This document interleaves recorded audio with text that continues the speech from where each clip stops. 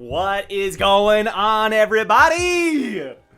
It has been a minute since we've done one of these. I am freaking stoked.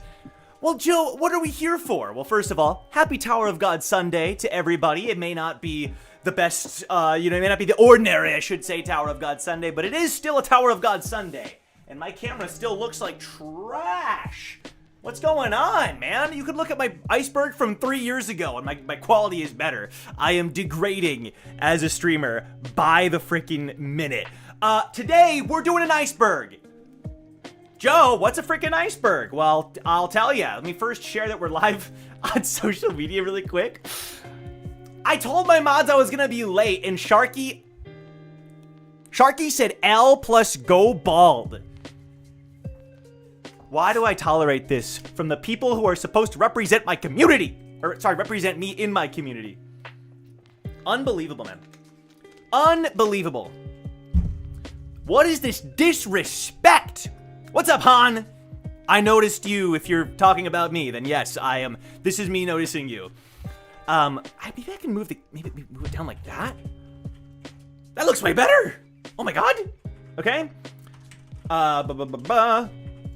Live.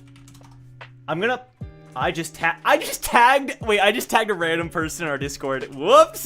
Instead of tagging, oh god, whoopsie. Instead of tagging everybody, I just tagged one singular person. Shout out to TOG Lover. I just tagged you on accident. We're live with a Tower of God Theory Iceberg. This is gonna be a fun one. If you're watching this as a VOD, skip ahead. I just gotta pull up the documents and then we're good to go. Yeah, so if you're wondering, well, Joe, what's an iceberg? An iceberg is where you have like an iceberg, okay? But it represents, as you go further down the images and the topics that are on the image, the further you go down, the crazier it gets, okay? So it's a theory iceberg. So it's essentially just a lot of theories that the community has had over the years.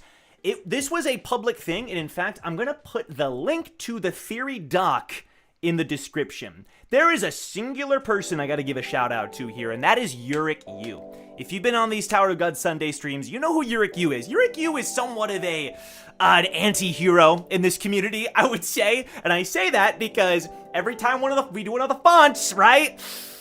The Uric U tier list placement is a pretty big deal in this community, more often than not, we end up fighting, but this was insane. Uric U took charge in basically collecting everybody's theories. It was public for the past few weeks, and then not only did Uric U compile, yes, thank you, Cassie, I also have that image prepared to go. Not only do we have the image ready to go, courtesy of Uric U, we also have a document that I'm gonna put in the description that talks about every single freaking theory, okay?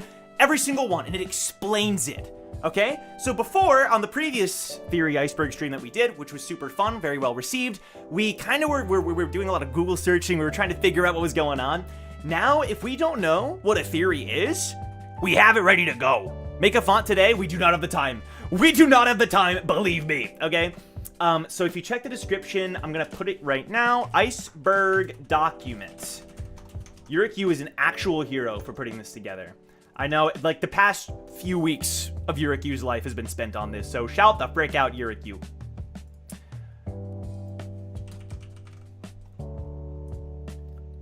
Pull that up, let me do one of these. Okay, but before we get to that, I actually want to take some time to shout out the stream from last week.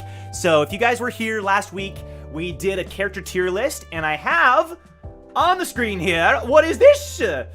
Joe, is this the tier list? It is, but you might notice some changes, okay? You might notice something different. What this is the revised tier list. So these are the final results, including the order.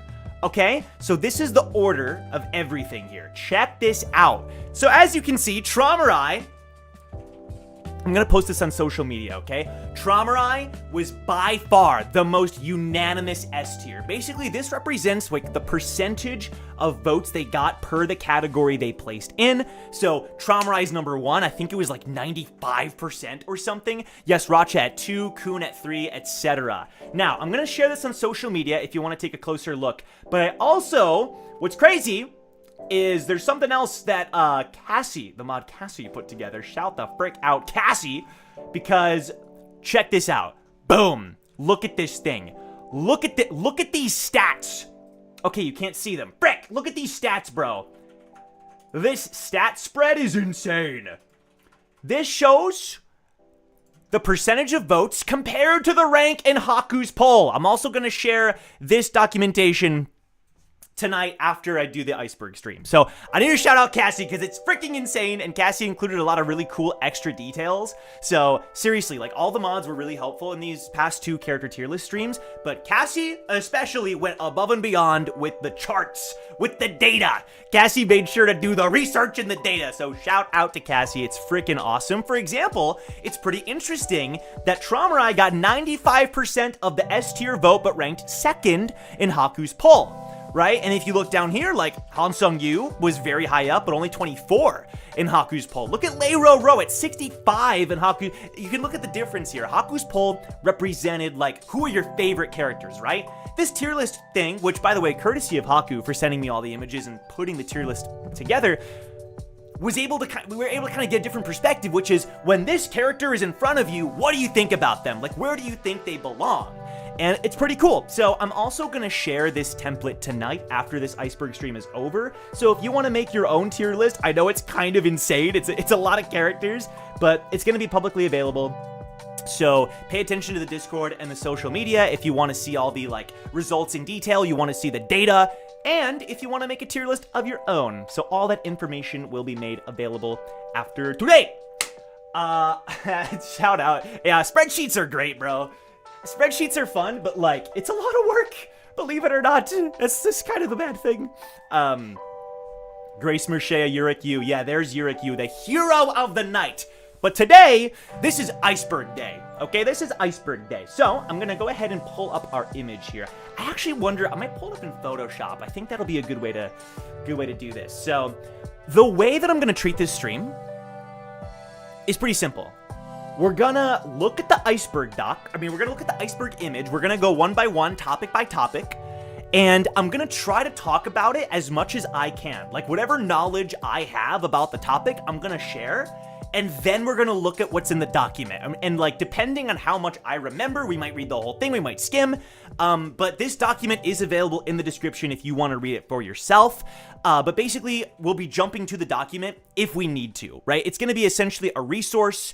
We'll always, like, look at it in case I forget anything, but it'll be a resource that is more so about, like, it's more so about making sure that I know what the topic is, if that makes sense. So that's the idea. That's the plan. Okay, I'm pulling up the Iceberg. I've barely taken a look at the Iceberg. I've barely looked. This is the document, by the way. Oh my god, it looks awesome. It looks kind of scary like this. Oh my god. It's like, whoa. Look at all this data. Okay, and then let me pull up the Photoshop to make sure we have both. My Photoshop hates me. That's why this might take me just a sec. I know it's here somewhere. Is it this one? Yeah, there it is. Boom! The Iceberg has arrived. Okay, so I'm gonna pull it up like this. We're gonna put that, like, right here. And now you guys can't see me. Boom, there we are, okay? We'll figure out the format as we go, as far as, like, me moving stuff around. But this is the idea. Okay, and we'll zoom in, we'll zoom out, we'll talk about it. It's gonna be a good time. Let me make sure chat is on the screen as well. Here we go. I did a bad. There we go. Okay. Any questions from the chat before we hop on in? Did you read the intro? I'm gonna read the intro on screen. On stream. Oh, I can be in the corner. I apologize for how long this is taking me out. I apologize how long this is taking me out. Huh? What do you mean? What do you mean? How long? What? This intro is? I'm confused. I'm confused, Cassie. There we go. Oh, it's clean. Now that's clean. Very good. Very good. Okay, let's do something like this. Yurik, you did so much research for this, by the way. It's actually insane. Okay, there we go. Now that looks friggin' good. That looks good.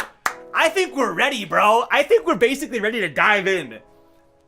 Any questions from the students in the chat though before we officially get started? This is gonna be a long one, so let's make sure we're buckled in. Buckle up.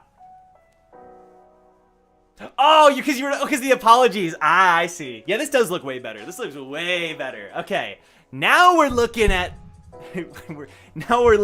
what we're about to tackle for the next who knows how long. Oh my goodness! As you can see, it just gets crazier and crazier. Good gravy. A lot of this is so obscure. I actually don't know if I know about all this stuff. Okay. I guess too, let's make sure that when we need to, we'll pull up the document. I have an idea. Whoop, it just erases me. I actually have an idea here. What we're gonna do is do this. And then basically, we'll fade in and out. Oh my god, I'm a genius. Check this out. This is gonna be so freaking cool. Wait, this is so cool. Trust me. Trust me, bro, trust. Look. Boom. That's pretty clean. And then it's like, let's check out the document. Let's see what they got. Boom. And then to make it even cooler, we can do this. Oh my. Yuriku is editing. Yuriku, it's all good. Yuriku is editing as we speak. That is so clean. Boom. That is so clean. Oh my god. Will you do more theory submissions in the future? Yeah, we actually do have a channel on the Discord where you can already submit theories. By the way, is the music too loud? Is the music fine? How is the music looking? He has me trapped in the... Yuriku! What are you talking about? Yuriku is... You're lying. What is this? Always now you're erasing it. I see how it is. All right, let's go ahead and do this intro. Let's get started. So, Yuriku. Remember how much I love fonts. Anyway, it's over. I'm free. I volunteered for the ordeal I volunteered for. Cough, cough. Now to cover a few things. All right, this is important. We got to lay the groundwork, okay? What is this? To be specific, this iceberg is covering the entirety of everything Tower of God, from manhwa to anime to video games to fandom to SIU's works. It contains theories, obscure lore, interesting discussion points, and references to anything, blah, blah, blah, blah. I need to apologize for a few things. Okay, so here come the apologies. Joe can refer to the doc to introduce it, and Joe can, in the chat, can expand. Theories are part of this. Okay. It's also obscure trivia. Cool, cool, cool. There's a bunch of apologies here. Wait, what? What? What? Wait, what? There's hidden text? Wait, there's hidden text? I apologize to Joe for how long this is. Not LMAO. Suffer. Yuriku is such a freaking troll. I thought I read, so this was the only part that I had read beforehand, and I was like, it's all good, Yuriku. Like, you're a freaking hero. You're doing all this for us? I should have known. I should have known. Yeah, so there was a few things that happened. I apologize for having cut out topics like Rachel x Yuri. How dare you? What the frick is wrong with you? We might as well just stop the stream. Unbelievable. The Tower of God The Tower of God Fortnite Museum? The music's a bit loud? Yeah, let me lower the music then. Thank you. Music. There we go. Let's just go with, like, extremely quiet. That's better, right? I'll also do this. That should help. I have no idea. Apparently there was a Tower of God Fortnite museum. I've never heard of that. And the theory that Tulalan is Bakerium in disguise. That one I understand. I apologize for all the fun. Yeah, the font. It's all good, bro. It is all good. I apologize to the editors.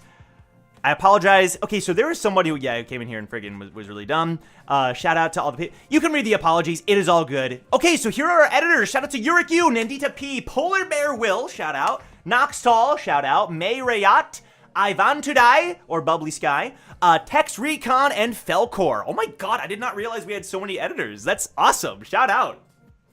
The Fortnite thing was real? Are you serious? I don't want to know about it. I don't want to know. Apologia is done. Let's start the iceberg. Let's start the freaking iceberg. All right. Let's begin, shall we? Let's freaking dive on in. All right. So, let's pull up the image. Our first topic. I guess I should probably mark the ones that like we're covering, since it isn't Photoshop after all. Boom.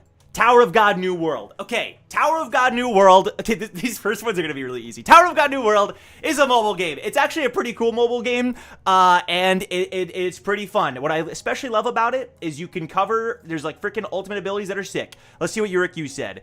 Oh, we're going right to left here. Okay. Okay, these ones we'll just read here, right? Tower of God anime. Tower of God made an anime. You can read more about it here.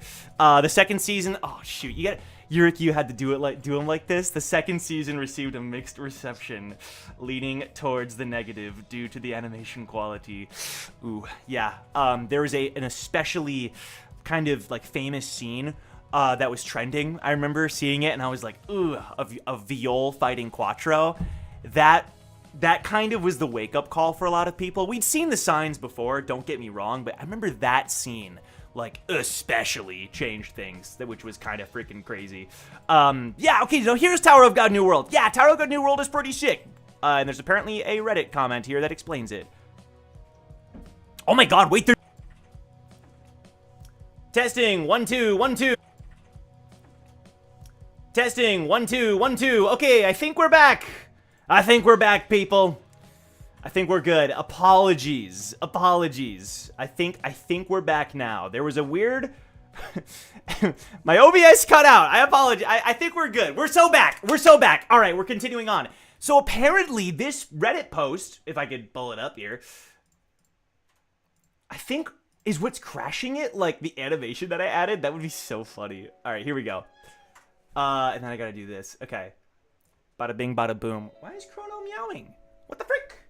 I don't know what his problem is. Apparently, Selena is the one who made this post, which is awesome. So this is something I was aware of. Tower of God New World. Fun mobile game. I actually got sponsored by people who were marketing for the game, and I did a review on the channel. I played it for a good while. I actually enjoyed it better than Great Journey, if I'm being honest. It definitely wasn't as faithful as Great Journey, but I think the gameplay was more fun. Regardless, they added a lot of stuff. And every time I kept checking it on the game, I was like, what? And the biggest thing I remember is, yeah, they added a Pobidao Blanc. Or Blanc, I guess. It'd be Pobidao Blanc, right? So they added Pobidao Blanc. Let me pull up an image of Pobidao Blanc here. I gotta say, pretty weird. Pretty weird character. They basically said, hey, let's take the Pobidao family and make a hot character. And you're gonna be like, Joe, what do you mean? What do you mean by, like, come on, isn't that a little bit... This is the character. like, listen, I don't know what to say. Okay, Pobidao Blanc. Shout out, I guess. A non-canon Tower of God Pobidao character. Yeah, there's not a lot of things to say about this character. Although, apparently Selena has something to say here. Instead of focusing on mechanical studies, Blanc prefers to study living creatures. She was apparently recommended to work with a workshop by Gustang, because she's an outcast in the family. But after seeing their experiments, she left. So she actually was a part of the workshop. I never knew her lore, to be honest. But I'll also post about the ignition weapon some other time. Okay, sounds good, Selena. She's cute. The design's cute, but like also kind of random. And then yeah, okay, apparently also Vivi. There is a character named Vivi. Shout out to Vivi. Did you guys say Princess Slayer? A member of the Royal Enforcement Division, Vivi is very vocal about her hatred and desire to kill Jihad's princesses. Okay, I did not know about this. She's implied to be from the Eurasia family and was on track to becoming a Jihad princess before being disowned. She specifically has hatred for Blossom. It's possible that since Blossom stopped... This is weird because Eurasia N should have been the last princess. I guess she isn't a princess, but she could have been. She lost her chance and now feels scorned. Oh, this Vivi character sounds badass. What's her design? Yeah. Oh, they actually gave her a number. Wait, Royal Enforcement Division number 13? That's kind of sick. Wait, that's kind of cool, actually. Yeah, that's a member of Fug. Oh, no. She's not a member of Fug. She's a member of Red. Why did I think she was a member of Fug? Wait a minute. Hold on, am I crazy? I thought she was called like a Slayer. Am I crazy? Hold on. I thought for sure. Okay, I think I'm crazy. Okay, I think I'm correct. I thought they called her Slayer. But I think I'm wrong. Here she is. No, her name, she's called Daughter Slayer on the wiki. What the frick?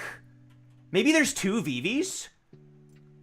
Maybe the chat can elaborate on this one. She's in red. Huh. She's silly? I guess so. Magical girl? Yeah. Okay, well, there you go. Those are the two characters that were added to the game. They also did a bunch of collabs with, like, Seven Deadly Sins and other shows like that. And apparently there's a weapon story, which is very interesting. Feel free to check out this post, Tower of God New World Lore, by our very own Selena. Shout out to Selena. Wait. Oh, because she's a princess slayer. Wait, that's so dumb. Wait, they called her a slayer?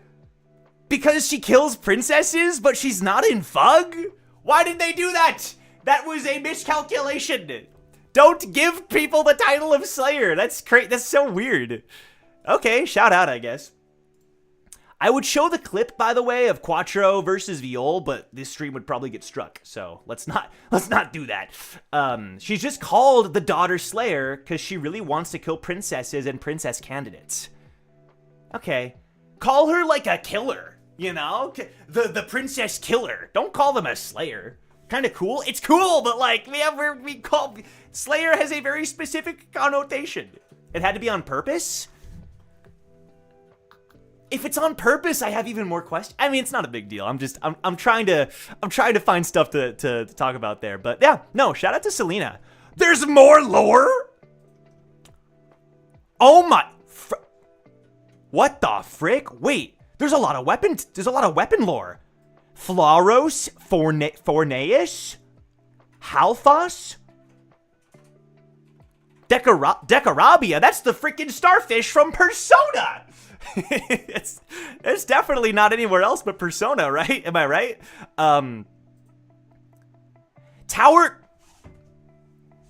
creation myth? When playing... Wait, when playing through the main story. Wait, should we play like mysterious music? I feel like the music. Hold on, wait. We could probably find some like better music, right? Something to set the tone. Something mysterious. Copyright-free music. I'm sure it's gonna be a banger. And I'm sure it's definitely gonna be copyright-free. Conspiracy theory? Oh God. Let's not do that. I'm sure the music is fine. Hold on. Something like this. Whatever. Just play the freaking music. We'll find something later. I'm sure it's fine. Whatever. Okay. Tower creation myth. When playing through the main story, you can collect data fragments which put together a small text file that either tells a story and gives some trivia. One of these data fragments is a creation myth. So there's multiple. This is just one of the things you can collect. Okay, what's it say? Long, long ago, there were two sibling... Did they just make this up? Wait, hold on. Before I even read it, do you guys think they just made this up? Or do you think SIU, like, gave them a little clue here? I'm skeptical, right? And it's fun to make stuff up. I'm not saying it's a bad thing. I feel like they just had fun creating a little myth, right? There's no way SIU... It's still interesting. I'm still going to read it, but okay. Long, long ago, there were two sibling deities in charge of caring for the early world. The first humans, first man, Cha. The brother and sister used the power they inherited from their mother, breathing life into the frozen land and bringing forth their creations. The son... Wait, they inherited from their mother? Let's not skim over that. Who's the mom? Who's the freaking mom? The son created human beings that were small and fragile, yet tenacious. On the other hand, the daughter created large, strong, and quiet human beings. Okay. The two creations coexisted, but one day the king of the small humans came to the son and said to him, God, we are but weak beings. Please help us defend ourselves from the big humans. Wait, so there was big humans and small... This is weird. Wait, So there were big humans made by the son. Sorry, the daughter, the sister... and small humans made by the brother, the son. Okay.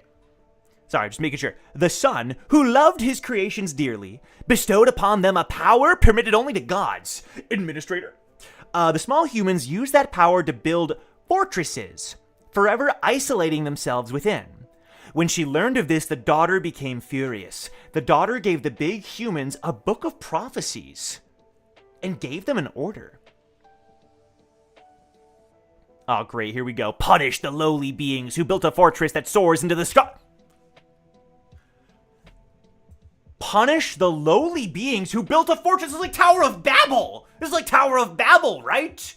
From the Bible, you know, the Bible, where that's why people speak different languages, guys, totally.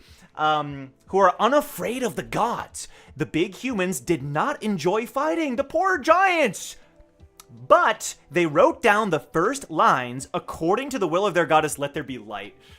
Okay, so we got Tower of Babel. We got freaking, what are the giants in the Bible? The Nephilim? We have Nephilim. We have Let There Be Light. This might be SIU. SIU loves the freaking religious stuff. That was the end and beginning of everything. And then this is Selena. The power seems to be Shinsu. It's also power that the sun is meant to be Pentamenon, while the daughter is the outside god. This also implies that the 13 warriors were sent into the tower to destroy it. What does the chat say? What does the chat say?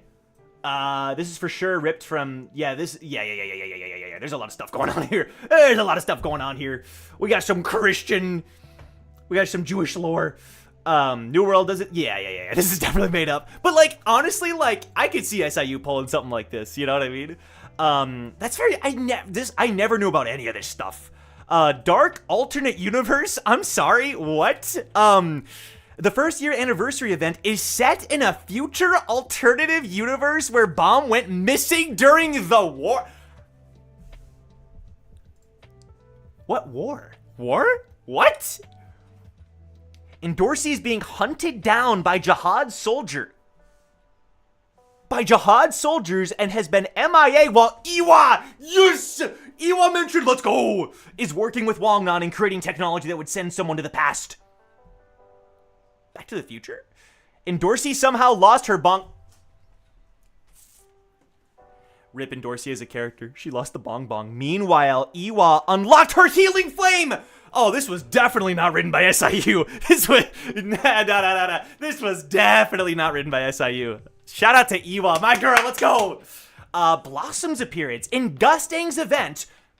This is kind of interesting because we're getting some Blossom lore in season 3. The game uses the little pegs to represent characters like they did when Kunin and Dorsey during the Hidden Floor. Yep. We get a shot of Gustang and Blossom talking to N. And it's shown that Blossom had long red hair,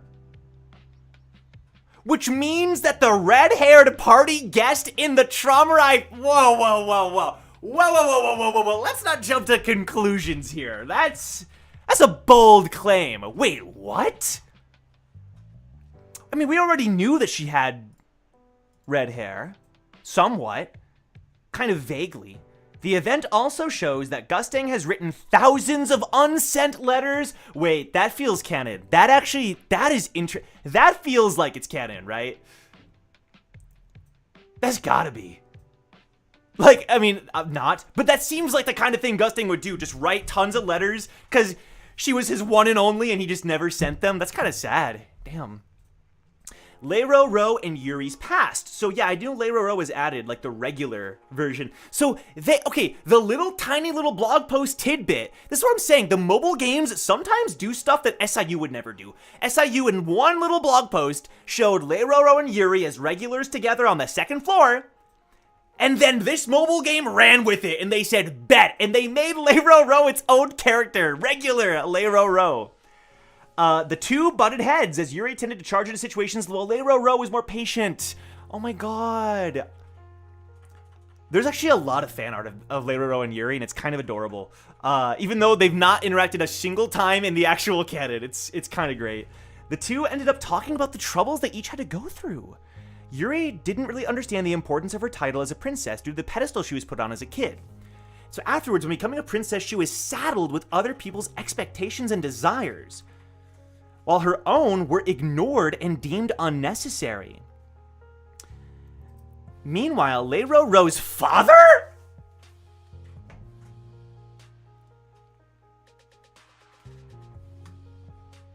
Lei-Ro-Ro had parents? Lei-Ro-Ro's father wanted, this is fascinating to me, wanted desperately to have a daughter. Since he was obsessed with the princess? Ooh, okay, weird. Lei-Ro-Ro's dad might be kind of weird. He never praised Lei-Ro-Ro's own accomplishments because to him, a son itself was a disappointment. Damn. Whoa! Whoa! Lei-Ro-Ro's dad is hot as hell. You can't just say that. Wait, what? Okay, that's the most important lore of all. Oh my god. And then Kiseia's passed. Apparently Kun's mom explicitly groomed Kiseia into murdering the other princess candidates by manipulating the girl's fears that she'd be abandoned and left on her own. Aguero didn't like what his mother was doing, so he never praised Kiseia. That's crazy. What? And then Yura and Jin-Sung. Apparently, Yura's mom used to have a crush on Jin-Sung. What the frick? What? Okay, what? Oh, sorry. I thought she was from the Ha family. I was about to be like, ugh. Nah, she's not. The dad is the one from the Ha family. A lot of people thought I was wrong about this, but I'm telling you, read Tower of God, bro. The dad, the one with the sparkly blue hair, he's the one from the Ha family. Am I crazy? Is that true? Wait, hold on. Wait, now I'm second guessing. Wait, am I stupid? Wait, I think I'm right about this. I think I'm right about this. I'm not. Frick, I'm wrong. Wait, Yura's mom was a regular of the Ha family. Yeah, because her dad is the one from the cursed people. Okay, never mind. I'm the one that needs to read, apparently. Damn. Wait. So Yura's mom used to have a crush on Jin-Sung. They were probably like cousins. Meeting him when he crashed into a tree she was supposed to break as punishment. Yura's mother was apparently an outcast because instead of becoming a fighter, she preferred singing and dancing. Jin-Sung apparently destroyed the tree after falling on it by accident. This is interesting. Then told Yura's mom that she doesn't to live the way her family wants her to. They gave lore to Yura's mom?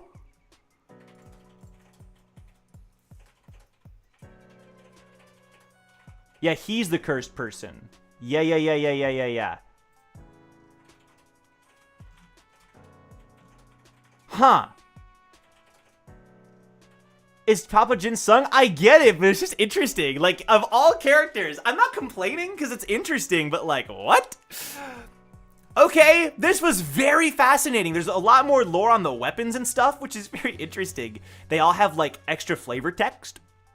And it tells a story. Ah, shoot. Okay, I'm gonna leave that. But by all means, go check it out if you want more lore. It's not canon, obviously, but it's still very interesting. So shout out to Selena. That's so cool. Oh my god. Yeah, this was a very good thing. Oh, Joe, read this. I gotta read this? One important thing about New World. Joe, read this. You got it. They once had a very obnoxious and cliche marketing campaign in the West. Please watch this. Pause the video before it starts and unmute it? Wait. I think I talked about this on the channel. Unless it's different than I thought.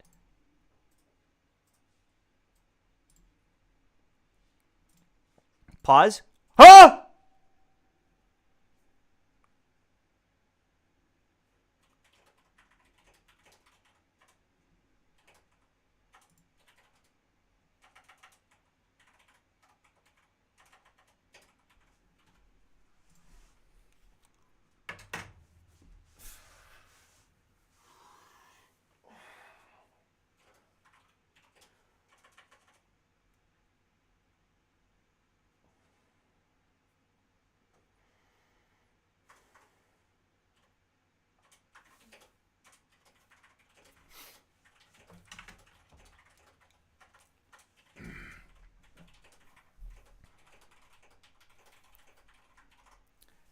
I don't. I'm not really a big fan. You know, like listen, listen. Listen. Never has it been harder to be a Tower of God fan. Let's watch this thing. Marry me! No! Marry me! No! I can't watch that. I'm sorry. I can't watch that. I can't watch this. I can't. I'm sorry. I can't watch this. I can't watch this. Start back at the beginning. Oh my god. Marry me! No! This can't be real. I've never seen this. I'll get stronger. No. Which one should I choose? No. What stick? Oh gosh. No. Let's attack now. No. How come? This time. Nice, finally made it. No. My buddy's in trouble. I need to help. My buddy's in trouble. What? Nice to have a buddy. Who will you choose this time? Who is that? You. Now I'll win no matter what. This is so powerful. No, how could I fail? Tower of God, new world. Play now.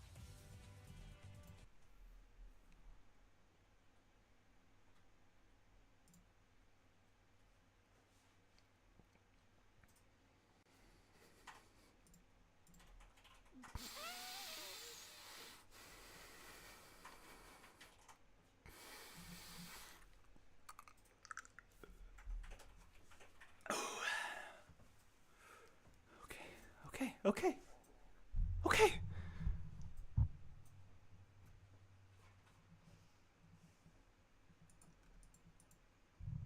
I've never seen that. I made a video talking about a couple like funny ads that they did for the game. Or for the anime? No, for the game. But those were just kind of funny. They weren't bad. It was just funny stuff. I've never...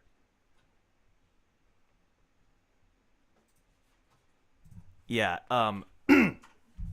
this thing should have been at the bottom. Wait, if this is at the top, what is waiting at the bottom? What the hell? I've lost my appetite. Yeah, I think we should all just kind of collectively forget that just happened and move on.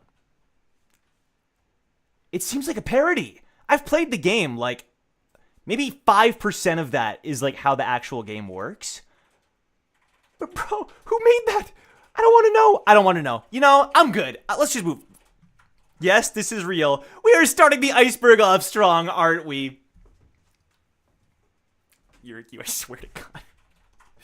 Yuriku, I swear to God, bro. All right, well, we covered New World. We covered the anime. I could have maybe said more on the anime. I think it kind of... We covered the anime, I think, in all we needed to. All right, let's pull up Great Journey. Let's talk about Great Journey. Okay, I should probably play the music again. Sorry, I don't know if I'm going to be able to forget about that. I'm actually going to have nightmares about that. I did not know that existed, and I think my life is just infinitely worse because I know. So, cool. Cool! Well, I'm glad you all experienced that with me. Holy God. All right, let's pull it up. Tower of God Great Journey. This is the other mobile game. You collect and upgrade Tower of God characters. Yep, the game has received many updates. It's also one of those games with 500 mechanics. Yep. And menus with 15 current. Yep. And they have a cool anime trailer. Yeah, I don't know if I can watch it here. But the trailer is so cool. So if you want to watch the trailers, check it. I don't think I'd get striked for it. I don't think I will. We'll watch some of it. Hold on, let me pull up some of it here. The trailers are sick. I can watch part of it. Yeah, if you guys forget, these trailers are like freaking actually incredible. Like actually just incredible. Let me see here. These trailers are sick. These trailers are really cool. Why am I... Okay. Thank you. My YouTube is killing me over here. I think I can watch it, right? I don't think I'll get struck, right? I already did a reaction to them. We'll just watch part of it. Okay, you guys can't really see it, but this will give you a taste. I don't know why I'm jamming out so much. I don't know this song. I don't know this song.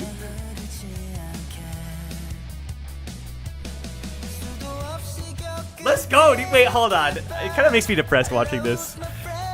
What we could have had. What we could have had.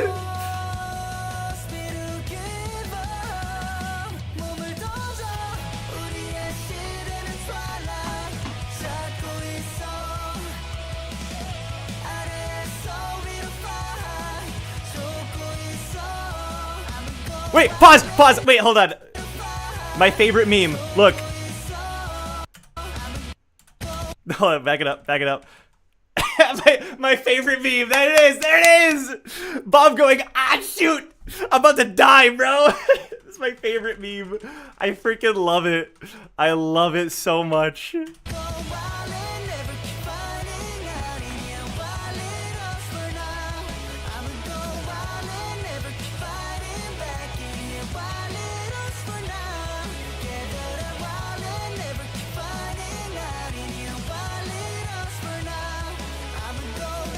Oh my god, I forgot about Iwa. She looks so good! Wait, she looks incredible. Oh my god. And then this one here. Oh, this one's classic! This is a classic! Oh my god, it's so cool! Oh my god, Kun with the coin! Iwa! Boro! They animated Boro! Yo, I forgot about that!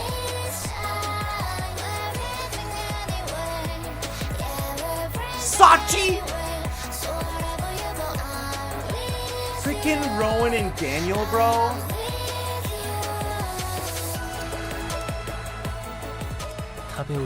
Wait, those trailers are so much better than I remembered. Oh my god! I obviously reacted to them and I talked about them and I knew they existed, but those are like so much better than I remember.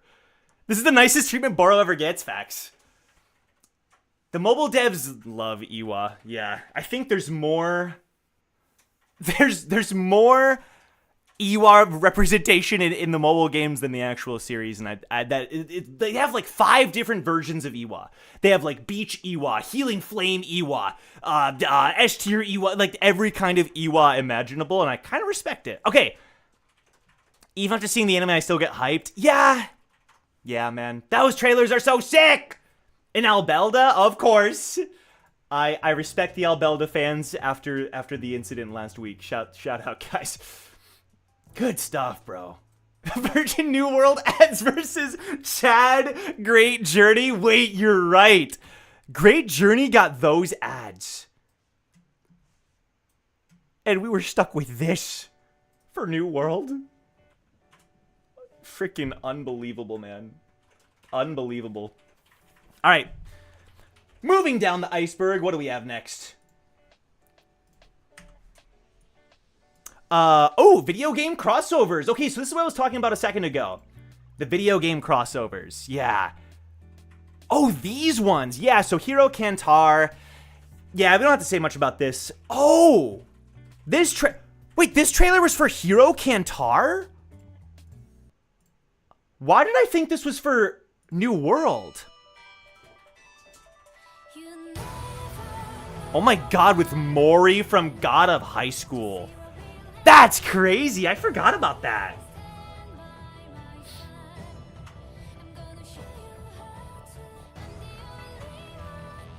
Oh my god, look at Bomb. Sorry, you can't see the full screen, but you get the idea. And Vrek is on Kuhn's shoulder. That's funny. And Dorsey. Oh my god, it's clean. Why are these ads so good? Why is he... Wait, Rack is tiny. Wait, you guys can't see it. Look at how small Rack looks. What the heck? He's tiny. That's so funny. I didn't know he was that small.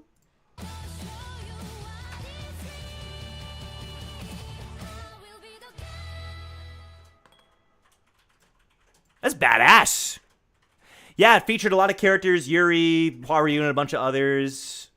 That's so sick. I forgot that was for Hero Cantar. Shout out Hero Cantar, a webtoon mobile game that's kind of freaking awesome. Mori would one-shot bomb? Yeah, for sure. I mean, there's no question about that. Mori could probably one-shot the freaking universe. Seven Knights, a Japanese RPG. I don't know much about this. It's based on a Nintendo 3DS game. Man, look at this art style. Yeah, I do remember Enryu being in this game. That these are the only 4 characters. That's very interesting.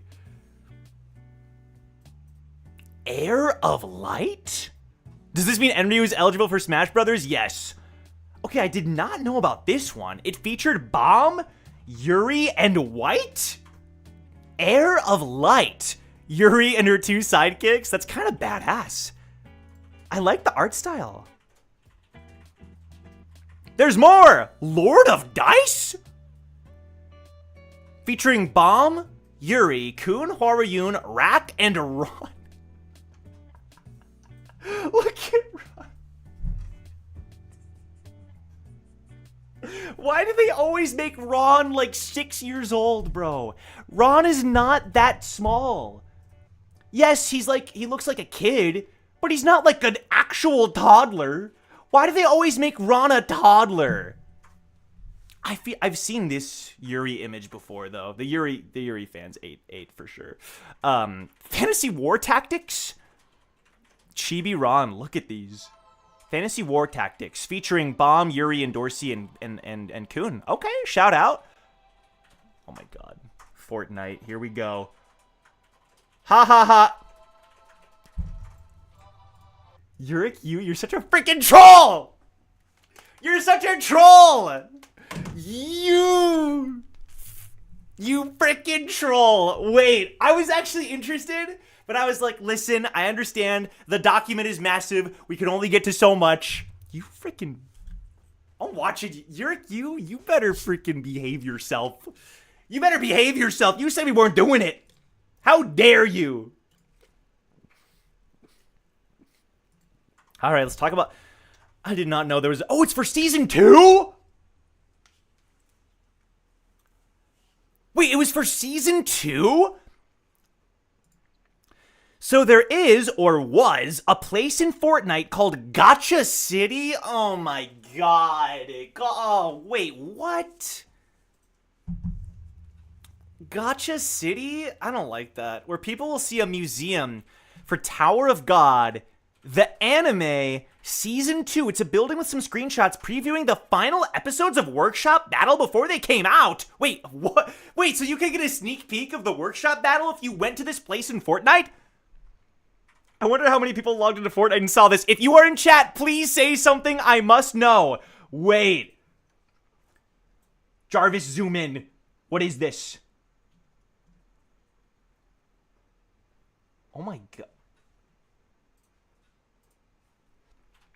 I feel ripped off. I wanted to see Wongnan hitting the gritty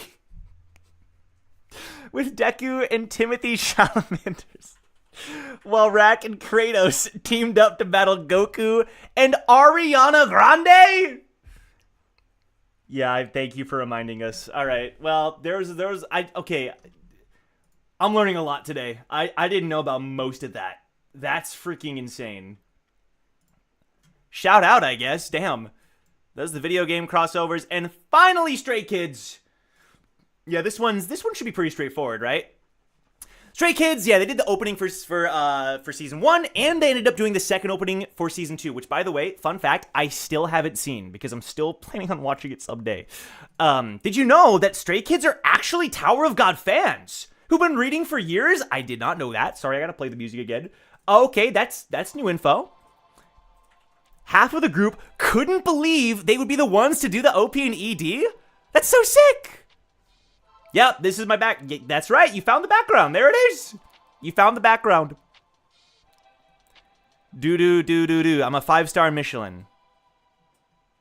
I don't, is that a Stray Kids thing? 5-star Michelin. Okay, Amy knows. 5-star Michelin. Shout out, I guess. I am so uncultured. I did a few reactions to Stray Kids back in the day, though. Shout out! Guys, we did it. We made it through the first tier of the iceberg. We did it. I'm so proud of us. We've been going for like, what, 45 minutes? Ratna Grande? Don't say that. Please don't say that. That's how I always got my spoilers in Fortnite? You would get spoiled in Fortnite. Am I reading that right? Dude, Stray Kids got, like, huge. Like, they were already big back when they were gonna be doing the OP and ED, but, like, since then, they're, like, omega mainstream. It's actually crazy. I see them everywhere. Okay, Shinsu... Okay, here we go. Here we go. Shinsu's... Oh, hold on. Let me make sure the doc... Let me make sure we're on the right thing here. Yeah, Shinsu mechanics. Okay, so this is interesting. Shinsu mechanics. The pressure becomes stronger the farther you go, like the inverse of ocean depth. I've made a billion, at least one, video about this. And water pressure. It's also how people breathe. Mastery of Shinsu, talent. And Shinsu can be concentrated. Yeah! A lot of people forget about this. Shinsu has 3 components. Bang, or bong, I guess. I don't know how you'd say it in Korean. Myun and Su. Bang or bong is the unit of manipulated Shinsu. So, like, remember in Bomb vs. Quattro, right? They summon a bunch of bangs of Shinsu, and Bomb, like, is able to beat Quattro because he has more bangs than Quattro. Yep, the person who has the most bangs, absolutely. Myun is the size, and then Su is the concentration. Okay, now I remember with concentration, right? Like, V is supposedly... Because SIU introduced a new term during the Hidden Floor where he said that V's... What was the term? It was something like... concentration, like how much Shinsu could you pack into the bang? Whatever term we give to that, whether it's Su or whatever else, V was the best in the group at that, which is really interesting. In Bomb's case, he has the Shinsu loop, so infinite, yep. Typically, there's a limited amount of Su in each bang. Another thing to consider is Shinsu contracts, yep, and that's why people have the wands or what Lurker had. So we see that with Roseal as well during the Crown game. Yeah. I gotta say, like, Shinsu in general is pretty cool. I know, so a lot of people, what do you guys think? Because a lot of people are like, for some reason, one of the most common questions that I see in the community, at least when people are gonna talk about this kind of thing, they're like, oh, what do you guys think of Shinsu, right? Is it a good system? Like, is it a good magic system? And I don't think it's like, it doesn't blow me away, right? Like Shinsu doesn't blow me away. It's so crazy, you know, how, like, intricate it is. But I do think it's a good system because it allows for basically whatever you want.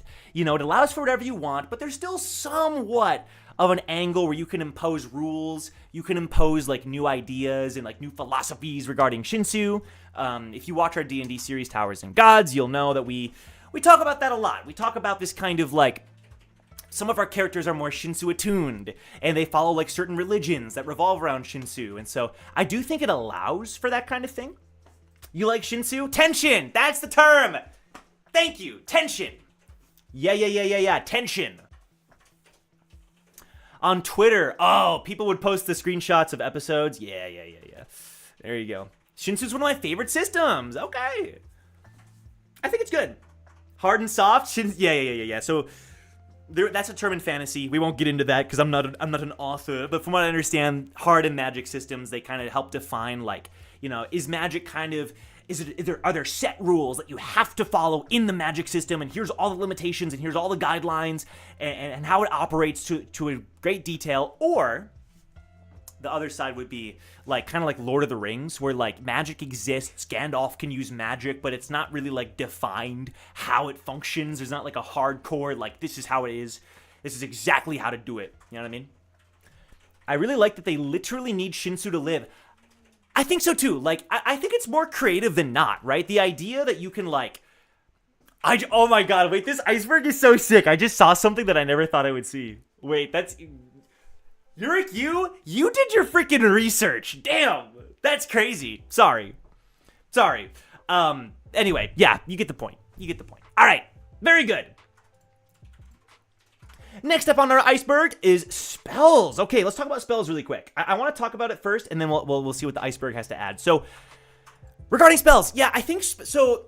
I was actually just talking to Hannah about this recently. Spellcasters, right? I feel like spellcasters in Tower of God are like ancient tower. It's very like tower attuned is the way I see it, where if you don't know, spells are not Shinsu. Like, they operate outside of the bounds of Shinsu, as far as I'm aware, right? Spells, you have to make their own separate contracts usually. So, like, White's spell to eat souls and eat people, he has a contract with a devil, which we have no idea what that means. Again, in our D&D campaign, I elaborated quite heavily on who the devils are and where they come from. The demons, or whatever you want to call them. But yeah, so like, we do have spellcasters in current TOG. Arlen is the most famous example. She was the spellcaster of the team. Who knows what that ended up meaning for like Bomb's resurrection. But Sachi Faker is a very good example. He uses the Vine spell, and he had to sacrifice his eye.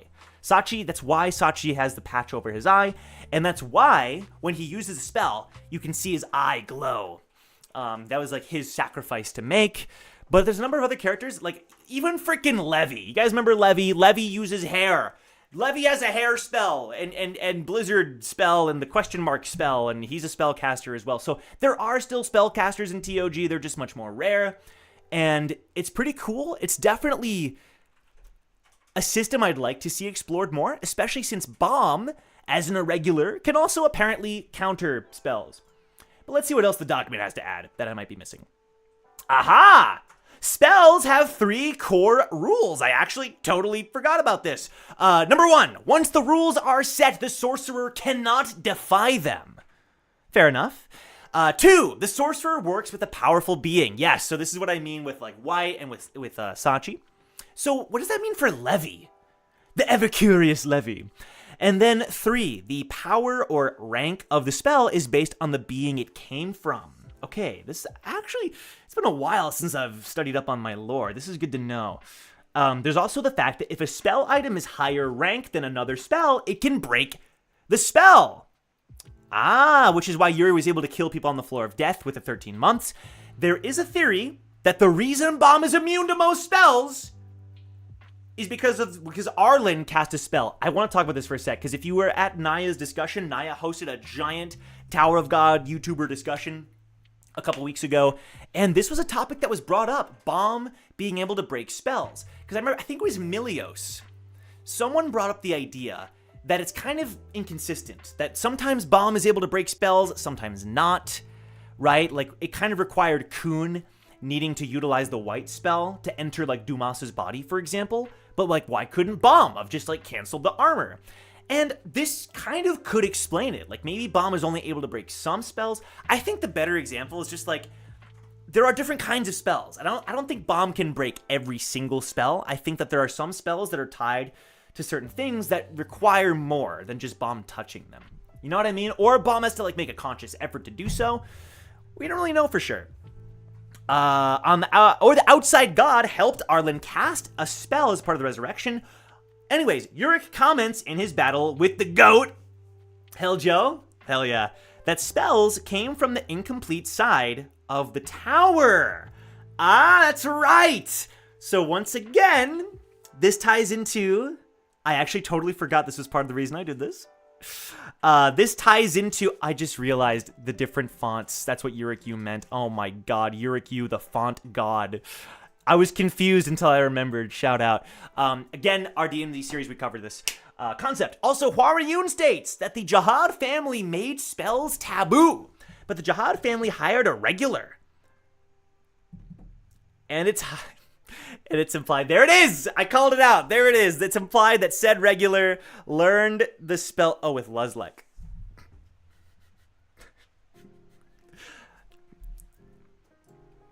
Okay, the goat Luzlek. Sorry, the goat Luzlek. My bad. The goat Luzlek. Excuse me.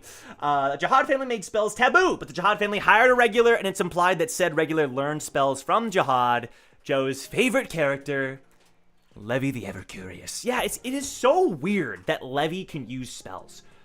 They never went anywhere with that. Like, why can Levy use spells? Jihad cares about this guy, apparently. Why keep him around? You know what I mean? And apparently, he's connected to freaking Revolution! Through Yule and Cal and stuff. Which is crazy. Let's keep going. That's not what I meant to do. Apologies.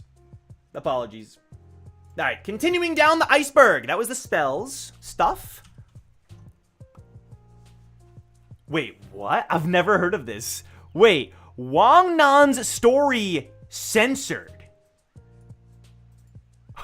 Wait, what? I'm so excited for this Iceberg because I feel like I know so much about Tower of God, but like when the community comes together, I heavily underestimate what I don't know.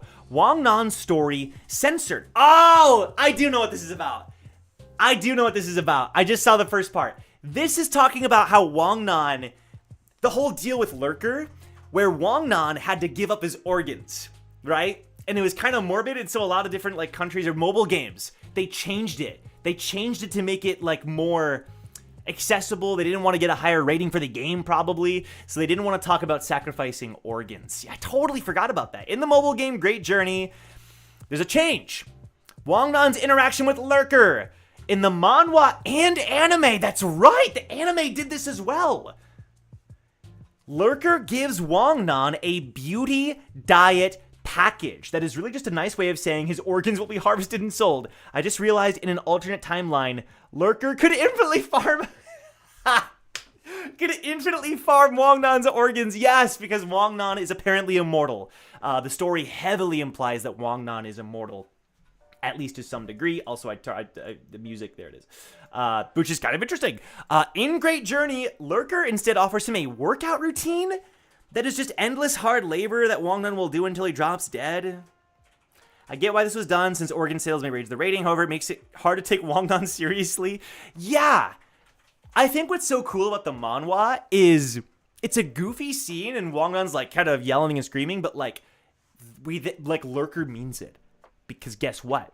He freaking kills Nia like it was nothing. He stabs Nia to death. Like, Lurker was all like, ha ha ha, I'll take your organs, ha ha ha. And then he, like, does to Nia, essentially. He essentially does that to Nia. So, like, it's a threat that is kind of treated like a joke until you realize, like, no, like, Lurker actually does end up doing that, which is crazy. Are you thinking of Levin, Cassie?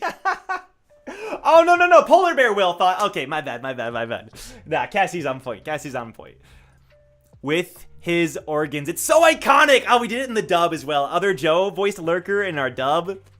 Mwah! Stellar job. Okay, next up on the Iceberg. What do we got? Spin-off. I really want to talk about this. This is especially relevant now that obviously we're on hiatus. So right off the top of my head, right? The one thing I want to point out is the most common theory, and the one that I believe, is that the upcoming spin-off will be about Wang Nan. Why do we think so? Because SIU said at one point that he wanted to do a Wang Nan spin-off, and he even showed us a sketch of a Wang Nan spin-off. I can't remember if it showed anybody else. The image I remember is Wang Nan like on the ground like panting. And SIU like hinted like, hey, I'm gonna do a Wang Nan spin-off potentially, you know? So let's see what that looks like here. Let's see what we got. At the end of season 3, SIU announced a spinoff. We don't know exactly when it'll be. Oh, okay. I'm not so. I don't know if you brought this. If anybody brought the blog post spinoff on the doc, it might be later down the list, or it might not even be here. But I do know that at one point SIU did hint at that. But yeah, upcoming spinoff. We don't know what it'll be. Here's my thing about the spinoff. I think it'll be important to the story, right? I don't think it'll be like. I don't think it's just going to be a random little thing, a random little side story that's not important. I think it's going to matter. I think it's going to matter a lot, and we're going to find out that like it's going to be treated more like a season 3.5 rather than like an optional story, if that makes sense. That's my gut instinct. Jihad's Army. Ooh, we're going to go into the freaking lore of Jihad's Army. That's sick. Okay. I don't know if I made a video about this, but I definitely at one point was very into this idea about how does the structure work? How does the structure look like? And like, what does that mean for the future of the series? Because this was at a time when like Caliban and Yasracha, all these characters and squadrons were being introduced. And I remember it was very confusing because there was like division commanders and squadron commanders and like sub-commander. It was like so many different terms. So it's been a while since I looked into this. All right, let's start at the top. From the top, we have Adori as Commander-in-Chief. Let me zoom in a little bit. Then we have the Minister of National Defense, Kesa the Furious. Do you guys remember Kesa the Furious? Kesa the Furious, everybody's favorite character, the Minister of National Defense. This dude. There's another guy who looks like him. Arvin Liu? If that's his name, I'm insane. I think his name is Arvin freaking Liu. And he's got a green head, and he's like another member of the Jihad faction. I don't know. Are these head people like somehow connected to the tower? Are they real people? Are they like machines? I have no idea, but it's kind of funny. Under Kesa, we have the actual army ranks. It's based on the Republic of Korea's army. I do remember that. So there's the army group commander, there's a brigade commander, section commander. We don't know who those are, who are in those ranks. Okay. So who's in charge of the army ranks? We have 5 army corps with commanders like Liboric and formerly Yasracha, the Vice Army Corps, Elpathion, and McCage. Can I rant for a second? McCage is so trash. McCage is so garbage. The only thing I remember about freaking McCage is that I always called him McBurn. I always called him McBurn, and because this guy, oh my god, I always called him McBurn because I was playing through the Trails series. The only image, the first image that comes up of McCage, wait, you guys gotta see this. It's the image of him dead. He's such a chump. This dude was Yasracha's second in command. He didn't do a single thing in the entirety of the nest. What a waste of a character. Oh my god, he's one of the worst characters in Tower of God. This is like a bottom tier, F tier character. He's so garbage. This is Yasracha's right hand man. He's so trash that we didn't even include him on the tier list, and we included almost 300 characters. I included freaking Mule. I included Mule. Okay? I included Mule, and I didn't include McCage. I think that says everything we need to know about this guy. Let's move on. So Liboric, Yasracha, they're the heads. Right under them, Elpathion, Goat. Okay, so I just got done trashing McCage. Elpathion is actual Goat. Goat. Am I okay? Actual Goat.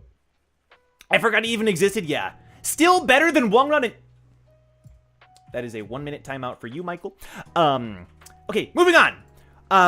So then there are 4 divisions. This is good. We got to break this down. There are 4 divisions with each corps led by division commanders. Haracha, Ari Bright Sharon, Fusel, Hasacha, and then the unnamed black skin division commander, which, yes, that's how everyone refers to the character.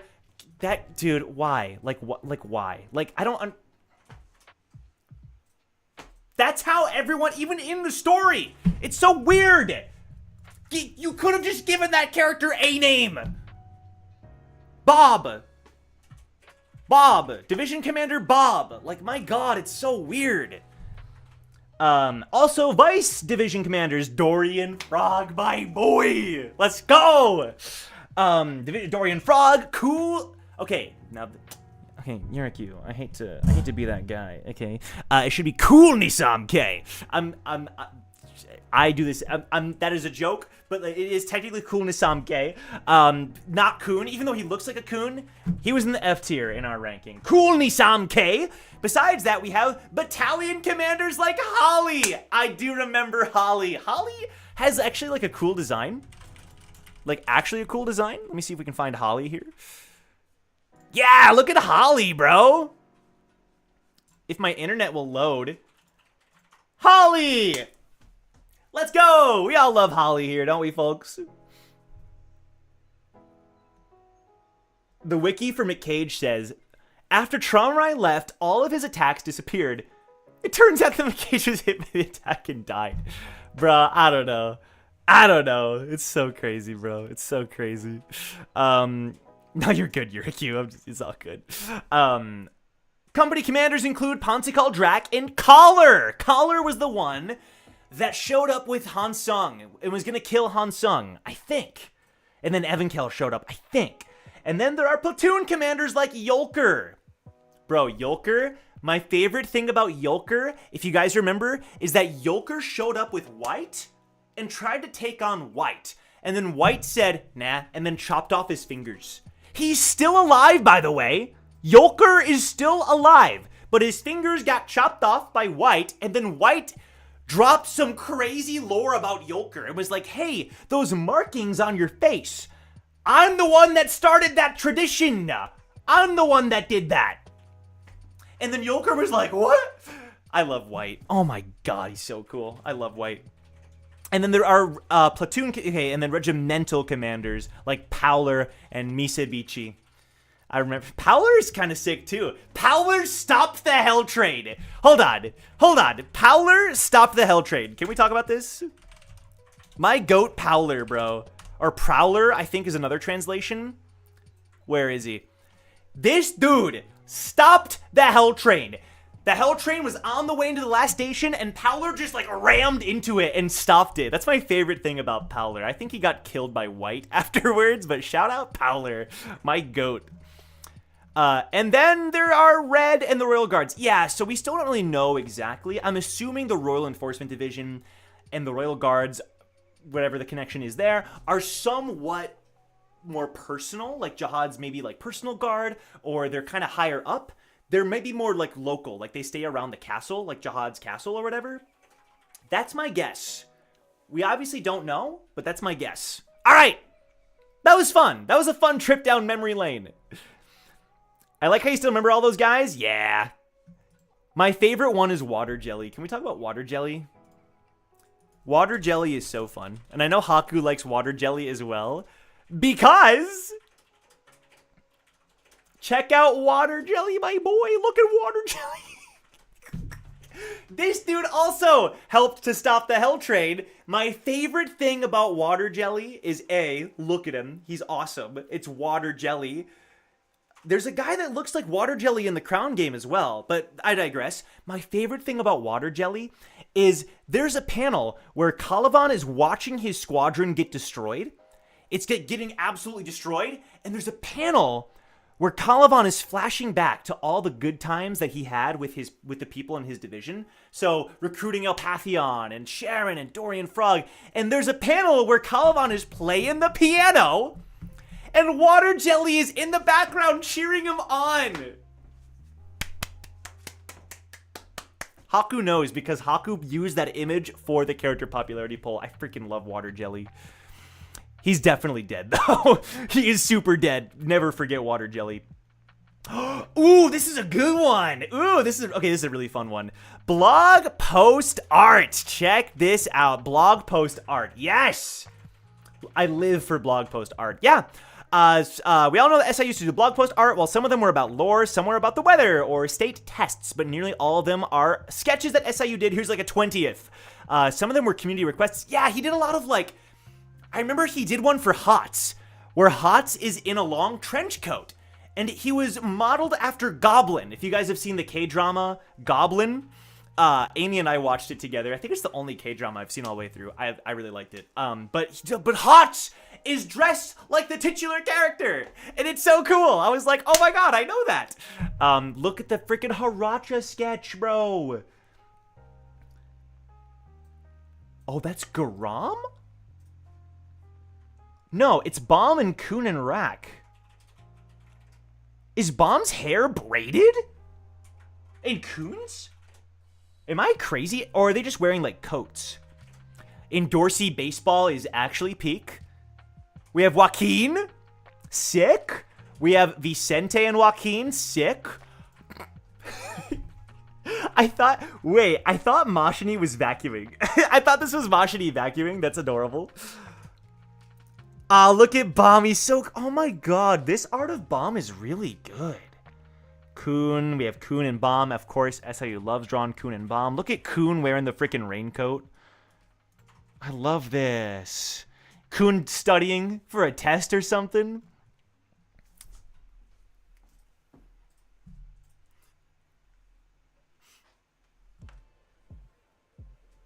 It's Frozen Iwa. I love it. This art... This art is peak. It's actually peak. It's an Ice Princess Iwa.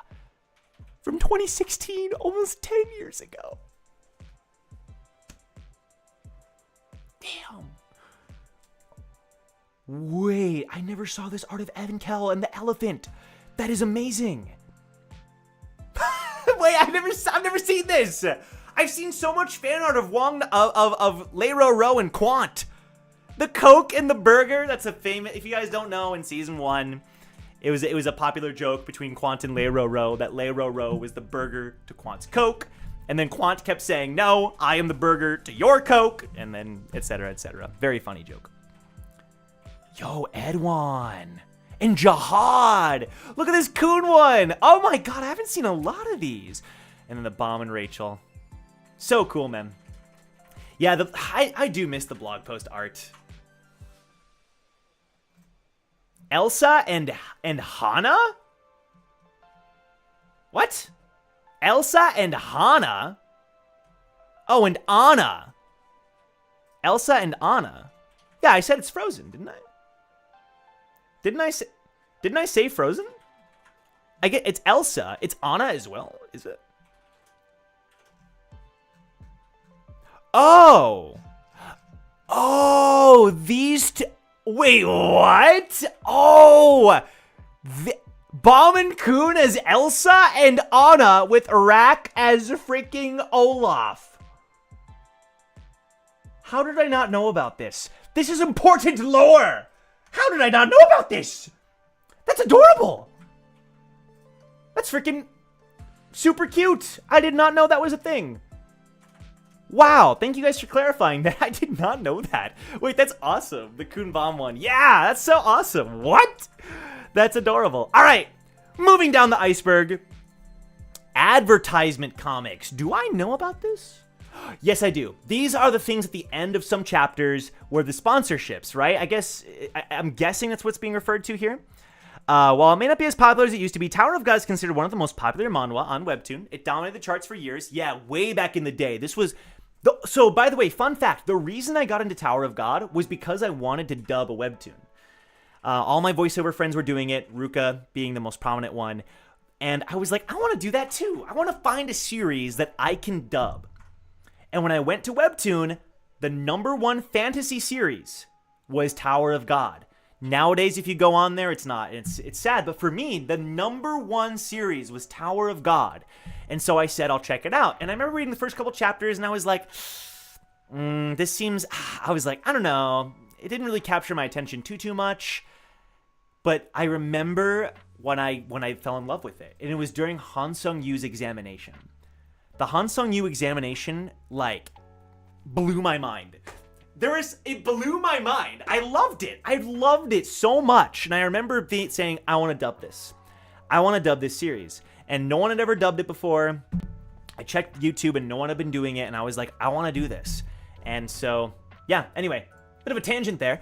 Naver would like to do a unique advertising format called Paid Profit Share. Basically, manhwagas made advertisements featuring their characters that came attached to the chapters. SIU had numerous ads. Some were exclusive to Korea and some were translated. Here are some. Luca was biting the freaking interface. If the stream crashed, that would have been why. Maple Story, to celebrate the 9th anniversary of Maple Story. SIU made I've never seen this. In the teaser, Quant is selected to be the star? And then the devs tell SIU they wanted someone else to Quant's dismay. What? Oh, shoot. Wait, that's so sad. Wait, that's actually so sad. Poor Quant. Wall Hike Song arranges a competition where they hand out Wing Tree badges for the event. Yuri is the judge, and after some great comedy, she awards Bomb because of his cuteness. Leiro, Maple Story, that's a famous game. They're gonna use you for such a famous game? Ah ha ha ha! Isn't this all for the time of Quantinim's dignity? What do you think about this manhwa? I want to see the alligator. Women, Coon. What Coon? Bomb. Just joking. Congratulate! Oh no, and then Quant! No! My childhood dream. Poor Quant. Is that Hansung Yu lurking? That's Hansung Yu! Wait, you guys can't see it. Hold on. You guys can't see it. Hold on. Wait, this is awesome. We have Hansung Yu lurking in the corner watching Quant. Was Hansung responsible for it? Hansung, you devil! How could you? Poor Quant, his hopes and dreams were crushed. Oh my god, and then Yuri chose bomb. That's crazy. I never knew about that. That's so fun. Just a few select scenes? Ah, okay, so there's more. Wait, how did I never know about this? I am learning so much today. And I hope you guys are too. I never knew about this. Okay, Maple Story crossover. A crossover chapter featuring characters from Maple Story. Characters fighting TOG characters. This one rings a bell for me. The art is seriously high quality, and SIU's interpretation of these characters is cool. It was made in 2012, and so the art style and fight is around the Hand of Arlen era. Ah, shoot. Yeah, I've read this before. I've definitely seen this before. 12 years ago! This is ancient history. I've read this because look at Ron. He looks so different. And look at the Coon symbol. Oh, shoot. Maple Story X Tower of God Crown Game. Wait, this is badass. Oh my god, Coon as his own rival. And then look at Ron, he looks so different. Rack versus the dragon. You're a dragon? Dragon? What are you talking about? I'm not a dragon, I'm Rack Ray Tracing, that's my goat. Wait, I forgot about this, but I've definitely read it before. The best fisherman of the tower. You guys might be so confused by Rack saying that. This is like a forgotten thing with Rack, but he wanted to be a fisherman. He didn't want to be a spear bearer, he wanted to be a melee fighter. And the only indication, I think the only line that hints at this is during, I think it's chapter 28 or 29, when the positions are decided, Rack says, I'm not a fisherman, and that's literally it. I don't think it's mentioned a single time before or after. I could be wrong, though. Oh my god, that character is sick. In Dorsey actually using her weapon from season 1? I don't believe it. I don't believe it. Oh, shoot, look at that character. Oh my god, and then Laro. They put Laro in the comic. Wait, this comic has more Laro than all of season 2 and 3. Oh my god, these characters look sick. And then Viol. Darkness and light. You're standing. Oh, let's freaking go. What are you thinking about so seriously? Come at me. In this darkness, let's dance together. Okay, this is badass. Maple Story X Tower of God. Wow, I haven't read that in a long time. It's actually been years, but I did know this was a thing. I did know about that. That is so cool. That's so cool. I'm glad you included that. The Samsung Galaxy? What? Our boy SIU did a job for Samsung? The ads feature skits with Yurik Mizuno? What? And Kurdan! Yo! Kurdan's in this! Oh my god, I didn't know about that! Look at Kurdan, he looks so badass! He looks so happy! I've never seen Kurdan so happy. After that day, there were no cases of Yurik Mizuno appearing on the search rankings. If you want to check these out, they're in the doc. That's so fun. There's more. Arc Raptor and Misang? And Yurik as well? Oh, this is so adorable. Oh my god, they're using GPS? They're sketching directions? Oh my god, Arc Raptor and Misang are holding hands. Ooh, I don't think they've ever done that in the actual series. That's adorable. Oh my god. And then finally, is that Hotsling? What the frick? What the frick? We actually are getting like straight up Wall Hike song lore. I can't believe it. talking about the planner, the memo. Oh my god, Yurik. He's making this up in his head. That's never happened before. Totally made up. I just need a girlfriend. There it is. There it is. Oh my god, the note down here says, remember that Yurik is really unpopular with women. Shoot, wait, those are so fun. And then Black Desert Mobile. Okay, I've seen this style, but I don't think I've seen this particular ad. That's so cool. Guardian Tales? Ah, I think I remember this one. These are all season 3, you can tell. Oh my god, is that a Ninja Turtle? Genshin Impact? Tower of God and Genshin Impact? Inazuma Party Hall. Oh my god, I'm looking at Paimon in SIU style. Wait, I did not know about this. I did not know about this. SIU drew Paimon?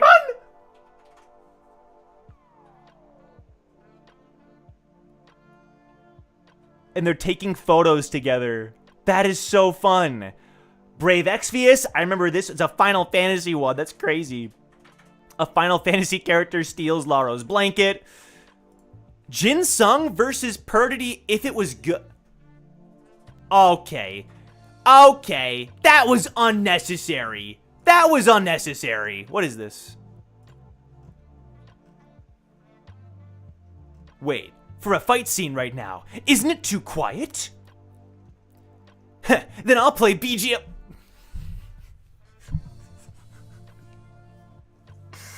Are you serious, bro? Oh my god. Then I'll play BGM on the You're right. You're right. This should have been how it went. You're right. The actual Jinsung versus Perdity fight is garbage compared to this. On the JBL Flip 6 speaker. It's small and light and has a carrying strap so you can take it everywhere you go. It's pretty lit. Check it out on Samsung. That is so funny. What a random way to include that. Perdity versus Jinsung. Great Journey Hell Train event. Oh my god. Oh, that's fun. Look at all these. Summoner's War 9th anniversary. I can't believe Bomb's getting married. I do not remember this. Because I'm the... Let's keep going. Let's keep going. Oh my god. Oh my god, Bomb got married. It was an ad. It's better this way. What? Okay, that's funny. Alrighty, and then we have SK Telecom. Just finished a reread. Okay, that's cute. That's cute. And then finally, the week. There's even more. I know there's so many, bro. Bomb wearing glasses? You can learn both American English and British English? Bro, that's so fun. Wow, okay, that was a rabbit hole. How are we this high up on the iceberg? Excuse me? Some of the ads are unhinged. Yeah. Those were kind of crazy. Oh my god. It's just photoshopped in? Yeah, straight up. The SIU is like, listen, I'm not going to redraw this fight. I'm just going to put a speaker into his hand. Oh god. Okay, Bomb's powers. I've made multiple videos about this topic. Bomb's power set. Yeah, I'm not going to look too much at this doc. I'm going to kind of just talk about it from the top of my head here. If you guys want more info, there's a ton here. Off the top of my head, right? You've got, okay, so I'm personally fine with all the powers that Bomb does have. I've in fact made I made a sketch about this. I used to make videos. Isn't that kind of crazy? I've also pre-recorded 2 videos that I have not uploaded. Hopefully this week. We'll see. God. Yeah, so obviously the most common example is that when Bomb is hit by an ability, he copies it, but he also has like martial arts training from like every master under the sun. He's got the freaking souls from White. He's got the Black March inside of him now. He's got the blue and red Thrissa. Blue Thrissa from Thug, apparently. Red Thrissa from the Floor of Death. He's got Leviathan inside of him. Yeah, there's more info here, which is interesting, actually. Let me pull this up. Because Yurik Yu is expounding on this here. Yeah, so like the REA sword skill, remember that? Daniel's necromancer ability, I forgot about that. Novik's Crimson Soul Fist. Of course, reverse flow control from Quant. Floral Butterfly from Jin Sung. All of Love's techniques. Han Sung's techniques. It's actually crazy. Eventually, he develops 25th bomb style. He's got all this stuff. He's got all this stuff. And now V, and then the Shinsu bow, and So-O's teleportation, and oh my god. What do you guys think? Do you guys mind that Bomb has so many powers? Like, is this a thing that, like, bothers you? For me, it sometimes feels a little bit much. I don't mind most of it. I think Leviathan, to me, is like, did we really need Leviathan? I don't know. Like, I don't mind Leviathan, but I'm also like, I don't think Leviathan was that necessary, in my opinion. I don't know. Maybe I'm wrong. It gave Bomb a somewhat of a plot point in Season 3 to kind of come back to. He had conversations with Leviathan. Obviously, various transformations with Leviathan. I don't know. But then Bomb is V. Yeah. Bomb has everything under the sun. I made a video like 3 years ago or 4 years ago talking about Bomb's power set. That video is massively outdated because, wow. Yeah. What about Leviathan? There you go. That's so sad. That's my favorite bomb power? Leviathan? Really? Really? Yeah, it does get hard to kill. That's true. Oh, okay, Cassie makes a good point. Bomb also knows Yurik's crazy stupid move. The Supreme King's Scorching Fist of Death, which is a reference in Season 1. The First Emperor also had that same move. My goat First Emperor. But what's interesting is that the only reason that Bomb does not use this technique, according to SIU, is that it's a stupid name, and Bomb gets embarrassed because he has to say the name of the move or something, which is very funny. And Yurik Yu included that little bit of... yeah. There you go. Wow! Ah, shoot! Guys, it's time to talk about the Tower of God dub. It is an honor. It is truly an honor to have made it onto the Iceberg. Truly an honor.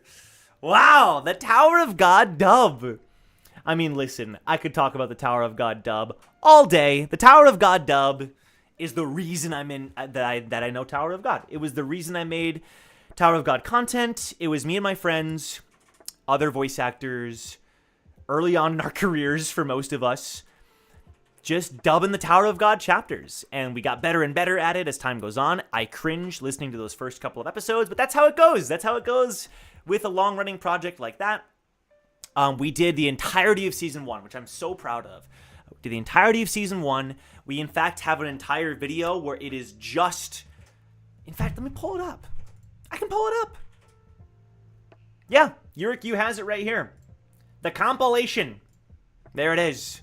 Yeah, so if we pull this up, obviously, like, I've had to take out some of the music because of copyright stuff, but man, I'm very proud of what we were able to do, because we did so many chapters. We even started, oh my god, it's 10 hours. It's 10 hours?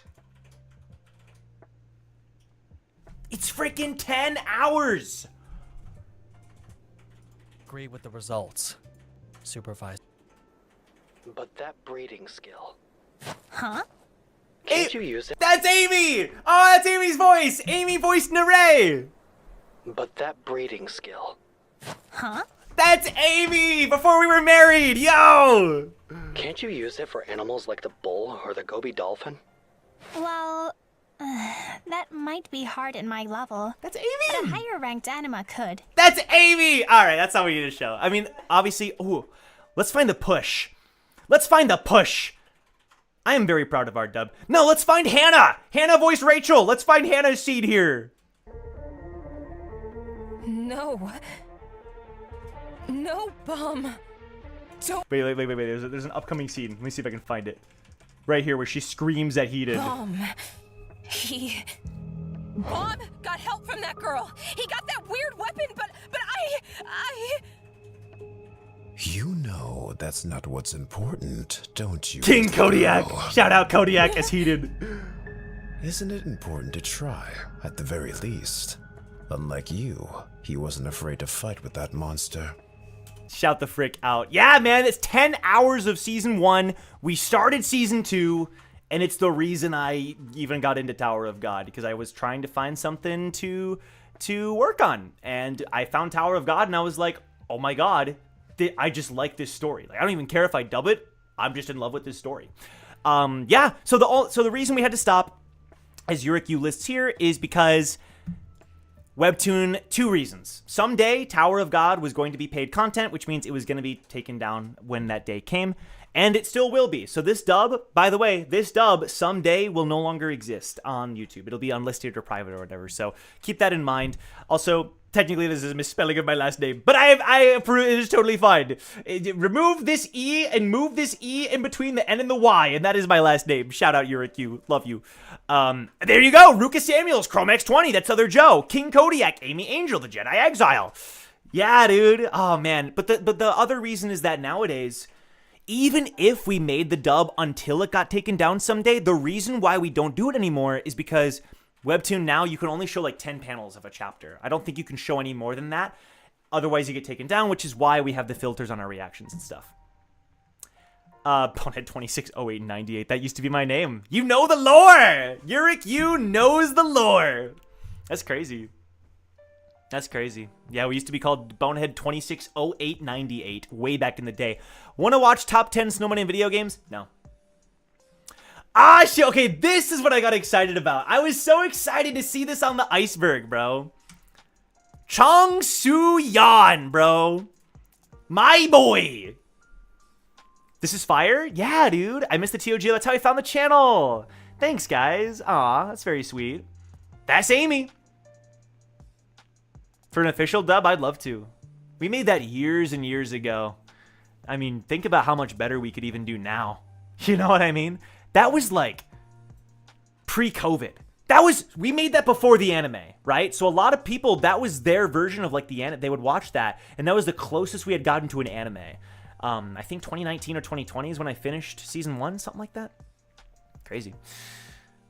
So Chong Soo Yan. All right, I'll just off the top of my head say this dude's in the Crown game, and his last name is Yan, which is weird, considering he doesn't seem to be from the Yan family. It's this dude! Yeah! We don't know if he's from the Yan family. We don't know if okay, here's the thing. I honestly don't think this guy's from the Yan family. Like, it is a fun fact for sure. Shout out to Cabbage on Discord. We don't know if he's from the Yan family. It's, in my opinion, probably not. It might just be like the name, you know what I mean? And it just happened to line up. It is Yan, though. And the Korean spells it as Yan. Absolutely. You know, it's one of those things like Hana Yu, right? We don't know if Hana Yu Hana, is actually related to Yu Han Sung. It could just be that they have the same name, but there's actually no connection. We don't really know. But he does have kind of the hair for it. I doubt this guy's from the Yan. He doesn't deserve to be from the Yan family. I think he is. It would fit with the treatment of Yan family men. That's true. That's a good point. I don't know. I feel like we don't know. We don't know for sure. It could be, though. It could be. It could be. I don't know. Tower of God in football. Okay, if you guys don't know this one, are you truly a Tower of God fan? I'm obviously kidding. Yeah, SIU likes to name his characters after football. Basically, half of them are named after Spanish football players, especially. Obviously, football meaning soccer if you're from America. Yeah, I mean, like Kun is the biggest example. Kun Aguero Áñez, right? Let's see what Yurick has here. Yep, Kun Aguero Áñez is named after Sergio. I'm probably butchering this pronunciation, or Sergio Aguero, also known as Kun Aguero. Yeah, that's right. Kun Mashini is named after, I did not know this one, Javier Machinaro. That's cool. I did not know that one. Mauro Icardi, Marco Asensio, Federico Sacchi. Yes? The faker part, though, of Sacchi's name could be the most famous esports player in the world who is from Korea, Faker, the League of Legends player. It's very possible that Faker is named after Faker. We don't know. Oh my god, Umtiti. There's a French player named Umtiti? Okay, I forgot. So I said Spanish. Some of them are from Spain. A lot of them are Argentinian. So it's just it's a number of different football players. For sure, for sure. Joe, scroll up.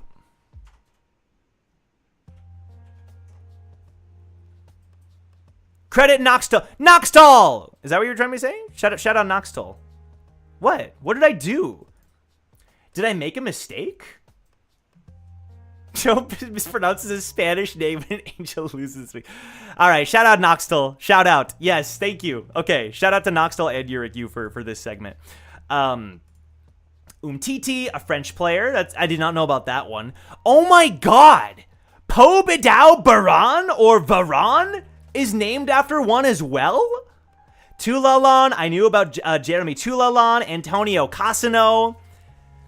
R.E.A. David and R.E.A. Albelda are named after David Albelda. I did not know that one either. R.E.A. Joaquin Rodriguez. R.E.A. Vicente is named after Vicente Rodriguez. Unlike the webtoon, these Vicente and Joaquin are not siblings, okay? It's just a very common Hispanic name. But they did play alongside David Albelda. Wow, that's so fun. Oh my god, Chagrinsky! Yo, my boy Chagrinsky. Chagrinsky is also named after one. I'm not really surprised about that one. Look at my boy Chagrinsky. This dude was on the character tier list. He got beheaded by Hotch during the Name Hunt station, and that is the most memorable thing he ever did. Shout out. Okay, and then Uric, you added this segment. So yeah, shout out again to Noxtal for this whole segment. Shout out. Uric, in addition to football, SIU is a fan of baseball and esports. There it is. I called it. Sachi Faker is a reference to either the Italian football coach Arrigo Sacchi or the Argentinian football player Federico Sacchi, but the last name is from Faker. Is that confirmed? Do we know that for sure?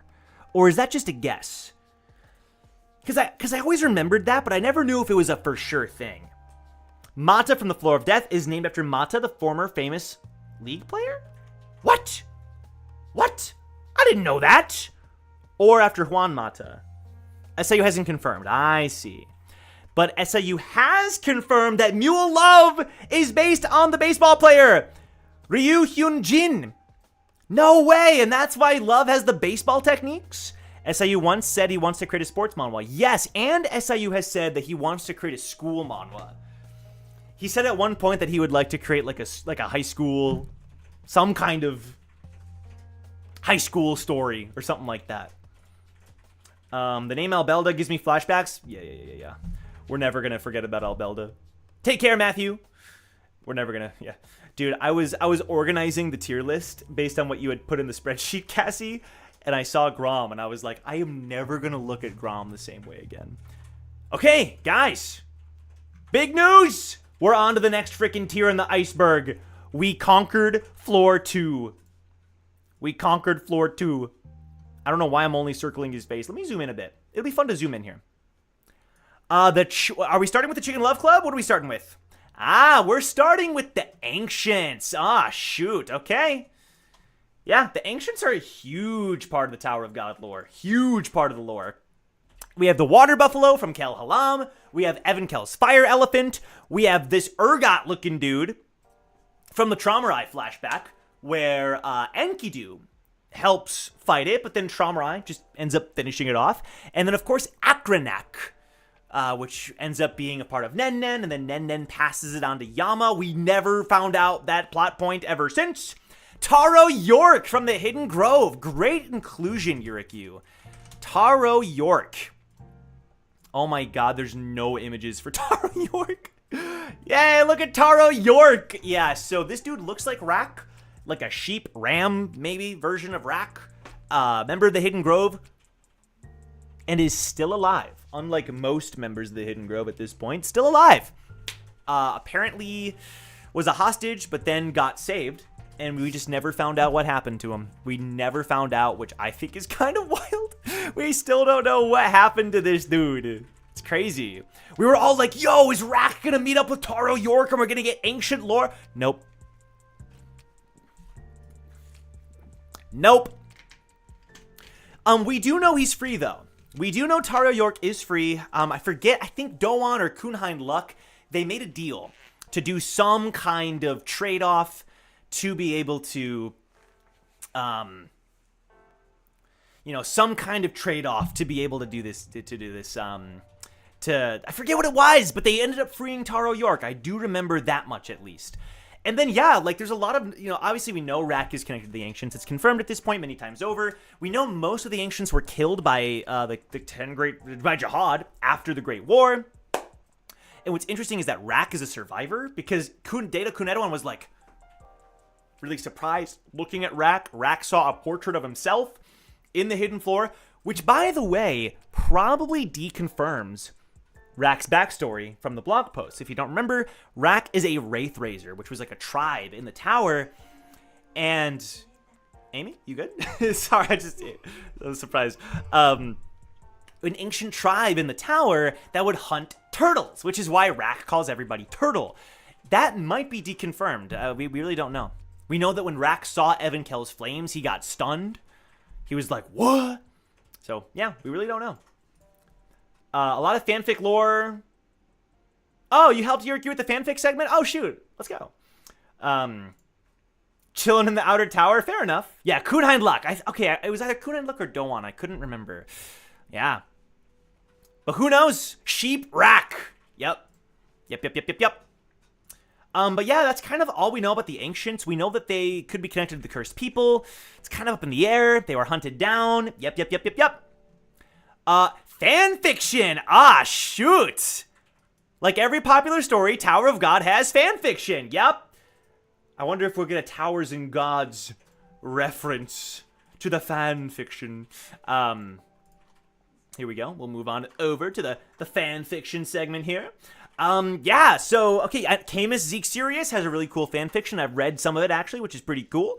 Incorporating a lot of Tower of God lore. We have Starry Nights by Notana Bottle. Oh, we got Kunex Bomb and Hatek X Endursi. That's fun. I actually haven't read much Tower of God fan fiction. I did read some of Camus's, though. Tower of Biff by Boss Jesse.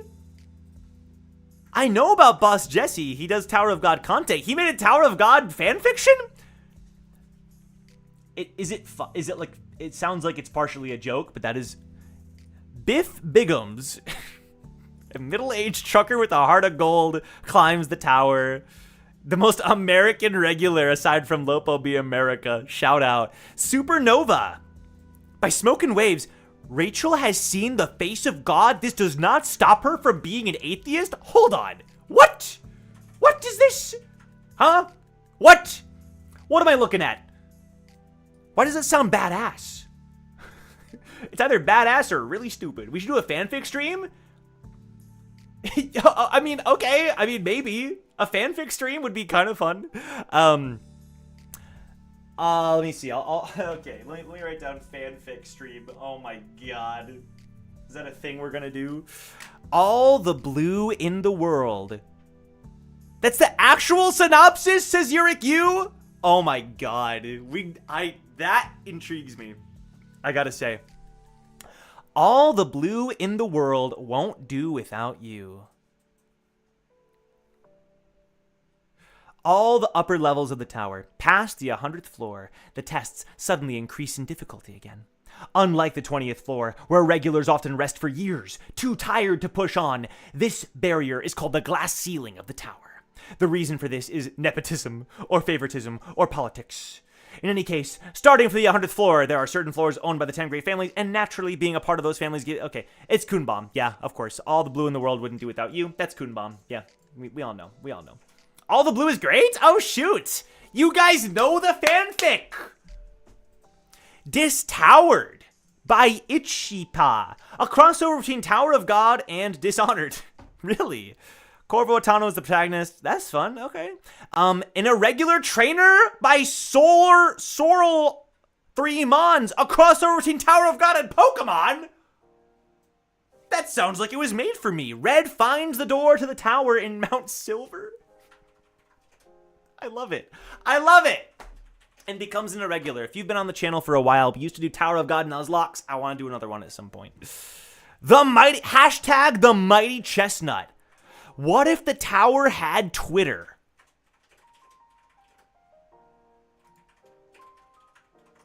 Kun breaks the internet with social media campaign. Okay, we gotta mention. Let's go. Towers and Gods.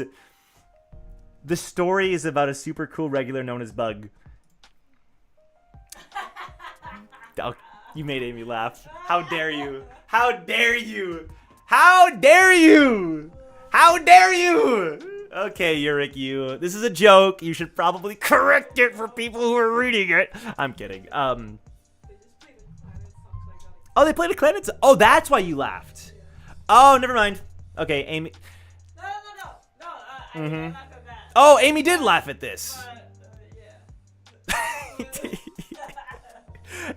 Amy is playing FF14 and she heard a Clannad song and so she got excited, but she also laughed at this apparently. Shout out Amy. Yeah, this is okay. So guys, this synopsis that I'm about to read is a fanfic in and of itself. For the record, the story of a super cool regular known as Bug. Bug is an actual character who climbs the tower while getting involved with mysterious organizations such as Iceberg, Thug, and the Syndicate. Bug meets many interesting characters such as Eden, Ace, Damien Frog, Coon Victor, Boulder, Best Girl Fluxvalk, Fax, and of course his beloved Lexi. Do not show this to Master Gold. Bug uses his intellect and skills to survive and triumph. I have not caught up, so I assume this is the story. Haha, this is very funny. Obviously, that is a fanfic of our campaign. Check out Towers and Gods if you want to watch Tower of God D&D. And then finally, Eagle Owl. An Owl's Story by Daniel Gassi... I'm not going to say that. Gachitua? A really depressing fan comic about Lopopia Perdity's eagle owl he alluded to owning, but did not bring into the nest. It takes place after Perdity was killed by Gustang. Also, in this fan comic, Keating is a Giga Chad?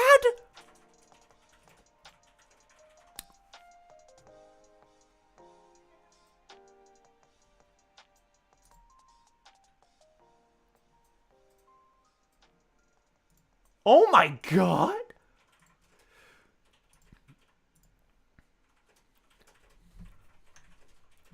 Let me zoom out a bit. Here we go. Just so you guys can see the whole thing. In the place where the two spent so much time together. Now alone, he begins to remember the past. Oh my god! He remembers his father. This is depressing! The good times before he left. It's Perdity. Is that Perdity's dad? The egg? Are you freaking... What am I... Why am I reading this?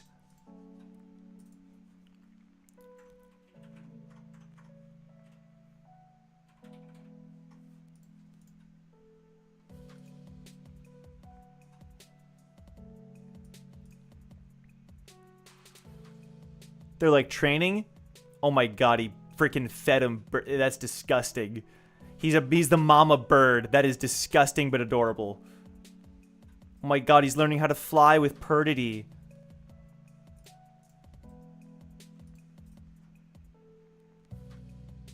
You have grown so much. You are an adult already and you can take care of yourself. I think it'd be best for you to leave now. If you stay here, they will force you to become a weapon like all of us. One more slave for our father. I want you to be free above all. Please just leave. What are you doing? Okay, I get it. So if you want to stay with me, let's make a promise. From now on, we'll be together forever.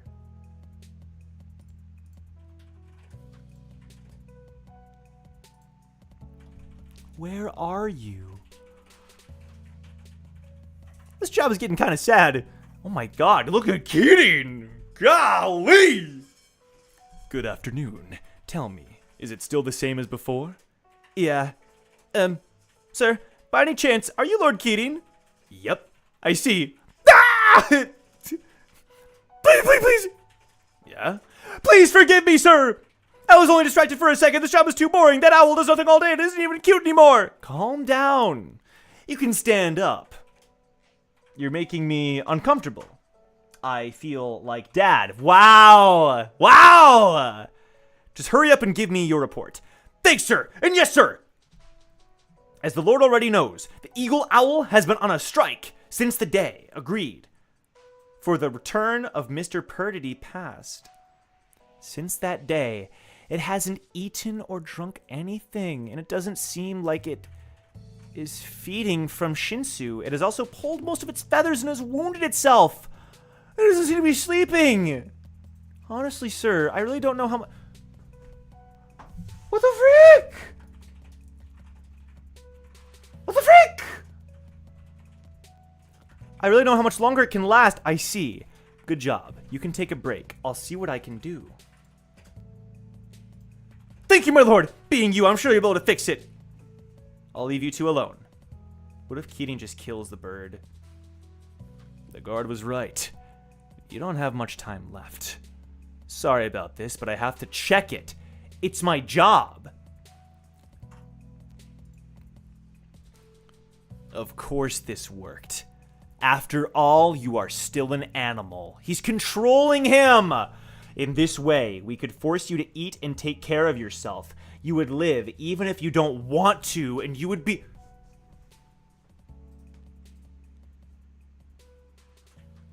It's exactly what Perdity didn't want.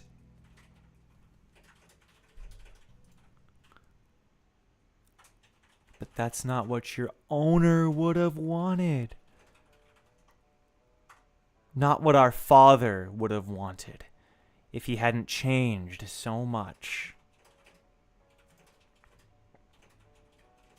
You have to understand that your owner isn't coming back. He didn't abandon you on purpose. He loved you more than anything, but he can't come back. But if you still want to go with him, I'm not going to stop you.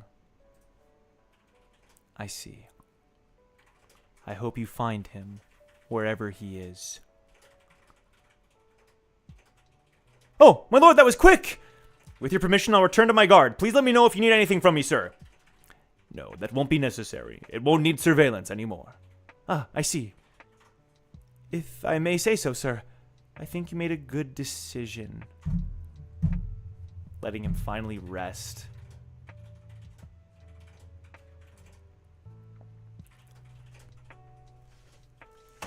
What the frick? What the frick is this? This is some Attack on Titan. So this is where you were waiting for me. Sorry for the delay. What are you doing still lying down? Didn't you tell me that when I got back we'd fly around the city? Hurry up. We're late. Or do you want to stay here? It's fine for me. The view is beautiful as always.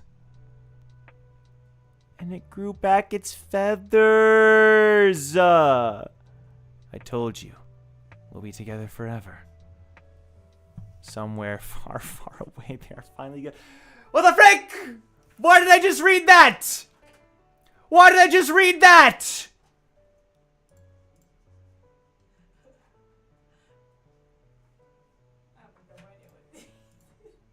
What the frick was that? Daniel Gachitua. Gachitua? Bro. What the frick was that? That was crazy. That was... I'm like so impressed. What the heck? I'm so impressed. Shout out, Daniel. That was so cool. I'm so impressed because, like, who is gonna, what's funny is I mentioned this owl, like, last week when we ranked Perdity, or sometime around then. Because I mentioned how Dobo wasn't Perdity's main owl, main Shinwei, and we just never found out what happened to that owl, who is one of the creatures directly under Traumatized control. Fascinating, bro. That was great. That was great. Wow. Okay. That was... I never would have thought Dude, it's so fun how popular Perdity is, right? Like, Perdity is so popular. Like, I don't know. I never would have expected that. It's so fun. All right. Continuing down the iceberg, this one's pretty self-explanatory. It's the freaking Chicken Love Club. Gus and Love each represent different sides of the Chicken Love Club. One of them loves fried chicken. One of them loves spicy chicken. I always forget which one is which. Mule love embezzled funds. Yep, that's true. We found that out in season 3, that Love embezzled funds. But Love didn't realize it. Gus pulled out the receipts and was like, actually, you are not supposed to be using the company card. Gus prefers fried, and Love prefers spicy rotisserie. While Gus may act more casually, Love literally wears a Chicken Love Club badge. It is listed as a faction, yet literally it is. To this day, the debate over whether fried or barbecue is better has still not been settled, and maybe it never will. Yeah, shout the frick out to the Chicken Love Club. The Chicken Love Club is great. I'm sorry to bring up dead...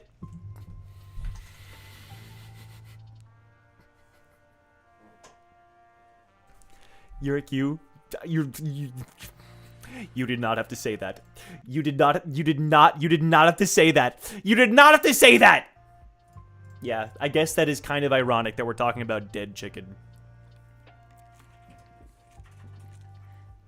That was not intentional, I swear. Sure it's not. Moving on. What do we have next? Oh!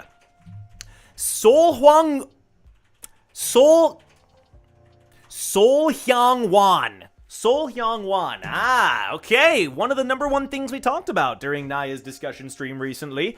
Yeah, this is something that I would love to see. If we're not going to get a Wang Nan spinoff, we need a Sol Hyung Wan spinoff. Joe, what's Sol Hyung Wan? I would love to tell you. Sol Hyung Wan is a wall hike song location. We saw it briefly in season 3. It's where a lot of the Nest characters ended up, like Elaine and Shibisu, as it says here. It's where Namo and Solo were taught. Absolutely. Arlen apparently once stayed here, and the English translation is the Fragrant Snow School. I forgot about this panel. We literally see the students here. So freaking cool. Okay. That's really cool. Yeah, I totally forgot about that. Okay, I gotta fix my screen so it's back to what it was before. Something like this. Yeah, I think this would be a great alternative if we're not gonna get a Wang Nan spinoff. Show us more of this place! This place is so sick! I would love to see more of this location. All right, let me just zoom in a little bit more so we're like this. Beautiful. Yeah, so cool. Yeah, it's so weird that, like, this was the last we ever saw of these characters. Like, Evankel. Even Evankel. Like, that's kind of significant. You know what I mean? Next up on the iceberg is Full Black. I actually am very curious about this one because I do not know why Yurik Yu is so obsessed with this character. This is a regular from Season 1 whose most notable thing was snitching on Ho. So shout out. And there he is. He is based on Zoro, at least in the anime. That's true. I don't think I'm going to read this whole thing. Yep. Like I said, he snitches on Ho. They gave Full Black a bunch of screen time. It was... Oh, you're upset about the anime. Yep. That's true. That's true. That is true. Yeah, the anime did change him up a bit. They made him Zoro. It's so weird. They made him look like Zoro.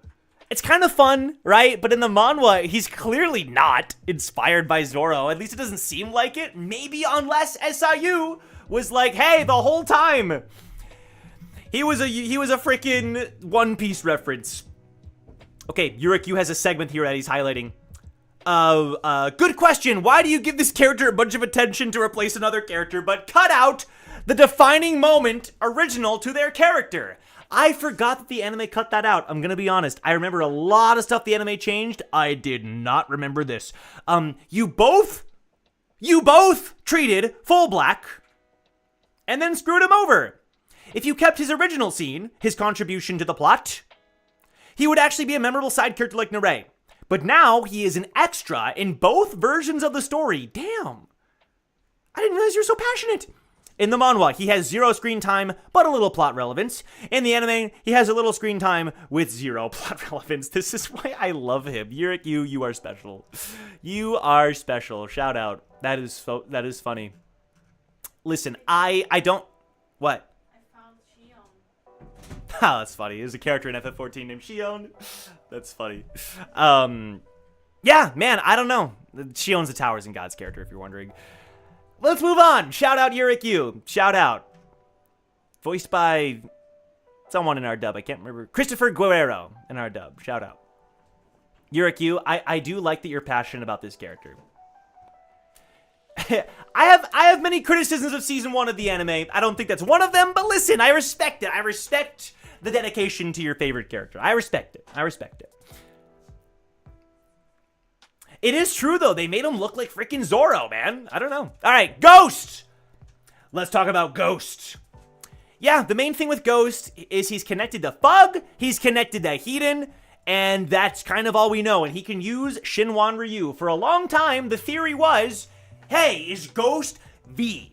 Because how else could he use Shinwan Ryu? Obviously, that's basically deconfirmed. V is inside of Bomb, apparently, if it really is the real V, which it probably is.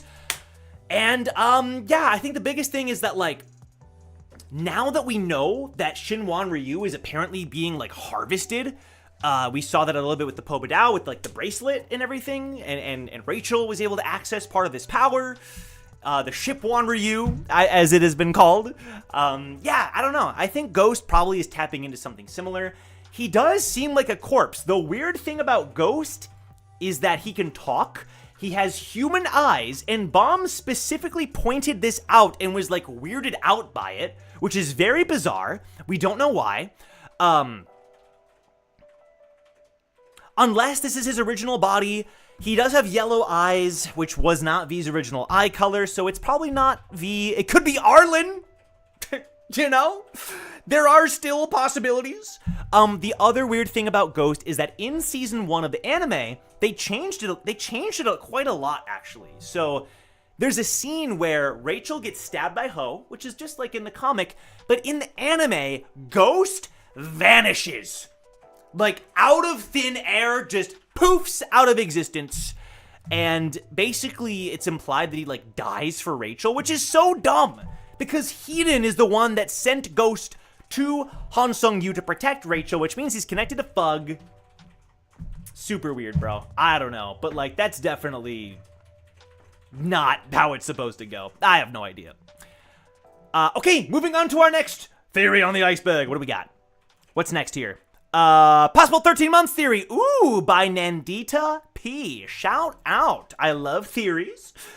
Let's find out what this theory is. Let's see what we got. All right. In season 2, chapter 242, Black March is shown first. Oh, I forgot about this panel. Followed by 3 unidentified 13-month weapons. I totally forgot about this panel. The orb, shown first, is likely Blue August due to its blue core, and Garam's presence on the floor of death, though it could also be Rainbow Undecember. I'm glad, Nandita, that you pulled up this panel. I totally forgot about it. Possibly an inventory with infinite space. We do know one of them is an inventory, I think. The ring is most likely Golden November, given its gold color and red gem, making Adori the likely owner. Huh. Is the Golden November a ring? That's fascinating if it's a ring. Is it like an accessory? It gives you strength plus 50 or whatever? While Yellow May is probably a spear, since Mashini has never been seen wearing a ring. Fair enough. Fair enough. Both Luminous June and Red October are swords. We do know that from the lore. The staff is harder to identify, with White February as a possibility, though Colorless December will likely only appear when N is unsealed. I like the Colorless December theory. Yeah, so if you guys don't know, there's all the colors that represent the 13 months, and then there's the Colorless December, and then the Rainbow Undecember, which is the Undecember, or whatever you want to call it, which is the 13th month. If the staff isn't White February, it could be Indigo July or Silver January, though the colors don't match well. I think Silver January could make sense. Since it appears last in the panel, it might be the only 13th month, I can speak, I promise, 13-month weapon currently unowned. What do you guys think? Hey, that's a cool theory. I totally forgot this panel even existed, and that it could definitely imply the existence of the other 13 months. That's really cool. Shout out Nandita P for that theory. That's really interesting. Undecember sounds so cool. It does sound cool. The Undecember. Could bomb be considered an inventory? Kirital, that is a fantastic point. I do believe he could be considered an inventory. Yeah, the Dark October, is that what it's called? There is a dark one. Yeah. I think it's Dark October, something like that. V had blue eyes. That's true. Yeah, I don't think... Listen, I was a proponent of the V and Ghost theory, but I think it's dead. I hate to say it. The only thing that it could, if you want to still consider it, is that it's V's body, but even then, V's eyes were blue. We know that now. So I don't think it makes sense. I don't know. Oh, I guess his eyes were blue, but also purple in current bomb form. But back in the day, they were blue, which is why some people think like blue plus red, like blue Thrissa plus red Thrissa equals purple, but we're getting ahead of ourselves. Ah, the Dark September. Okay, I was wrong. The Dark September. Thank you for correcting me on that, Nandita. Yeah. Oh, Nandita's in the chat. Oh my god, that's me. I'm honored to be on the Iceberg. I made that 3 days. No way. You made that 3 days before your finals? I hope the finals went well. Thank you for submitting to the Iceberg. So cool. All right. Moving right along. What's next? Oh my god, we're going to talk about Revolution. Here we go. Frickin' Revolution. I actually am fascinated by this. Do you think SIU knew? Right? Because Revolution has been a thing since season 1. Do you think that Revolution, that SIU the whole time, like, knew? I don't think so. I think it is pretty obviously no. He obviously had some kind of red light district idea, but I think he had a joke with Paracule. For some reason, the Revolution joke just stuck around. The thing is, it even stuck around into late season 2. Because Pinnacle, Paracule's long-lost cousin, apparently, also says Revolution. If we look up TOG Pinnacle, there he is. The boy! The boy. Check him out. He jokes about Revolution as well. The funniest thing in the world would be if Paracule and Pinnacle were from the Red Light District. Dude, come on, that'd be sick. I actually think that would, honestly, I'm not even joking, let there be a connection, bro. We never saw Paracule after Workshop Battle, but SIU still was making jokes with Pinnacle, so SIU didn't forget about Paracule. So, like, come on, give us the Revolution lore. Let's see what the Iceberg says. Yep, we have the, Evolution? That's kind of a weird translation. Oh, it's a meme with Magikarp and Gyarados. That's funny. And then that's true. Wait, that's true. We also have Revolution Road. I forgot about Revolution Road. Ha, that's so, wait, there's 3 different Revolutions. That explains the name of this section of the Iceberg. Revolution Road with the God of Guardians that lets you level up and learn Shinwan Ryu. And then, of course, the bosses. All the characters that want to replace the family heads. Yule, Levi even, freaking Bellerir, Gordo, Rachel. Ghost, apparently, is on this panel. I forgot about that. That's very interesting. Like, I wonder if there's actually a connection. I bet he saw the Paracule memes and decided it'd be funny. Do you think so? Do you think so? He was like, Paracule the whole time knew. That'd be so fun. I think he had some idea of a revolutionary faction, but not necessarily its current form. Fair enough. Like, obviously he knew about the Red Light District to some degree. We don't know the details, but... Hey, what's up, Ivan? Good to see ya. The reason Pentaminum isn't coming back is because he felt the goat's aura. Freaking Paracule. I've made a whole video on Paracule. I can't believe it. I used to make a video about anything back in the day. All right. Woo! It's time to talk about Wangnon's sword. Oh man. There's like so many things in Tower of God to talk about. I kind of just always forget about this. I don't forget about it, but like it's never really brought up because there just are so many things to talk about. Wangnan's sword. If we do the spin-off, please give us Wangnan's sword lore. That'd be so sick. So yeah, on the hidden floor, Wangnan found a sword, and the sword started talking to him and was like, "You want to save your friends, don't ya? Then make a deal with me." And then he basically said, "I'll save all your friends. I'll teleport all your friends, right, out of the hidden floor. But you gotta kill somebody. You gotta kill somebody." And Wangnan freaking agreed, but we don't know who the person was. SIU intentionally didn't tell us, and I do agree with Yurikyu here that this panel... Here's the thing. There are so many panels and images and scenes with Bomb and Wangnan that do seem to show them together, like the light and dark, the good, the bad, who knows, right? Like, they do seem to be set up as the two protagonists of this series, and it would be so interesting, especially since, like, Jihad seems to be the main villain for Bomb. What if Wangnan and the others really are Jihad clones, and what if eventually they end up it leads to the showdown where Wangnan does have to kill Bomb? I don't know. Who ends up being the good guy there and the bad guy? I don't know. But it is really cool and really interesting. We never got to know more.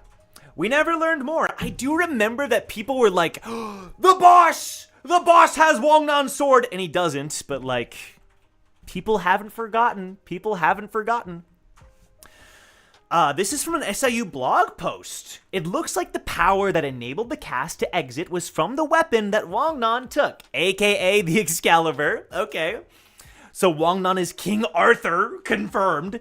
Regarding how the weapon will influence the plot, you have to stick around a little longer. All right, fair enough. But Wangnan is somehow getting closer to becoming a key of something. I'm guessing what SIU is trying to say is...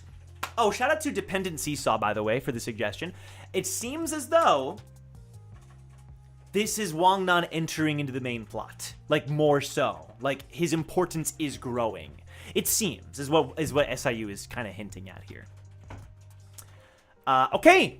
Yeah, if we do get a Wangnan flashback, please give us more of the sword. And also, a fun fact about Wangnan's sword, it gets so many votes on Haku's character popularity poll. I have no idea why. Is it a meme? Are they trying to vote for Wangnan, but they vote for Wangnan's sword? I have no idea. But, let's move on. The last one of this tier of the iceberg is Tenino Miho. We talked about Tenino Miho last week. Freaking love Tenino Miho. Aside from like Kevin Penkin, maybe even including Kevin Penkin, my favorite member of the anime staff. And it's not even close. This is the character designer for seasons 1 and 2 of the anime, and they draw a lot of fan arts, which I'm guessing Yurikyu is going to show on the screen here. Hell yeah, brother! Even of season 3 characters like Yasracha. Tenino Miho is a fan, and I love it, bro. Tenino Miho is such a fan, which is so fun. Shout out to Tenino Miho. Look at this white art. Are you seeing this? Look at Yuri and Bomb. Look at Bomb's braid. He looks so cute. Coon! Oh my god. Coon is braiding Bomb's hair? I'm gonna die of cuteness overload, bro. What is this? I never saw that one. That Yasracha fan art is so clean. We have Mr. Mask as well. Is that what his name was? Mr. Mask? Hey, what's up, Kyo? Quick Duolingo reminder. I did my Duolingo, didn't I? We'll probably take a break, like a 5-minute break at some point, and I'll do my Duolingo then. Yeah, no, the Duolingo bird is coming at me. As you can see, the Duolingo bird is pissed. Twitter went crazy that day? How did I not see that? Oh, it was 2025. I have so many Tower of God things muted on Twitter because of spoilers, so that's probably why I didn't see it. Okay, we're moving on to the fourth tier. Yurikyu ran out of fun names. No worries, Yurikyu. It is all good. What was the name of this last tier? Below the surface. Shout out Yuriku. All right, we're entering the 4th tier, guys. We're getting into the scary waters now. Look at this. We were at the top of the iceberg. We were in the sky. We started out in the sky. Boom. We hit the iceberg. Not like certain ships, but from the top, then we went down. We went below the surface, and now we're starting to get into the depths a little bit. What's our next topic? I believe our next topic is the workshop. All right, let me chat about the workshop really quick here. So the workshop is freaking fascinating. I again, referencing Naya's stream. Go check out Naya's stream that he did recently. I love the workshop, bro. In my opinion, the workshop might be like my favorite faction in Tower of God, just because there are so many mysteries regarding the workshop, like infinite mysteries. Literally infinite mysteries. Because the leader of the workshop, the Great Father is what they call him, Mixeth, is fascinating to me. So fascinating, bro. He's the one that created Enkidu, and they called him the father of everything in season 3. He has a bunch of kids named Mai and Max and May and Mo or whatever. Not Mo, but something like that. And they're all like artificial beings. Flux is an artificial being created by Mixeth, who is now one of the 3 lords. So shout out to Flux. Who knows? Maybe Towers and Gods lore is connected to that. Yeah, man, it's so cool. I love it. It's so interesting, and every time we get little teases of it, I freaking fanboy so much. My favorite fact about the workshop: they're from outside the tower. They did not originate from inside the tower. They came from outside. The workshop exists outside. It exists outside. That blows my mind every time I think about that. When the party of the 10 great family heads came into the tower, they met Mixeth. Like, they chatted with Mixeth. He helped them climb. He created pockets for them. So cool, man. It's so cool. I think I probably hit on a lot of stuff there. But, yeah. They produce, needles, lighthouses, ships. They have multiple shops, all named after, like, plant-related, like, tree-related things. The Acorn Workshop, the Pine Workshop. That's called consistency, man. I freaking love it. Because in Season 2, the ones that experimented on Horying and Kasuno, that was the Acorn Workshop. And then way into Season 3, the Yasracha Beastkin experiments were the Pine Workshop. That is so cool that SIU still is consistent with his naming scheme. Disciples Punk and EO, who created Emily. Shout out to Punk and EO for creating Emily. Then you have the teachers, right, who select the disciples. And then there are the 4 great teachers: Max, Mad, okay, not Mo, excuse me, Mai and May, who are also fathers. Artificial beings, yep. Which is why, if you watch Towers and Gods, our D&D series, there is an organization called Iceberg, mild spoilers, led by someone named Father, who is the brother of Mixeth. I borrowed heavily from Workshop lore. I love Workshop lore. It's so cool. So sick, bro. Yeah, dude, the language that we speak in the tower is called Mixethian. The language was created by the leader of the Workshop. Like, in my opinion, Workshop is a heavily underestimated organization. Everyone talks about Fug. Everyone talks about Wallhike Song. Bro spoils his own series. Dude, you find that out, like, during, like, episode, like, 60, which I'll admit is, like, somewhat far, but, like, it's fine. It's not a big deal, okay? Listen, it's out of all the things I can spoil, that's, like, the least big spoiler, okay? But, yeah, man, I think it's just so fascinating. It's so cool. Ashul and Waru? Ooh, we'll see. We'll see. The fact that Mixeth created the Hell Train. Yes! And the God of Guardians to train the 13. That's what I'm saying. Everyone forgets how important the freaking Workshop is. They're not just the ones that make items. They're like a big deal. Like a big deal. You're in the 40s? Oh, shout out Isaiah. That's so cool. I hope you're enjoying. I hope you're enjoying the series. And I'm sorry if I spoiled that. I'm sorry. It's a mild spoiler. It's like barely mentioned, but like it's just something I like to talk about because I think it was one of my biggest inspirations for creating the character of Father, right? All right, let's move on. What's next? Bubbly Sky has a theory about freaking Bellerear.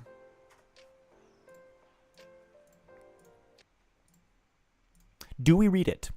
I'm kidding. Okay, I'm joking. Of course we're gonna read it. Of course, we'll read the Bellerear theory. Oh boy. All right. I'll admit I'm curious. There's a theory about Bellerear's observer, which is something I never thought I would hear, but let's find out. Okay, this is by Bubbly Sky. Bellerear's observer may be the only indication we have of his position, that of a scout. That is actually a good point. I never really stopped and considered that. But he does use an observer. That definitely is a scout thing to do. Although it hasn't been confirmed if that's his main one, but I want to point out the design of the observer. It has the zigzag mouth. All right, I have to wear this in honor of freaking the... I can't believe I'm saying in honor of Bellerear. I kind of miss him. I miss Tower of God, bro. It has the same zigzag mouth that appears in Bellerear's forehead, most likely modeled after his tattoo. Now, the same zigzag mouth appears on Beta's cap. Whoa, whoa, whoa, whoa, whoa, whoa, whoa, whoa, whoa, whoa, whoa, whoa, whoa, whoa, whoa, whoa, whoa, whoa. We're pulling it up. We're pulling it up. What? That is interesting. You're not really wrong. Huh. I'm pulling it up here. Wait, this is kind of funny. If you look here at the anime, his smile is a frown. Right? It's always depicted as a frown. But if you look at the comic, it's a smile. It looks extremely similar to Bellerear's observer. Is this going to come up if I type it in? There it is. Wow. It's very similar. Huh. My gut instinct is to say it's just chance.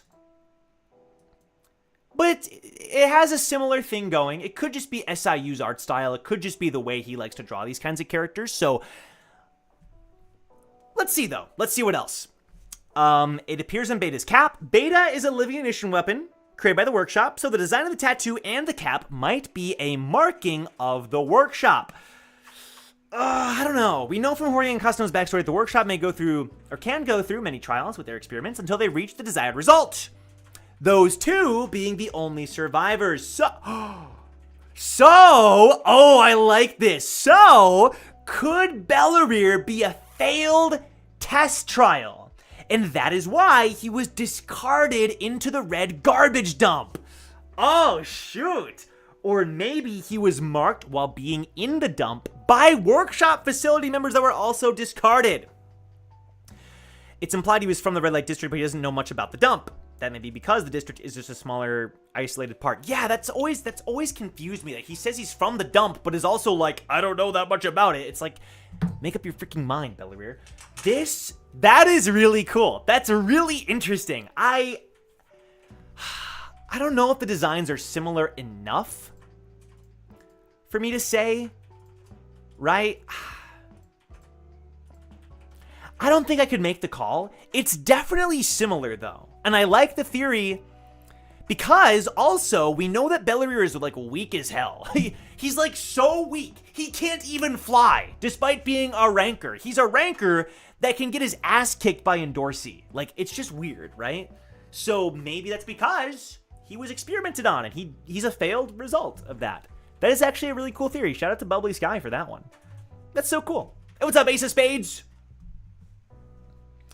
They're not that similar. Yeah, I don't think they're that similar. But, again, there is a missing link with Bellerear. Like, why is he so weak?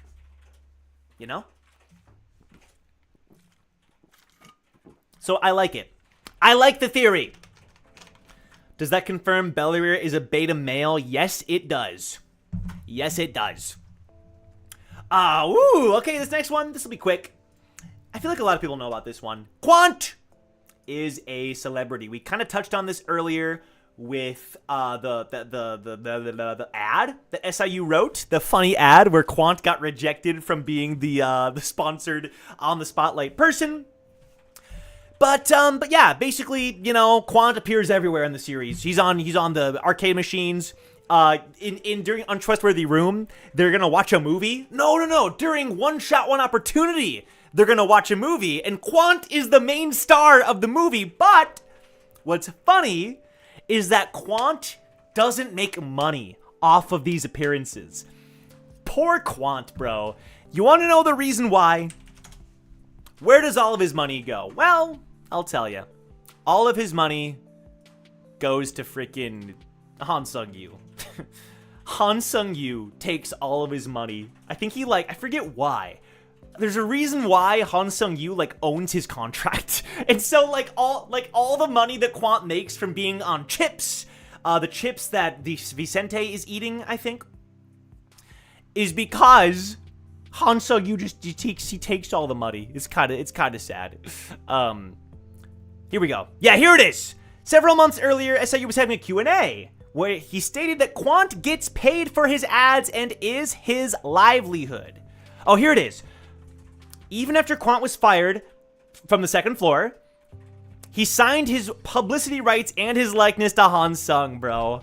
The biggest mistake he could have made. And Han Sung still owned the rights. That's crazy. His salary is probably minimum wage. Han Sung is an evil SOB. Don't tell that to Cassie. You're not wrong. Well, you know what? No, he is. He is evil, and that's why we love him. Poor Quant. Quant gets so shafted. Give him his paycheck? That's what I'm saying, bro. That's what I'm saying. Pan over Bellier? Oh, yeah. Pan wipes Bellier. It's not even a question. I think Bellier is the weakest ranker character in the entire series. Weaker than Charlie, for sure. Well, shout out Quant. We love you. At least he's famous, you know. All right, I am very excited for this one. Cherry River. There's not that much to say here. I can't believe this is on the Iceberg, but it makes me happy. So during season 3, during the Wall of Peaceful Coexistence arc, Delete is a character, and he has a needle that is unbreakable. Why is it unbreakable? Because it comes from the Cherry River. I think that's all the lore. I don't think there's that much more to say. The best thing I can say about the Cherry River is that Delete said it was unbreakable, and then 5 seconds later, Bomb broke it. So, listen, Delete, I'm sorry. I don't know what to tell you. You said the same thing. Delete showed confidence. It's on a completely different level. You'll never be able to break it. Bomb proceeded to break it. The Cherry River. Shout out to Cherry River. I hope we can go to Cherry River. That'd be super sick. I would love to go to Cherry River.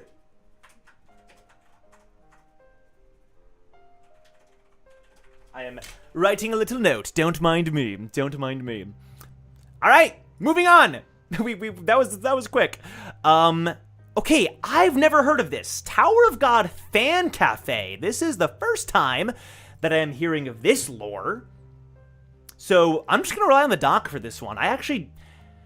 My guess, maybe in Korea, there was a pop-up cafe. Maybe they were cosplaying as Tower of God. I do know there was a Tower of God there was a cosplay production thing that they did with Tower of God cosplays. I don't think this is related to that, but I don't know. Tower of God Fan Cafe. Oh, I'm stupid. A fan cafe is an online space. All right, well, I already messed up. Where both fans and creators can interact and socialize. Most popularly associated with K-pop fandoms, but it also applies to manhwa. TOG in the Korean internet has a fan cafe. It's been running since 2010. Oh, I'm so dumb. A lot of the blog post info isn't actually from blog posts. It's from this fan cafe. I never actually went to the website, but you see it everywhere. You see reference, fan cafe, page, etc. on this date. That's true. SIU hasn't posted since 2021 from the return from his hiatus. Also, fun fact, SIU changed his screen name over the years. At first, it was SIU, then grapeseed oil, then glucose, and then seasoned beef? Is SIU just operating on a whole nother level from the rest of us humans? Why does he do that? He likes to cook. Listen. He does cook with this series. I agree. Also, while you may not get the language, I recommend checking out the fan art because it's genuinely good stuff there. There's a lot of fan art, huh? I know we all see how negative and how harsh the Korean community can get. It's true. But honestly, from what I've seen, the levels of toxicity, it's not much different from what I see on r/Tower of God or the TOG Discord haters. Okay. It's just unfortunate they're the haters that... The haters are the first thing SIU sees. The Korean fandom is the fandom. They're just as toxic as we do. Yeah! They get just as toxic as we do, and they love the series as much as we... That's a fair point. You know, I feel like I've made this mistake before where I overgeneralize and say, like, the Korean fans! But, like... It's more so because of the review bombing on the chapters, and it's because, yeah, the hate is the first thing that you're gonna see. But that's cool. I should check it out more. I've never actually been to the fan cafe. So that's really cool. Here's a Google translated fan page. It's kind of like Reddit. People just talk about the series. That's cool. If Tower of God was 19 years old, Red Cherry! Yo! Cherry River, shout out! Nostrils? Oh boy. Oh boy.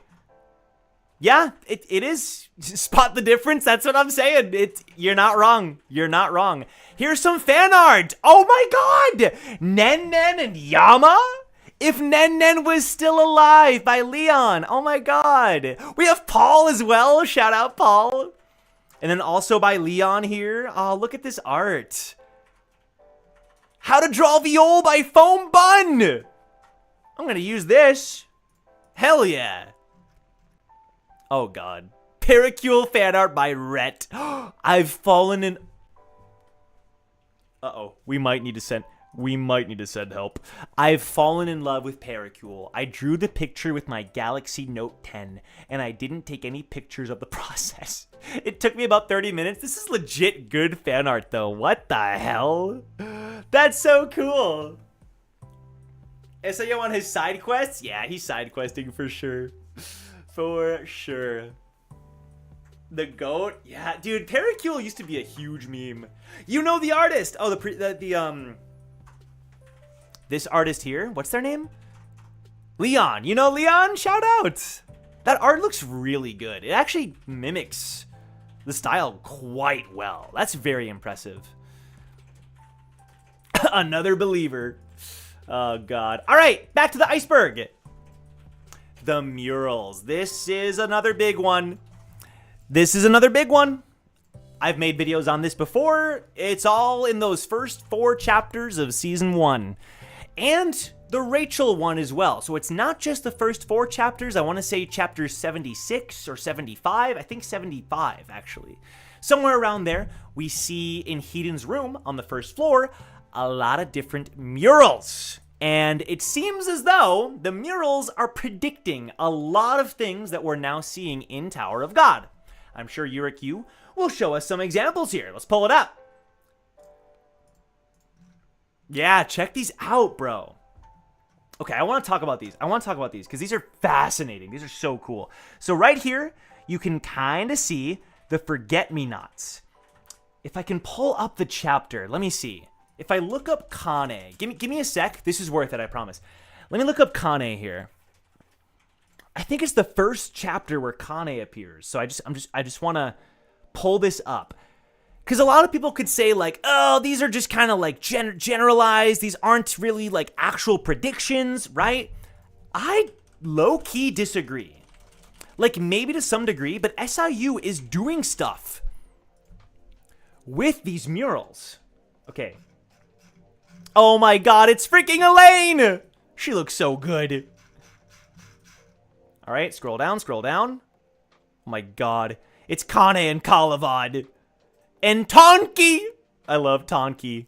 Tonki's the best. Tonki's so cool. I love Tonki. Gets killed by Caliban later, but he puts up a fight. Oh my god, it's Delete! Shout out Delete! Oh, this is it. Yeah. Where is it? Here it is! Look at this thing, bro. Tell me there's not a similarity here. Look at this. And then look at the mural. Dude, that is like uncanny. It's not exact. It's definitely not exact, but it's definitely like, remember, Doan and these great wars, this is like ancient lore. This is a long ass time ago. We see something that looks like an ancient one here, like Rak. We see something that looks like White's spirit sword attacks here. This looks like a bee of some kind of creature. And then this one here is so interesting. Can I zoom in on it? This one here looks like two things. A, it looks like Leviathan. Some people have pointed out there's some Leviathan similarities, but the biggest thing that people have pointed out, if I can zoom in even more, I don't know if I can. I need you guys to look closely here. Right here. What is this? What is this? There is a person right here holding a smaller person and offering them up. I swear to God. Look.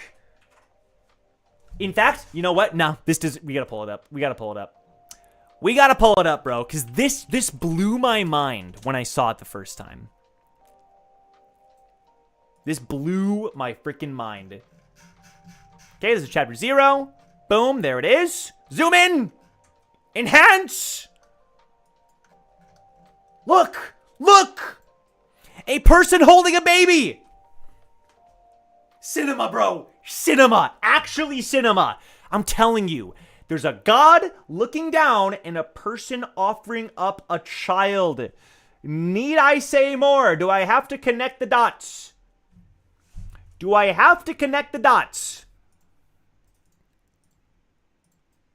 Why is your eyesight so good? It's because someone pointed it out to me. I'm not the one that found this out, but this blew my mind. I think there is something to this.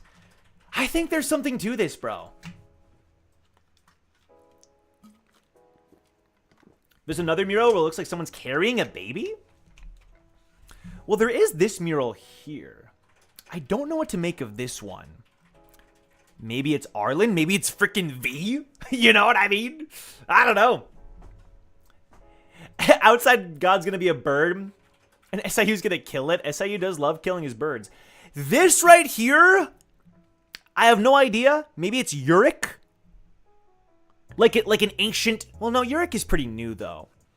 It gives me Uric vibes, aside from the hat and the horns. But, like, Uric wears his jacket around his waist, just like this, right? Again, up here, doesn't look like Uric, but it gives me Uric vibes. Am I crazy? A reference to Enryu's fight with the admin? Could be. Could be. Yeah, the murals are so cool, man. So sick. Right here, we have more plants. Here's the thing. What did we find out in Season 3? What did we find out? We found out that at the very beginning of the tower, right? At the very beginning, there were flowers and machines. Plants and machines. And that human beings came from plants. I'm telling you, dude. I'm telling you, there's stuff here. The essence of bravery, dude. I love thinking about the essence of bravery guy. If you guys don't remember, it's the dude that we see when Caliban is describing the essence of bravery. Like the first time that the essence of, like the thing that, like his power is sealed inside of. I love this panel, by the way. So beautiful. Is that the sprout? Ah! There's the Forget-Me-Not again. This is a better shot of the Forget-Me-Not right here. We see this, potentially the sprout. That would be so cool. There's some armor that we see here. I could talk about the murals all day. Yeah, look at that. That does give me, you know what it reminds me of? Like Jack the Beanstalk story, the Giants, all that stuff. There's like a beanstalk, which does give Sprout vibes. 100% gives Sprout vibes. Very interesting, dude. I mean, that's kind of all I have on the murals, right? Which is very, very interesting. Are Oh, and then, okay, so apparently in this fan cafe Q&A, SIU casually says that the murals on the first floor foreshadow the whole story. If that's true, that's crazy because there's no citation, but I don't know why someone would make that up. But, like, we all know it's true. We all know it's true. This isn't just random art. This definitely is white, man. I'm telling you. There's stuff here. Or it's jihad. Who knows? Fascinating. Okay, I'm going to take a quick break. 5 minutes. I'll let you guys stare at the iceberg to get hype over the future topics. Oh my god, we're just barely halfway. We got to pick up the pace. Now we're going at a good pace. I'm going to be right back. Enjoy the, the music. I will be like 5 minutes, and then we're going to continue our journey down into the depths. BRB.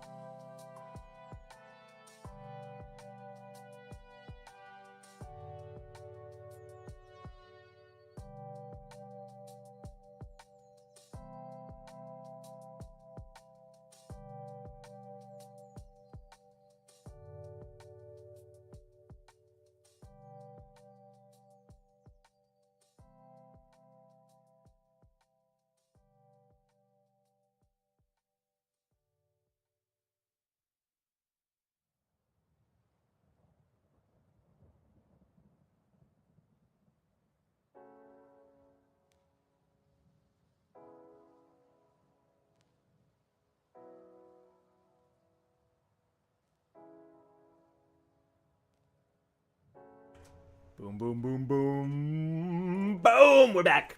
We're back. Sorry for the jump scare. Thank you guys for your patience. We have returned to continue our journey down the iceberg. Let's zoom back in. Again, shout out to Yuriku if you want to look at the document. The link is down in the description. Let's continue. All right. We got to somewhat pick up the pace here. Operas. Okay. Yeah, Two Perry family created 3 giant, crazy, cool lighthouses. And what's really cool is that we know someone who owns one. Obviously, aside from, the leader of the Two Perry family, and that, of course, being Repalista. She had the giant freaking opera that we got to see. In fact, it's this panel here. I'll pull it up. Boom. This one here. Okay, you guys can't see. There it is. That animation is so cool. Yeah, we got to see, this is an opera. This freaking mega lighthouse that Repalista has. We don't know why she has it. She is a princess, right? Even though she's not really climbing, so it's kind of weird. But my other favorite thing about the opera is it's mentioned directly by Yurik. Because during the fight against Yurik, during the Flower of Zigana arc, inside the giant Zigana, Yurik says, hey, nice try, Horyang. Or nice try, Prince, was it? Someone who tried to slow him down with lighthouses. It'll take an opera to stop me for more than a millisecond. Badass, bro. So cool. That's the opera. The lore is that it was created by, the lighthouse, the Two Perry family. They're known for lighthouses. That's right. Flux also has an opera, which is freaking badass. So sick. I totally forgot about that. It apparently can stop Yurik for more than a millisecond. And it has Skyrim. That's true! I always knew that the Skyrim thing was a part of that scene. I forgot that she was playing it on the opera, wasn't she? That's so funny. She was playing it on the opera. Imagine using the world's most powerful lighthouse and playing your favorite video game. Honestly, respect. I think I would do the same thing.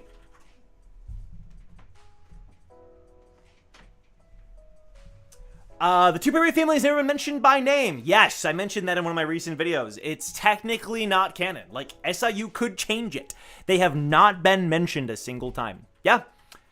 They're made out of high-quality suspendium. There you go. Shout out. All right. Boom. Those are the operas. My OBS is moving around a lot. Next. What do we got? Ooh. Wait. Is this Rachel and Arlen? And then someone has a little theory here. I'll start off with what I know about Rachel and Arlen. I think by this point, it's pretty common knowledge that everybody knows there is some kind of a connection between Rachel and Arlen, but what people don't know, as people might not know the specifics, right? So some of it's theory, and I think some people mistakenly tout it as if it's fact. We do know, so the facts are, we know that Rachel has said Arlen's name. She said, I am the one in the prophecy, Arlen. It's me. It's all, my ode, my precious, all that stuff. She did say that sometime during the Hell Train. It was Floor of Death. She said it during Floor of Death. And in the same chapter, we see that she's like good at cleaning, right? So a lot of people have kind of jumped to the conclusion that she might be like a maid of Arlen's, right? The other time is later. She tells Bomb that Arlen called you a monster, which is just so out of pocket. A lot of people tend to think, oh, she was just saying that. She didn't actually mean it. She's making it up to insult Bomb. Nah, definitely not. But there's a lot of theories about it, right? Like what this. Okay, thank you, Yuriku. Yeah, right here. Arlen, I don't care what Bomb is to you. I'm the one from the legend who will obtain the thorn and make your wish come true. Which always freaking weirds me out because, like, Rachel believes it. Why would Rachel believe she's the one in the prophecy? It doesn't make any sense. Exactly. We know Rachel is smart and she's not delusional. Right here, bug believers and people, that's very interesting that they consider her a part of that category. And then, yes, so many times, the very first time we ever hear Rachel speak, what does she tell Bomb? I want to see the sky and stars. We know that that's exactly what Arlen wants as well. So there's definitely some weird thing going on between Rachel and Arlen. We just don't know exactly what it is. This theory says we're introduced to Rachel very early on. She tells us about a book. By the way, this is by Polar Bear Will. Shout out. She tells us about a book that she read. Wait, sorry. Polar Bear Will, prompted by Rab Ruslick. Shout out. She tells us about a book. Yeah, that's the other weird thing. She read a fairy story about the tower and about Hedon, and she calls Hedon a fairy. Ever since then, I feel like it's been forgotten. The theory states that maybe Arlen has some kind of prophecy foreseeing abilities. And she is the one that wrote the book. We know Arlen's a spellcaster. I think that would make sense. To some degree. It seems like it's a children's book, though. Maybe that's just how Arlen decided to, like, convey her foresight or whatever. Okay. If Arlen wrote the book Rachel mentioned, and she has future sight abilities, it is possible that Arlen wrote the book. This would explain why Rachel has gotten this far. Oh. Yeah, but at the same time, I'm not sure about that part because Hedon's the one that told Rachel to push bomb, according to the anime, at least. I don't know. She has gotten very lucky, but at the same time, I don't know if that's because of foresight. It's because people like Hedon and Hans, like, they keep, like, pushing they keep pushing Rachel and protecting her and giving her all these bodyguards, you know? This could, okay. The counter to this would be that Hedon gave her Ghost, which helped her climb up the tower, but Ghost could have been in Arlen's book as well. I like that the person who wrote this, sorry you can't see it, I like that the person who wrote this, was that not on screen this entire time? Am I crazy? The person who wrote this, didn't... They clearly knew that I was gonna say that. They had a counterpoint. This could tie together many theories, right? It could explain her importance. Rachel kind of knew that bomb could open the tower. Did she know that though? See, I don't know. It seems as though she didn't expect it. When she's talking to Hedon, she's shocked that bomb entered the tower, right? Sorry guys, I just now noticed. I apologize that you guys couldn't see the doc. That's my bad. You couldn't even see the images? Oh my god, I was trolling. I apologize. Yeah, I don't know. I think there could be something to this. Let me finish it, I guess. We'll finish it. There are some panels where she says things like, I will show them what I'm capable of. I don't know. We know Rachel is smart and she's not delusional. She says things like that and it makes you wonder what she knows that the readers and other characters simply don't. This secret book could contain insane amounts of info about the tower. It could. But here's the thing. Rachel sees Hedon and is like, you're the fairy. Oh my god. And then Hedon's like, you idiot. You're so dumb. And she's like, wait, what? She doesn't know anything about the tower at the beginning, it seems like. But then it's weird because later on she seems to know a lot of different things. So I'm half agreeing with this, where like the book is real and she clearly learned some things about the tower, but it didn't tell the full story. I don't think that she got this far because of the book though. I don't know.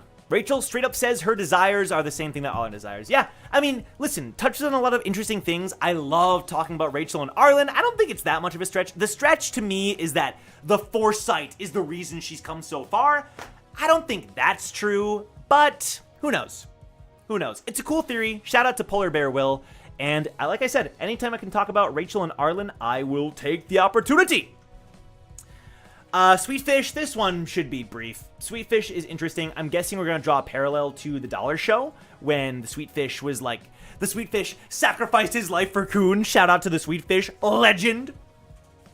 So Dollar Show, Coon makes a friend with the little Sweetfish. He used him to trick Rachel. It then saved his life and melted to death. Yep. Coon was shocked. And then later, when Coon gets the Yawn Flame, it shows up like a Sweetfish. Maybe because Coon was attached. The fish went from a cute guy to being associated with one of the biggest points of contention. Listen, I don't think... I love the Sweetfish in the Dollar Show, and I get that there's some, like, criticisms regarding the flame powers and stuff. I like the idea that they're one and the same. They do look very similar. I would love it because it means SIU like brought back the Sweetfish of all things to give Coon development, which I just think is so funny. I love the Sweetfish. He's such a legend and he does die to save Coon, which is so adorable and also sad. Do I think they're actually connected? I think in the past I would have said no. Nowadays, probably.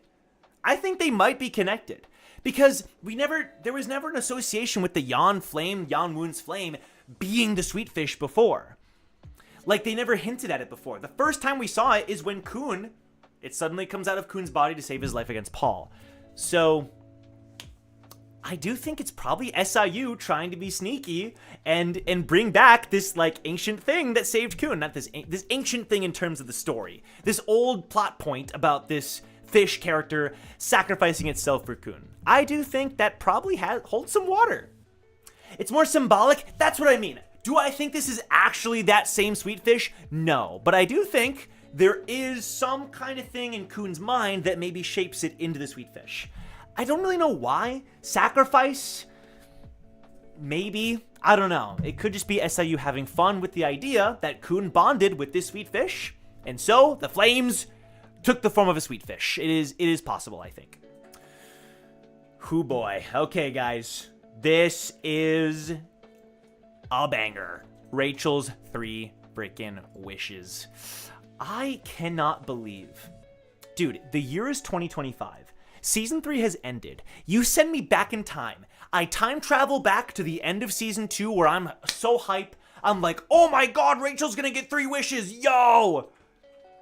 And then I tell past Joe, and I say, hey, she doesn't mention them a single time. They don't get mentioned a single time in all of Season 3. Now, Yurikyu does bring up a good point here. She does look better in Season 3. A lot of people have pointed out the fact that Rachel looks prettier in Season 3. I don't think this is because of a wish. I don't think so. I think it's just the art style, man. I think it's just the art style. Because here's the thing, Bomb notices her and doesn't say anything. Like, she looks the same. She just looks prettier because of the art style. I don't know. I don't think there's more to it than that. It would be funny, but like nobody comments on it. You know what I mean? I do find it strange that she doesn't mention it. Yeah, there it is. Bomb had no reaction. Yeah.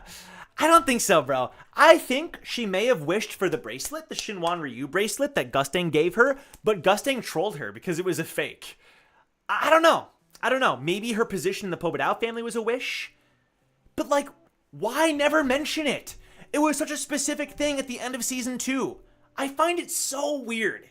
And if you had time traveled back and told me it would never be brought up a single time, despite the fact that she appeared a decent amount throughout a decent chunk of Season 3, I would not believe you, man. It's so weird. So bizarre. Yura gave her makeup tips? Maybe.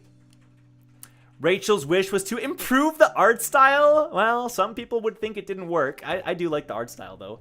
I think Gusting just gave it to her. I do, too, because they never mention wishes. Maybe she's banking on them? You know? She certainly didn't make herself... Ah, there's Selena coming in with the smoke. Suji says she might have wished for charisma or some shit to explain why she somehow got Bellery as a connection despite being a random regular. She is an irregular. Okay, let's not forget. She is also a regular. It's true. It might just be it came along with the fact that she fulfilled Gusting's requests. I don't know. I kind of like it not being mentioned because you're forced to speculate. Yeah. But like, it's just bizarre, I guess. Like maybe, right? Because we're theorizing about it now because it wasn't mentioned. I just find it odd that they wouldn't bring it up, you know? Because it seemed like such a big deal at the time, but now I'm like, I don't know. Is this whole 3 wishes thing just like not gonna be important, you know? It's interesting, it's fascinating. Rachel maybe told Gusting about Bomb. Maybe. Is she saving them? Then will she take advantage now that Gusting... That's what I'm thinking. Like, the Pobedao family's in shambles. The Ark of Knowledge got sliced in twain. You know? Like, you gotta spend those wishes, man. Maybe this is another way she can get a powerful ally on her side like she did with White. You know? Who knows? But it's cool. I like theorizing about Rachel's wishes. Back in the day, I would make videos about this. I think my 3 guesses were like power, beauty, of course, because of Icarus. And I forget the last one. Like power, like literally like getting stronger and then looking prettier and then like maybe status, which that might be the thing. But I guess it doesn't seem like Bellery is forced to be with Rachel. They're both in Revolution, for goodness sake. Like, I don't know. It's fun to talk about, though, for sure. Next, this is one of my faves. This is one of my faves. The last on this tier of the iceberg. 7 sacred swords, baby. The 7 sacred swords, if you don't know. Sorry, I keep cutting to bad random scenes. This is pretty obscure lore. It has to do with Simp Swordsman, my goat. Okay, he's not my goat. I don't know why I said that. Boom. Danwa. Oh my god, there's like no results for poor Danwa, bro. Danwa and Shunwa. There's more results for Shunwa, but that's because of other shows. So these two both have sacred swords. They are ignition weapons. In fact, fun fact, aside from Black March, the very first ignition weapon we ever saw, I guess you could say the first non-13-month ignition weapon, the first like normal ignition weapon was Narmada, wielded by Shunwa, and then Krishna, wielded by Danwa. Now, the lore is the 7 sacred swords were used to seal a monster. And so this monster's spirit was embedded into the 7 sacred swords, and they've been passed down for generations. They were all a part of a village where they had to fight off this monster, and the monster's soul was split into these 7 swords. And that's why they are ignition weapons. Remember, ignition means there's like some soul component, typically. I think so, yeah, there's a soul component. So, yeah, the other fun fact here is that they both have the same family name, Hong Danwa, Hong Shunwa. And then the other thing is that they are named after the 7 sacred rivers in India. So Krishna, Narmada, and there's others. To continue along this fun fact train, if you've seen Towers and Gods, I will not spoil much for you, but we have an entire arc of the story that I based off of this. Don't ask me why I like this lore. I like the lore of the 7 sacred swords. I think it's a lot of fun. I think it's super fun and very interesting. And, let me show you guys one thing. Because okay. This thing. Yeah. This thing. So, right here, if you look at the dock, there it is. That's the creature that was split into the different swords. Endorsi steals Narmada, and then Inietta steals Krishna, which is also funny. But if you watch Towers and Gods, boom. I commissioned art of the creature. Bada bing, bada boom. There it is. And the Team Recall had to fight this thing. And it got split into the 7 swords, just like in the lore. We did it. We are a true prequel after all.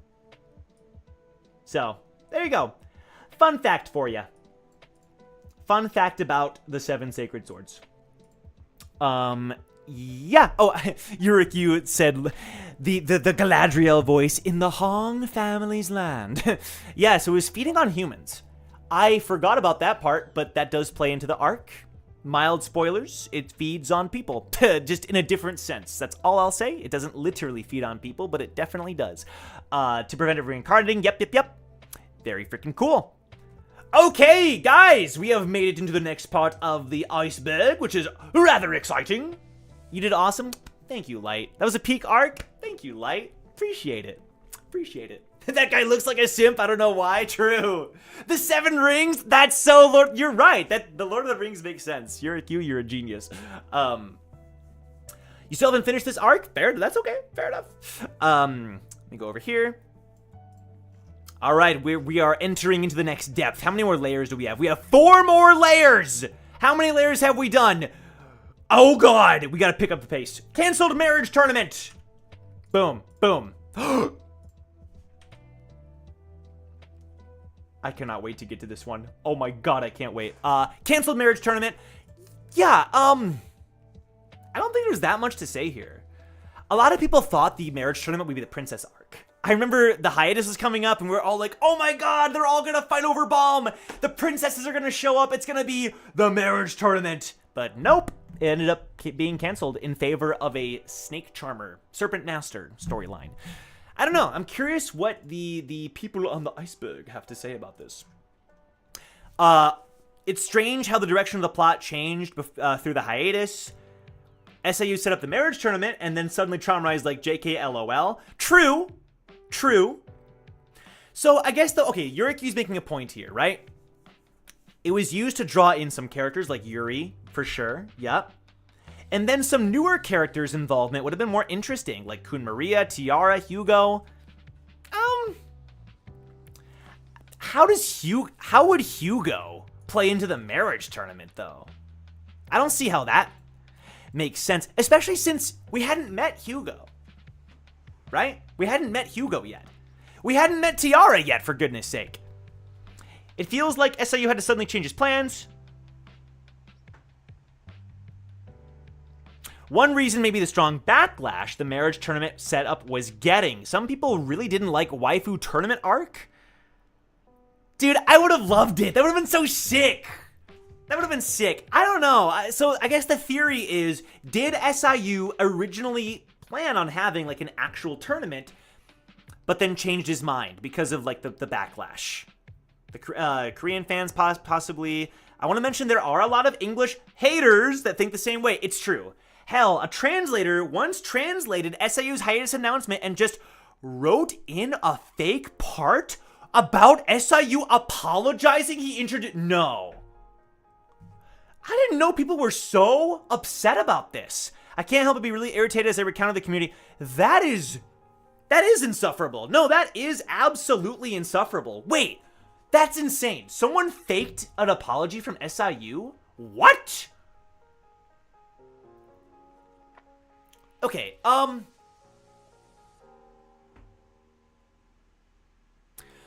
do I think SIU changed his mind? I do. I actually do think so. I think he was planning on having more of a marriage tournament, and then through the hiatus decided to change his mind. I don't think it's a bad thing. If it was only because of the fans, then it would have been a bad thing. Here's the thing. I think the hotel arc is like super good. I think it's solid.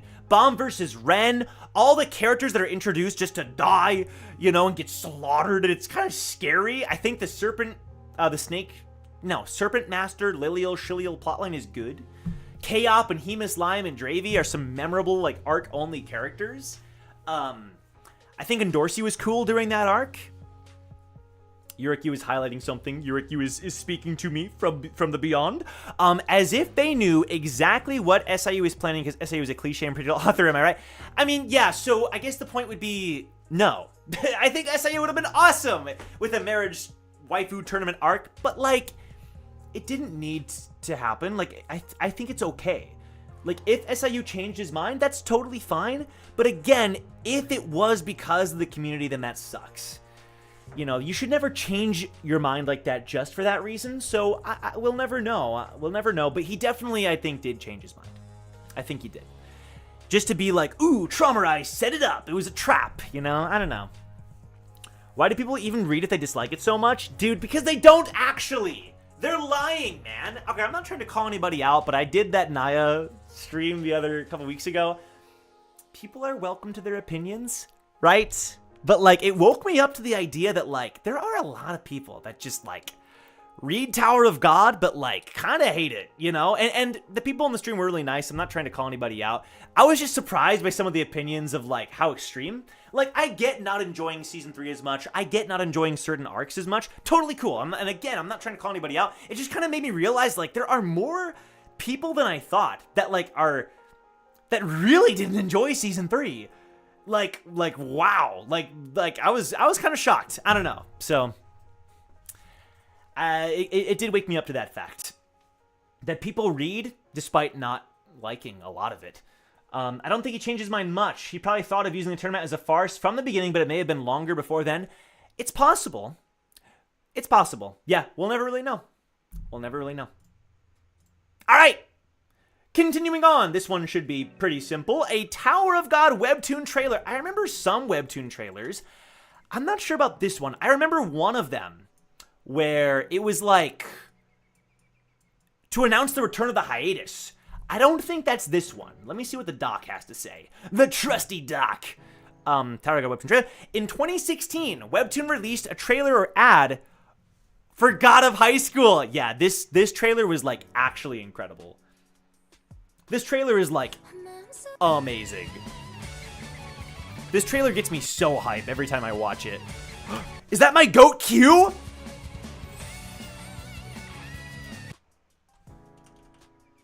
Okay, that's not Q. There he is! That's my boy Q! There's P! Ah, shoot! There's... Oh my god, O! Oh my god, O! My go... And R? Sorry, this is not a God of High School stream. This is not a God of High School stream, but my god do I love God of High School. Alright, I don't know if this is gonna get me copyrighted. Frick! It's a fantastic trailer, though. Here. Yeah, it's a fantastic trailer. Oh my god, Mira and Dewi. So sick. Oh my god, an Ilpio! My boy Ilpio, my actual crush. So a year later in 2017, they did a trailer for Tower of God. I've seen this. Oh yeah. Oh my god. This is so nostalgic. This is so nostalgic. Oh, man. Oh, my God.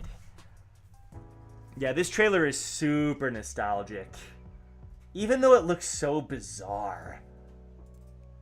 Freaking Kasano made it into the trailer, or Horyang or whatever. This trailer is so nostalgic. Even though it's so weird looking. It doesn't look that bad. It's just like, it's weird. Ugh, this was one of the early, this was right when I got into Tower of God. This was right when I started reading it.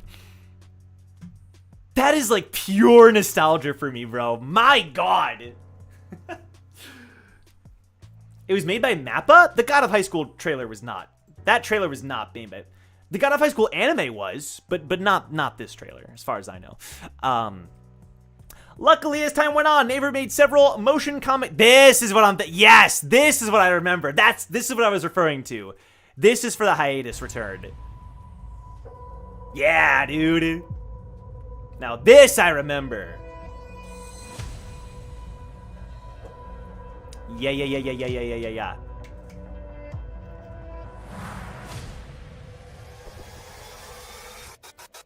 It's a little cliche, but it's fun.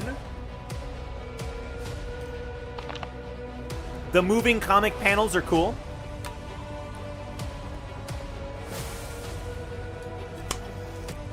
Shout out to Blue Eyes Doan. A rare card. Blue Eyes White Dragon Doan.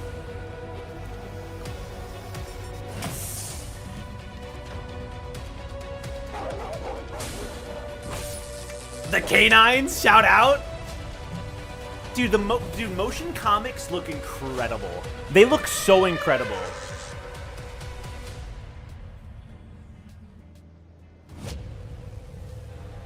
My boy Yasracha. That's fun. That's fun. That's fun. Dude, yeah, seeing this trailer, how can you not say Nest was cool? That's what I'm saying, bro. Again, I'm not calling anybody out. All the people on Naya streamers who were like, but like, just hearing the opinions on the Nest, there were some people who were like, Nest was garbage. Nest was 1 out of 10. Nest was trash. Nest didn't have anything good about. Okay, I'm exaggerating a little bit, but not much. I'm barely exaggerating here. And I was like,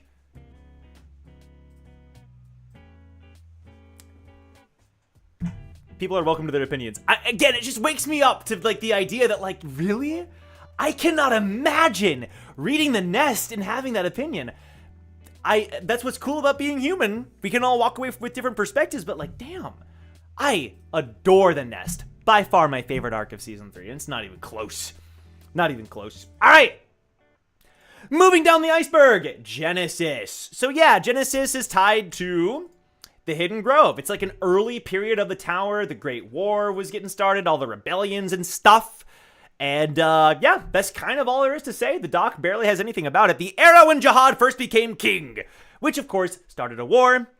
Yeah, so the chronology is always confusing. The Tower of God wiki does have a timeline, but it's confusing. We don't really know all the specifics. Towers and Gods takes place around this time. We make references to Hidden Grove sometimes. It is around this period, but we consider it more broad, right? We consider it a little bit more broad. Like, around the time Jihad became king could take a long time. So, yeah. This, in fact, the Genesis War was actually, like...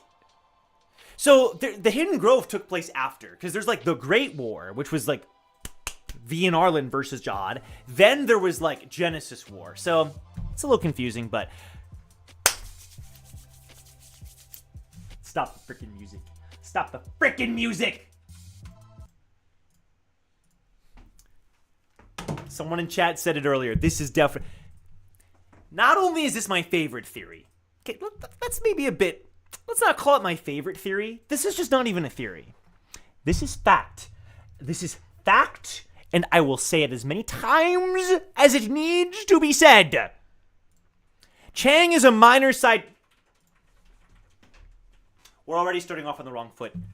Already. Shout out to Yurik, you and Bubbly Sky. Chang was a minor. Just call him a side character. Why do you have to do him like was a minor side character? Show some respect. Joe, who is Chang? Let me tell you.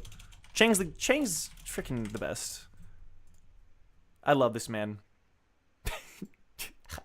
Look at my video. Look at my video. Deserves better.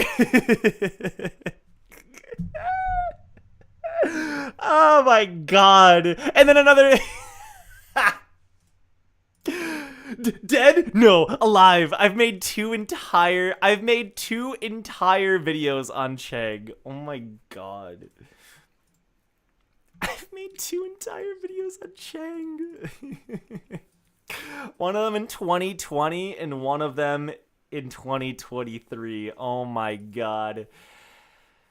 Let's read the theory. Chang Blurode had a controversial death. All the build-up in Season 2. This is true. Around his mysterious hidden power, Yuri literally comments on it and says, whoa, that guy is hiding something crazy. And then he goes toe-to-toe with Jin Sung. That's a bit of a lie, but it's kind of true. Learning he's a canine in Season 3, which a lot of people theorized he was a canine way back in Season 2. For years, we theorized he was a canine, and we were right. Only for him to die shortly later, suddenly and unceremoniously. There was a popular fan theory. It's just true. It's not a fan theory, but I'll let it slide. That his death was a fake out. The main evidence supporting this is a scene in chapter 501. Pull it up. Pull it up. Pull it up. Chapter 501. Pull it up. Pull it up. Pull it up. Where is it? Where is it? Find it. Find it. Right around here?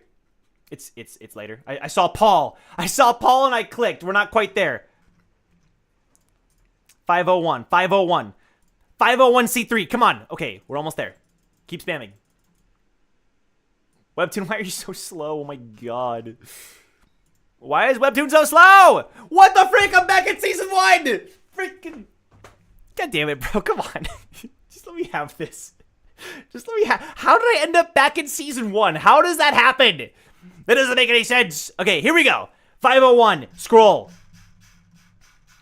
Where is it at? We'll start the music again soon, but not yet. Where is it? Give me this scene. Boom, boom, boom. Yes! I know, but there must be a way. Remember, Yama? Remember what those arrogant regulars working for Paul said before we came here. Yeah, I remember. That's right. We know the secret of the mad dog that inherited your blood. This never went anywhere, by the way. At least not really. I respect it, though, because SIU was introducing, like, oh, Varagov wasn't affected by the mind control. It didn't really matter that much, but I do respect that we tied it back in some way. Now, Yama was asleep during this time, and so Yama woke up, and Paul came after Chang died. Doom and Yama never met Chang. They showed up after Chang's death. Paul showed up after Chang's death. But what do they say? Regulars working for Paul. And who do we see? Both of them. Does not make sense if Chang is dead. Makes zero sense. The theory is dead in the water. I should make a third Chang video. You're right. You're like Arlen in denial? How dare you? You looking like I tie you out. Aha! Check it out right here. Chat is already saying it. Chat's up. You guys got it. You guys got it. Look. What's interesting is that Chang died before Doom first appears. So how did Doom know Chang as well? He said plural, and we see him. Could this be a mistake, or did Chang survive? Remember, this is the big part. Remember that Chang and Quattro have the White Heavenly Mirror, which has 2 abilities we don't know. The White Heavenly Mirror is the knife that Kun got from the workshop battle. He gave it to them. He gave the White Heavenly Mirror to Chang, and that's how Chang captured Wellstar Elliot inside of his knife, a mad dog of Yama. That's why we had these theories about Chang being a canine. So, it's known that the White Heavenly Mirror has other abilities that we don't know of yet. The White Heavenly Mirror almost certainly saved Chang's life. Hold on. No. There's one more thing that's not in here. There's one more thing that's not in here, and I'm not continuing until I find it. There's one more piece of evidence. There's one more. Frick, I'm not going to be able to find it. There's one more. There's a freaking panel.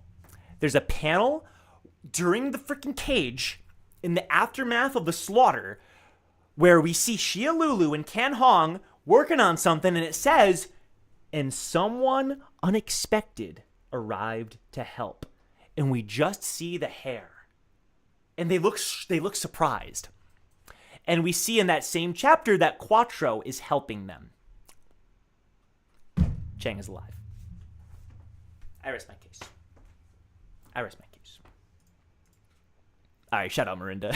Shout out. Why did Kun just give it away? He does this to everything, bro. He gave away Mambar and Dina as well. He just gives away his items. I don't know what it is. That is the theory that Chang is alive, and it's confirmed. And we just lost like 30 viewers. But listen, I don't give a crap, bro. I will talk about Chang until the day I die. Shout out Yurik, you and Bubbly Sky. Oh, there's more. Ah, there it is. Oh my God, you guys found it. There it is. And another unexpected person took part in the research. Who else could this be, bro? They look shocked. What? Who? It's either Chang or it's Bongso. I don't think it's Bongso. I already explained all this stuff, but I'll skim through it again. Yeah, dude. Yeah, dude. Sorry, I got so excited I should have just scrolled down. You already had all the images. I got so excited. We know there are 3. Yes, this theory is cool. We know there are 3 mad dogs, and we've met 2 of them. Baragov and Bwelsar both have an angel. Ranmei and Riguel, respectively. So, if Chang is the 3rd mad dog, then Quattro is his angel because we see him saying, wow, I'm an angel. So, almost certainly not true, but this was a big driving factor behind the Chang equals mad dog theory. This one panel, which is so funny. And then Chang's flipping off Kun. To add a bit more, yep, we have more info here. Doom references Chang. We know the secret of the mad dog.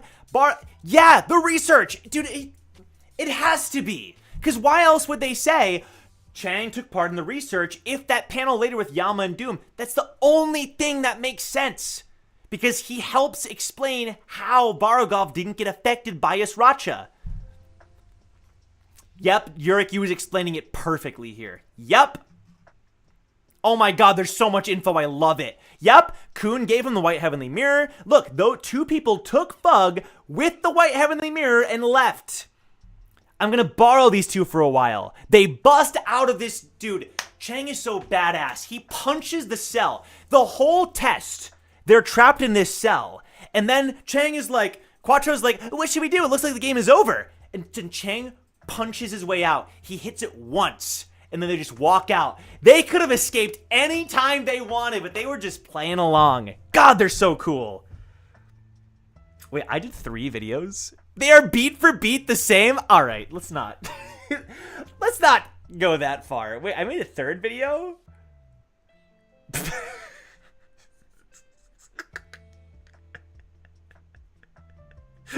Wait, really? Wait, no way. I made a 3rd video on it? Ah, shoot. Oh my God. This is important. Okay. And he has recently... Okay, I did not say that. Maybe I implied it. I did not say that. They are identical. I swear. All right, we're moving on. Super fun, though. Super fun theory. I love this theory. I swear, I don't have a script for my videos. Get out of here. Okay, spatial distortion. Okay, I saw teleport. So this has to do with teleporting, I guess. This should be brief. This should be an easy one. It exists! You can use it to teleport. The second thorn can do it. Yeah, a lot of people forget. The second thorn is what teleports Bomb out of the hidden floor. So shout out. I hope Yurik teaches it to Bomb. That'd be pretty cool. All right, moving on. Merchandise. There's been some Tower of God merch. In fact, I wear a lot of it in my videos. Webtoon sent me some, like, last year. Or, I think it was last year. And it's super cool. Tower of God has a fair amount of merchandise. And, yeah, dude. Oh, my God. Hold on. Give me a sec.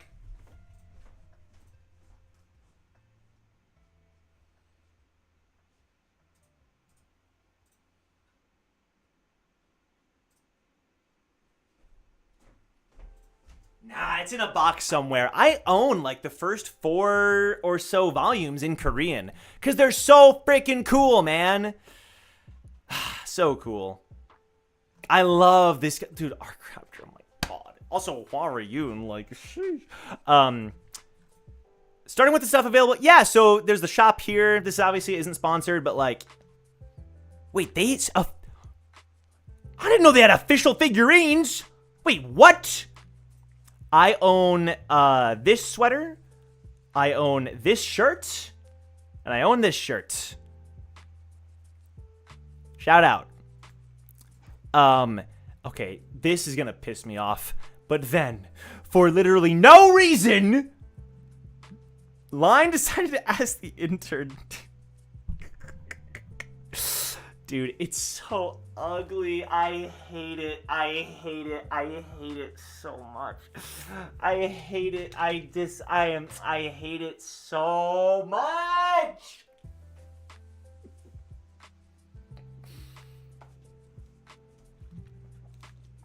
It's the worst. It is the worst. It's the worst. Bro, I hate. Let's go over all the reasons why these are the worst things humanity has ever created. Number one. Like, what are we doing with the upside down all the way through? Like, what is up with that? Weird. Number 2, the colors. What is up with that? My least favorite thing about this, though, is not even any of that stuff. The more obvious stuff. My least favorite thing is it combines art from season 1, like this and like this, with art from season 2 and season 3 and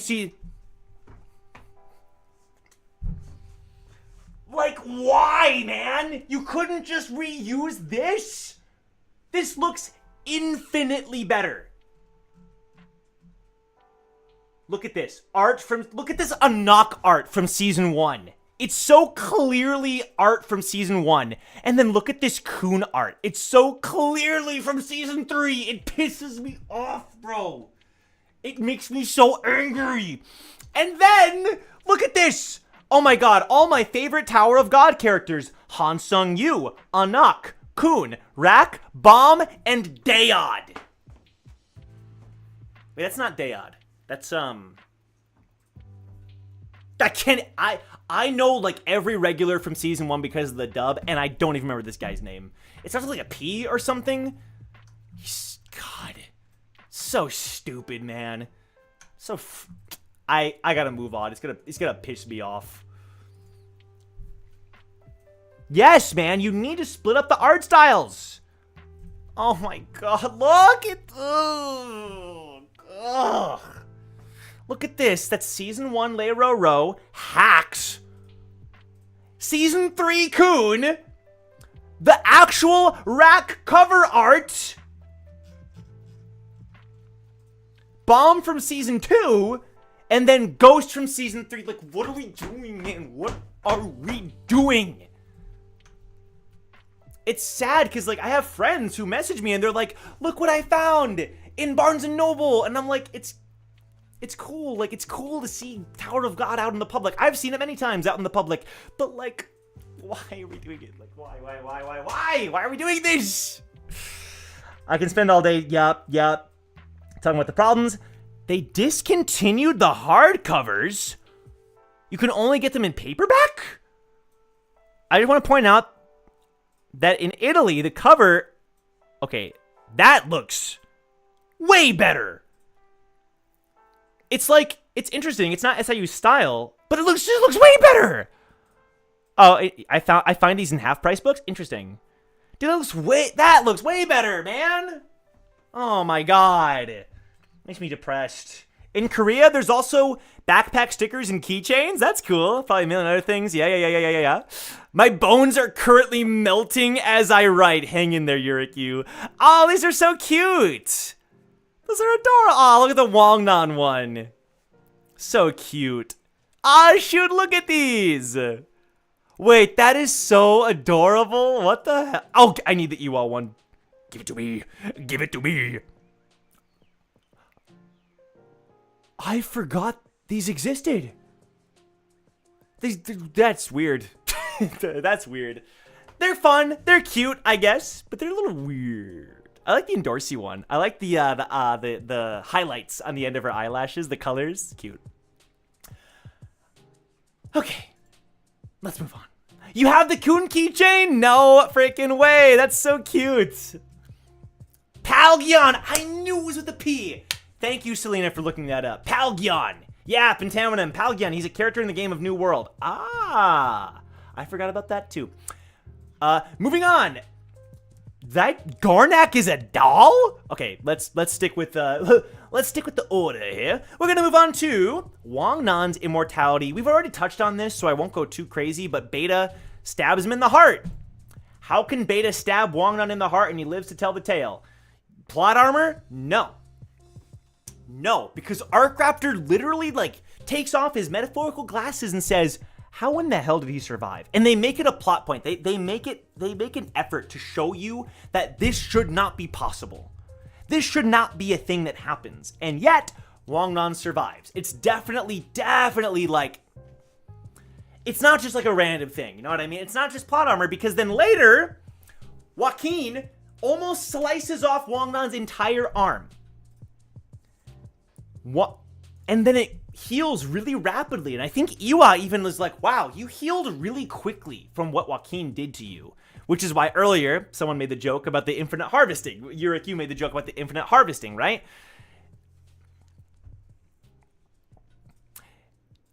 Oh, yes! This was the other one! He survived the 20th floor for who knows how long, outliving all of his companions. Yep. And that is a great point, right? Because Iwa kills everybody. When Iwa roasts Wongnan, it's played off as a bit of a joke, right? He's in the tub, he's like at the ice packs and stuff. Everybody died. Everybody got roasted. He survived.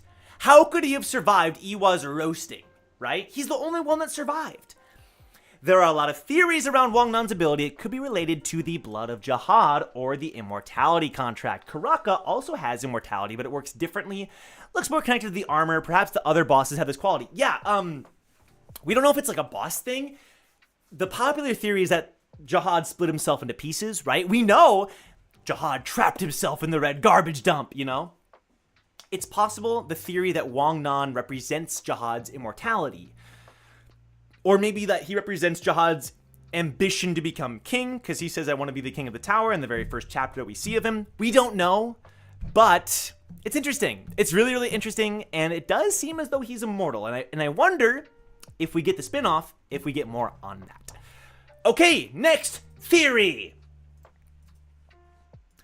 Garnak is a doll. I've never heard this theory. I am intrigued. This is written by Mayriat. Mayriat. Shout out to Mayriat. Let's find out.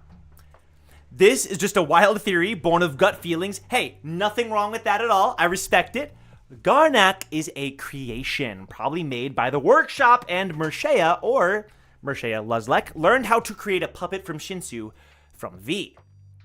Granted, Garnak is sentient, just like Gusting's writing children, yet Mershea's mental communication with him, oh, that's true, okay, they communicate mentally, feels more akin to traumatized control of his creatures. So why the butterfly motif? Butterflies symbolize transformation, one brought about from death, just like what we are witnessing with V and his story of him dying and coming back in another body. Right, I'm following. I feel like those who supported V's decision, looking at Mershea, Luzlek, formed Thug based on that promise of transformation from his death, which ties into the idea that V's apparent suicide was really a way for him to become an effective weapon against his old friends, the outsider who can kill the king. So V's death was a way to set up Bomb to kill Jihad. That's so cool. That's so cool. I don't know if he's a doll, but I like the idea that he's partly artificial. Because again, I've always said this, it makes no sense. He seems like the symbol of Thug. He's like the mascot. Thug is all about the butterfly, and he literally has the butterfly wings. I don't know. It's so bizarre. I think there's something to this theory. I don't know if he's a doll, per se. But there's definitely some kind of artificial side to Garnak. Garnak is Icarus version 2? Kind of a cool theory, actually. Damn. That slice looks painful. Yeah, with Wong on, it's a horrible panel. It's actually a crazy panel. Garnak is Fug's Pikachu, literally. Oh, Blue Turtle has a good question. What does blue hole mean? Blue hole was first introduced, the term was first introduced with Kel Halam. Blue hole just means they are an ancient ranker. So ancient that they are not on the record. So you know how there's like the ranker, to be a ranker, it means you're in the top 100,000. You have a rank. So Evan Kell was like ranked 60, top 60, right? Yama was like 2 something, and Doom as well. So blue holes are so ancient, they are not on the ranking board. So it gives us kind of like this cool, people can be really strong in the tower and not exist on the ranking. That's what a blue hole means. It essentially means they are very, very ancient, so ancient that you don't give them a rank. You know what I mean? That's what a blue hole means. Yep, chat has that too. Belleria was 100k. He doesn't count. He's the rate. You know, Belleria to being a ranker is what Rachel is to a regulars. You get the idea. Okay. Ooh, I like this one. This should be a brief one as well. Obscure positions. Oh, by the way, shout out to Mayorat. That was a really cool theory. I like that. I've never thought about it, but I think you might be onto something with Garnak. Obscure positions. Yurik Yu has all the info here for us. There are other positions aside from Fisherman, Spearbearer, Lightbearer, Scout, and Wave Controller. We know that there are guides. That's kind of the obvious one. And there's Animas. But there's also Defenders. They are the tanks. Akka Williams is, in fact, the only Defender we've ever seen in Tower of God. But Hendolok Blood Matter is a Defender. And Defender plus Spearbearer is a good freaking crazy combo. And that's why Blood Matter and Edwan were like the dream team. They were the duo, Blood Matter and Edwan. Which is kind of interesting, right? Because we know that Edwan has the most wives, and Blood Matter has the most children because of his contract. It's kind of a side tangent, but I find it interesting. But there are more. So Juan Solsas, yes, I never considered some of these to be Juan Solsas. I get why you would include these, though. So a Juan Solsa is somebody who can create a perfect circle from Shinsu. So we know that Love and Han Sung Yu are some of the only confirmed Juan Solsas. It's a very, very rare thing. Yeah, Gusting's Research Association gives you a certification to become a Juan Solsa. That's crazy. Yeah, Juan Solsas are very, very interesting. The only known Juan Solsas are Love, Han Sung, Grandeli. That's kind of weird. Are we sure? I guess that's a circle. And then Yurik Mazino. And then Bomb, right? I doubt they went to Gusting, though. Yeah, that part is SIU blog post, so we don't really know for sure. But yeah, I think it's very interesting, the Juan Solsa style, right? It's typically associated with rankers as well. Like, I don't know if that's a confirmed thing, but in my opinion, you probably do need to be a ranker to be a Juan Solsa. if you watch my D&D series Towers and Gods, I do have a regular who is a Juan Salsa because of his family lineage, but that's kind of the separate thing. But there's more. Yeah, Dan Salsa. So this is Kurdan and Han Sung. Bro, Han Sung is a prodigy. Han Sung is just everything. Yeah, so this is just basically you can attack from afar. Line translates it as cutter, which is whatever, I guess. So there's that panel of Kurdan crushing Ren using Hotsling's lighthouse. He's able to slam the lighthouse and then it transfers the attack into Ren's body. I like how the comic handles that, because in the anime, Kurdan just slams him, which is fine. There it is. Yurik was putting it in the chat. It's like fine, but it's not nearly as cool as Kurdan, boom, team attacking with Hotsling to transfer the attack from afar. So freaking cool. And then, yeah, Hwayamsa is just a flame user, so Iwa. And then John Sulsa is a lightning user, so obviously the Kun family, but also Leiro Ro is a John Sulsa. And it's so interesting. I don't know if this is on the Iceberg. It's so interesting that when you take the lightning pill, right? When you take the lightning pill, someone posted best boy Leiro Ro on the Reddit. Shout out to you. It's true. Leiro is great. When you take the lightning pill, you get circles on your cheeks.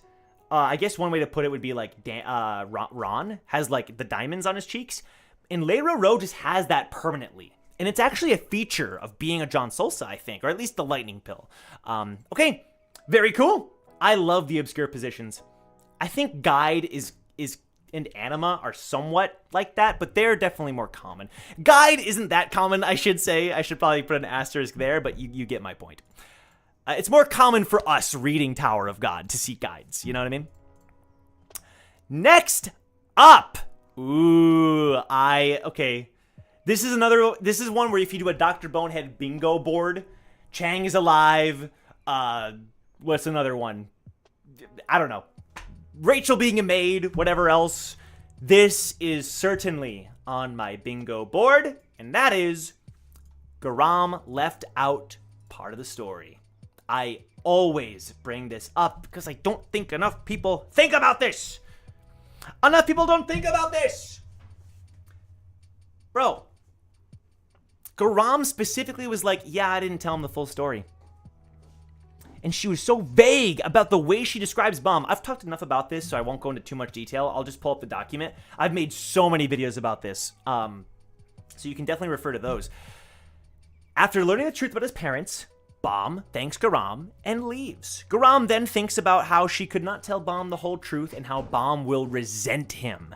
Knowing about Bomb's true purpose, we can guess what Garam was talking about. Yes! So, was she talking about V? I don't know, but what I do know is that in this chapter, I think it's season 2, episode 240, I go to this chapter so many times I haven't memorized, that she refers to the baby separately from Bomb. She refers to the baby, the baby, the baby, it. It's so weird. Bomb even says, oh, are you talking about me? And she says no. She says no, that child died. And then later says, you are the one in the prophecy. It's so freaking weird, and I do think it directly connects to V. And then Yurikyu makes a good point here. Bomb will resent her. Which makes me think of what did Hwaryun say at the end of season 3, near the end, when she let Bomb go ahead. She said, she called him V, and she said he will hate me, basically. The curse of the Red Witch. Bro, it's definitely connected. 100,000%. In my opinion, this is like the biggest evidence of like SIU knew about the V thing from pretty early on, I think. Okay, moving on to our next theory. Yurikyu, this font's kind of crazy. And that's coming from me. The 9 family symbols. Ah, shoot. This is a cool one. We have the... dude, this... I love talking about this. Yeah, this font is crazy, Yurikyu. Oh, that's a crazy one. So, okay, yes, we know some of these symbols. Some of these have been confirmed. What I love is that SIU has been extremely consistent with these. Like, very consistent. So, we know Lopobia is this one. We know Kun is this one. This one's been very rare, but we saw it in even the Maple Story art that SIU did. This is, in fact, the Kun symbol. It's weird there's a sword involved, but this is definitely the Kun symbol. We know Yan, and we know Pobedao is this purple one. But, oh, and then, of course, this one's REA. This one's confirmed as well, basically. That leaves the yellow sponge, the blue circles, the green circle and hand. Oh, that is a hand, isn't it? The white and red fish thing. Okay, and then the sword and the black dot. Okay, so a lot of people look at this. Okay, what do you guys see? When you see this black and white thing, do you see a fish when you tip your head, or do you see an inventory? Like, is it a fish? Is it an inventory? Is it a seat? It's so hard to tell what it is. Okay, I'm gonna predict. Okay. This one has always, this green one has always given me Eurasia vibes. I associate the color green with them to some extent. It looks very wizardy, very Shinsu-y, the ball, right? Like orb. I don't know. It gives me Shinsu vibes. This one over here, this sword and the black dot, in my opinion, is Ari. I think this is Ari family, and the reason I think so is because the Ari family is related to the REA family. So swords, needles, right? We know needles is kind of associated with them. They have the fairy swords that their family possesses because of Ari Bright Sharon, what she told us. I think that's gotta be Ari. Then we go up here. This right here, we've actually seen these symbols before. These two blue circles. It's on Gustang's like object thing, his machine, whatever you want to call it. We've seen these symbols. I think this is Tuperi because it looks like an eye. It looks like the way if you like look at the science of an eyeball. I don't know if I can look it up without like seeing something gross. Eyeball science. I don't know. Eyeball science. Is that gonna? I think it's fine. It's science. It's science. If you look here. This gives eyeball vibes. I'm telling you. Eyeball vibes. Chang, get off my screen. Get off my screen, Chang. I don't know. Regardless, it definitely, I think that's true. I think it's true. Eyeballs, operas, lighthouses, it's definitely an association. So that leaves the Hendo Locke family, the Ha family, and the Tuperi. No, we already did Tuperi. Who does that leave? It leaves Ha, Hendo Locke. That's it. It leaves Ha and Hendo Locke. This gives Ha vibes, bro. I'm telling you, this right here is so Ha coded. The black and red colors. Yuri is called the black snakehead. Or no, sorry, Urine. I'm mixing up my lore. I'm mixing up my lore. One of them is called the black snakehead. Yuri, right? Yuri's called the black snakehead. Like, there's just something about the Ha family that is absolutely, it's the black and red colors. The red eyes, the black hair. Yeah, Yuri's the black snakehead. I was right. So, I don't know. This gives me Ha vibes, which means this is blood matter, Hendo Locke. I think that makes sense. It looks like it's fading away. There's flowers. Flowers are fragile. They die quickly. If he is cursed to have a short lifespan, and so he lives on through his children. Sorry, he's not immortal, and so his kids fuel his immortality, and that's the way that he achieves immortality. That kind of looks like a field of flowers, but the flowers are like fading away. So those are my theories. Urine is just called Snakehead. Oh, that's what confused me. Got it. Looks like a chicken? I don't know about that. The Doppler effect? I have to look into that. I'll have to look into that. The 20... Aha! Yes! No! Fantastic point! Suji Gyu has a fantastic point. If we do Tower of God Season 2, Episode 1... Tower of God Season 2, Episode 1. Boom. There it is. There it freaking is. It absolutely does make an appearance. We just don't know who owns the 20th floor. We know that the Yan family owns the 21st floor. Because of the Flower of Zigana stuff. But we don't know who owns the 20th floor. Very interesting. It's very interesting, man. I'm telling you. There's a lot of cool stuff with the family symbols. And I'm guessing we're going to find out more in Season 4. Hendolok is a defender, aka a damage sponge. So this is a sponge because he's a tank. I guess that also could make sense. Oh, there's a cool little graphic. Yep. Those are the ones that we know for sure. And I would assign again, I think this one's Hendolok. I think this one's Tuperi, Eurasia, Ha, and then Ari. But hey, we could be proven wrong. Coon family on the 44th. Yes, Coon Royale Elliot owns it, if that counts. Yeah. I don't really know what that means, though, for the family. I don't know. Rewatching his old videos to remember the lore. Shout out Isaiah. Shout out. Actually, you guys will see. You guys will see. The standard Yuri outfit colors, that's what I'm saying. Yeah. All the red, the white, and the black. That's Yuri. 100%. Okay. This one is the final piece of this layer of the iceberg. Military service art books. So I don't know much about this. I do know that SIU started writing Tower of God while doing his military service. The standard required military service in Korea. But I don't actually know that much about it. So let's check out the doc and see if there's any new info. When SIU was in Korea... Sorry, that was the dumbest thing I've ever said. When SIU was where he lives, in South Korea's mandatory military service for young adult men, he met a superior. Oh, I forgot about this, who also liked manhwa. SIU liked to doodle in his spare time in the military and ended up filling 10 whole art books with sketches. These 10 art books told the story of Tower of God. That is so cool. I like to imagine these books had early designs for the family heads, V, Arlen, Red Light District. That is so interesting. Yeah, and we also know, by the way, that SIU's main inspiration for manhwa, for his love of comics, was Dragon Ball. I think he was a kid, and I forget if he, wasn't allowed to buy many comics or something, but he owned a copy of a Dragon Ball story, and it was his obsession. So we have Dragon Ball to thank, right? And Dorsey doing the instant transmission. Shout out to Dragon Ball. Okay, we're moving on to the next tier of the iceberg. This is by far the scariest tier on our list. This is the creature from season 3, the Kendrick DL flashback. God damn, it's not.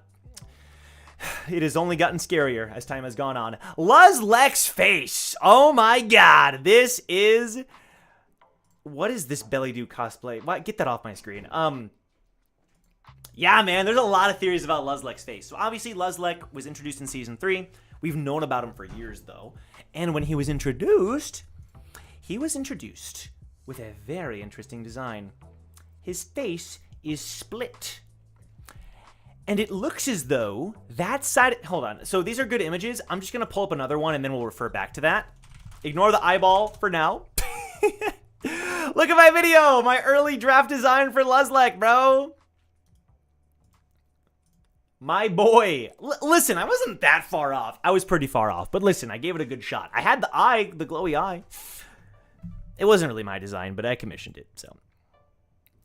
Is Luzlek a simp? Get out of my face, bro. Okay, boom. So, what's weird about this design, right, is, okay, yes, he has the split down face, which, by the way, so does Evankel. A lot of people have pointed this out.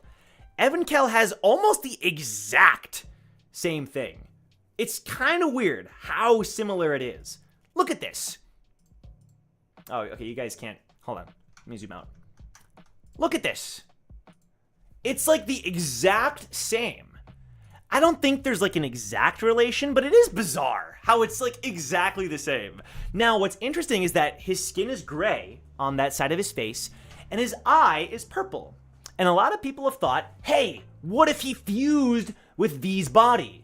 Fun theory, right? Obviously seems less likely now, unless V's body and soul were treated differently, kind of like what we talked about with the ghost theory, But what's so weird, and Yurik Yu points this out, I mean, it's here, right, is that his eyes were purple back in the day. We see this during the Tramrai Amuse flashback, when he fought Arie Hone. His eyes were purple. And yet now, one of his eyes is yellow. like a yellowish brown, which, by the way, is the color of the Grace family. Arlen and Baum have these eyes. You have your mother's eyes. That shtick is the same with Baum and Arlen. That's what Gustang tells Baum. And Jihad, those eyes, right? We know that Leslick is a Grace, by adoption or otherwise. And so I find it so peculiar. I would have expected in the flashback that his eyes were yellow and then like something happened and that's why he has a purple eye. But no, it's not. It's something completely different and it's so weird. Time to talk about the coolest mob boss in the tower? Hell yeah! Grace Vershea Leslick, a character we've been anticipating for a long time. Hello? Am I live? Hello? Am I still live? I don't know if I'm still live.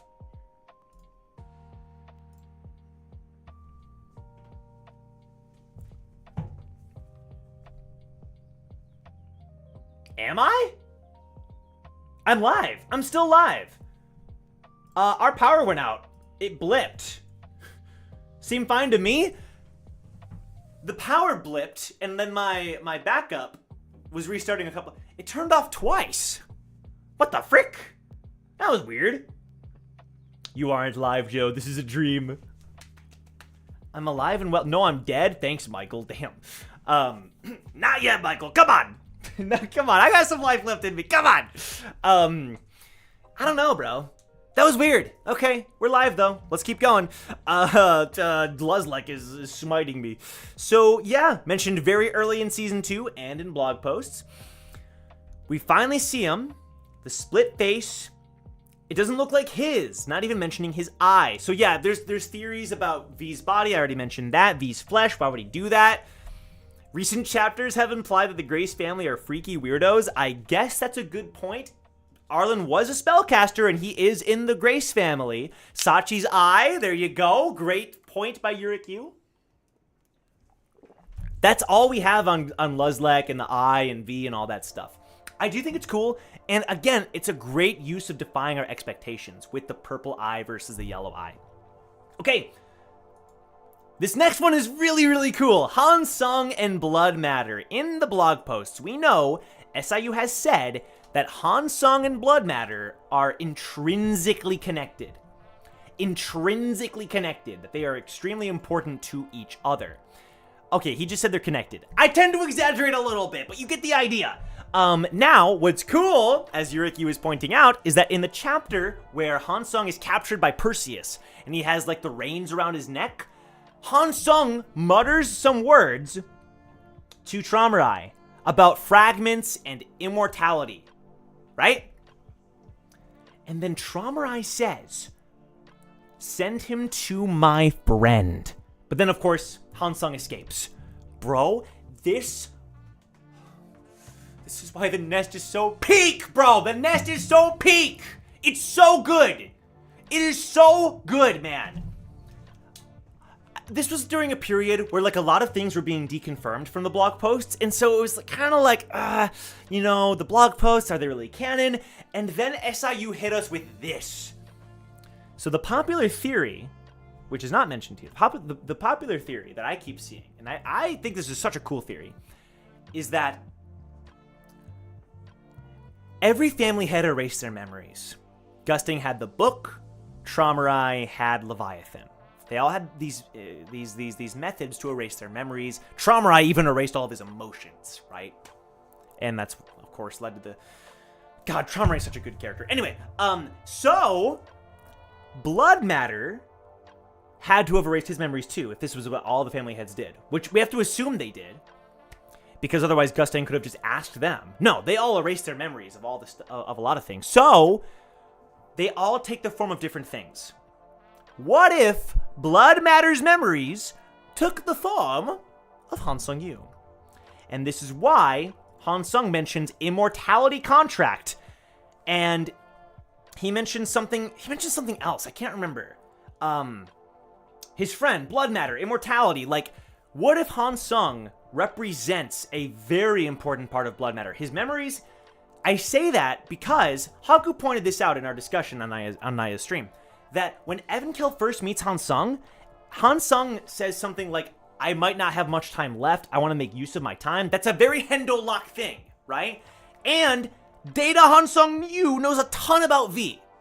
And current Han Sung Yu is the one that orchestrated Rachel, Bomb, Ghost, everything in Season 1 and leading into Season 2. Taught Bomb all the freaking water dragon techniques, which we end up finding out are V's techniques. Han Sung Yu knows a lot of stuff, and it would make sense that he knows so much if he is the personification of Hendo Lock Blood Matter's memories. There's more to that theory, but that's kind of the main gist of it, right? And I think it's so cool. It would be so cool if that was the case, that every family head has some kind of representation of their memories, whether it's the book or Leviathan, and for Blood Matter, it's Han Sung Yu, and that's why he knows so much, and it's confirmed that he's connected to Blood Matter based on that interaction with Traumarai. So cool, man. So cool. Isn't that confirmed? Is what confirmed? Han Sung Yu is the immortality contract. There you get that something. Why else? Han Sung mentions that he's important. Immortality. I feel like I should just pull it up, but I can make a whole video on just this, right?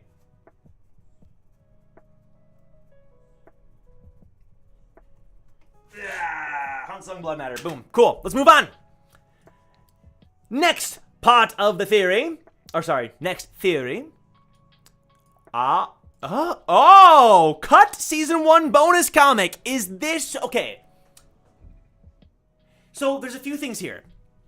There's the Lei Ro and Yuri when they're young. We see those images. And there's the Wang Nan on the garbage heap. Which is so cool, man. I'm telling you, SIU's a genius. Okay. Let's find out what this is, though. Because I mix up... There's just so many things. There's blog posts. There's the fan cafe. There's the freaking... There's chapter 79. There's bonus... Crazy. Cut Season 1 bonus comic. Another part of the manhwa that line didn't translate. It was a bonus comic. After the chapter where Bomb-kun and Rack become a team. Paying close attention in the original chapter, you notice that when Bomb grabs Rack, he isn't holding Black March. Wait, what? I've seen this image of Black March. She's so freaking cute. Oh my god. Out of the blue, for cut manhwa. This moment, 3 people in physical contact is recognized a team, teleport, and then Bomb says, the Black March. Black March. Oh wait, I've never seen this. I got dumped as soon as they made an appearance. Murder, kill. This is why men are. That's so funny. And then Rack grabs it. Oh, that's cute. Without this weapon, you have no purpose. Of course, I didn't get this because I cared about you or anything. Already, Tsundere. Thank you, Mr. Rack. Is that good? Is that guy good or bad, says Kun. But how come you don't get my knife? That's so funny. Look, she's so cute. Oh my god. So cute. Wait, I've seen this image, but I never saw this whole thing. That's so fun. So it was cut from Season 1? It was like a little thing at the end, maybe, like a little fun. We do see that a lot earlier on in the series. There's that, oh my god, my favorite one. In my opinion, the best bonus little scene that SIU ever did. I forget the chapter. It's the scene, there's a lot of little goofy sweet and sour moments. But then there's a scene where Wang Na, at the very end of all these little goofy moments of sweet and sour in their chibi designs, there's a scene where Wang Nan is eating sweet and sour pork. And then he looks at Nia's coupon, and then he starts crying. And then it just ends. It's so good because, and it reminded me because in Season 2, I saw a lot of anime fans that were very upset how the anime onlys that were like, Wang Nan just moved on from the Nia death so fast. And it's scenes like this, man. It's scenes like this that would have helped in that regard. Where it's so clear that Wang Nan is putting on a front. Half of the energy he has post Untrustworthy Room is a front. And in fact, he hasn't gotten over Nia's death. Damn, it's such a good panel. You guys know what I'm talking about. That damn coupon. Yep. Ooh, okay, hold on. Yurik, you might be cooking with a theory here. Let's find out. Where is it? Irang sealed her memories in the Zigana flower. Haku brought up such a cool Irang theory in the Naya stream. And I want to talk about it more, but I want to know what this one is. I would love to learn more about Irang. And in fact, I do think Season 4 is going to have a lot of yawn. And the reason I think so is because, not yawn in terms of boring, just to be clear, just in terms of like, because why else would you introduce urine? Right? Because like, or sorry, not urine, Hana, freaking Irang, whatever her name is. Because it's so weird how every flashback it was Traumarai, Gustang, Edwan, and Hana. Irang, God, I'm never gonna get over that. And it's bizarre. Like, why include Irang? I get the others because we already met Edwan's data form. Even Hone, we'd gotten to know through the Joaquin flashbacks to some degree. And we're gonna keep seeing Gustang and Traumarai. But why show Irang if she's not gonna be relevant in Season 4? That's my piece. Just saying my piece. Okay, so let's find out what this theory is, though. I've never heard this theory. Let's find out. Irang sealed her memory in the Zigana flower. The most... Oh my god, Yurikyu gave up on the different fonts. Shout out. Shout out, Yurikyu. Thank you so much for all your work on this. It is established in chapter 622 that the family heads sealed their memories of Amuse and her death, as well as other potentially important memories in unique ways. In one panel, we see Yan Irang in front of what seems to be the Zigana flower. Oh, shoot! That's true, I remember this! AKA the symbol of the Yan family. So an interesting thought came to me. We know that the Zigana flower is a key part of the Zigana life cycle as it feeds the Zigana pups within their mother before they're born. Oh my god, Yurikyu might be cooking. We have also seen in the Floor of Death that the Red Thrissa inherited the memories of its parent, the Flora's late admin. Perhaps it's possible that the Ziganas and their flowers hold Irang's memories. Oh my god. And there is nothing left of the original Zigana flower as it was used to alter a species of Shinwei on the 21st floor, making them evolve into something else. Huh. Perhaps the reason the family was driving the Zigana population near extinction was not just to keep the value out of the flower. Oh my god, wait, this is genius. But also to erase what's left of the sealed memory or prevent the jewel from being so common the scattered memories can never be retrieved when Inan could want them. I think you freaking cooked. Oh my god. This is genius. This is so smart. Was the only reason because of the price and keeping the price, whatever. This panel insinuates that.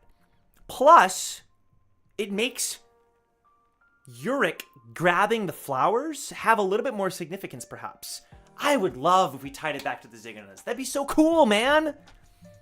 That's a fantastic theory. So cool, man. That is so cool. The Yan were very interested in the Zigana. It was very weird for me. Yeah. They're very invested in it. And this would explain a lot of that, for sure.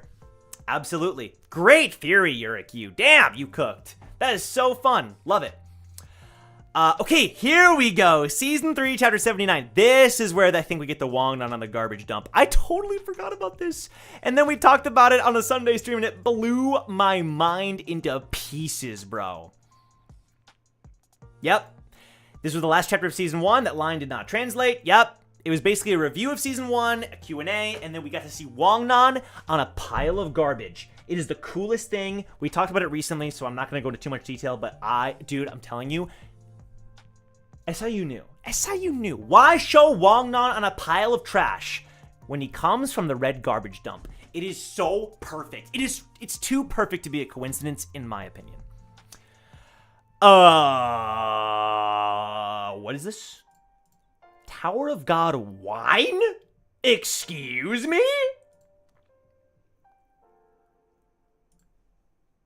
Tower of God wine.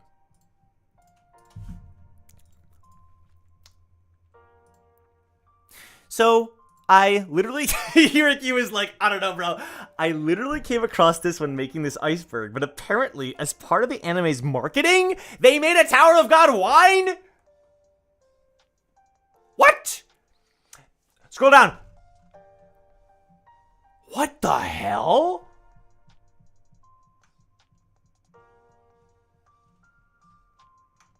Oh my god. They literally have the ring! The ring! Wait, that hoodie's like amazing. Wait. And the coasters and the wine? Yeah, I need everything here. Yeah, I need everything here. You lost your second coaster. I'm sorry, Yurik. You, my thoughts and prayers. That is kind of sick. Wait, that's like some of the best merch I've seen. That jacket is incredible. It's the E13, the Evan Cal Hell logo, the second floor logo. And then the ring, I wish it was red. The coasters, and then freaking wine. Who made wine? What the frick? The silver jihad rings, the hoodies, a bottle of Tower of God wine. It comes with the coaster of your choice. God, this is why I love Iceberg. Shout out Yurik, you.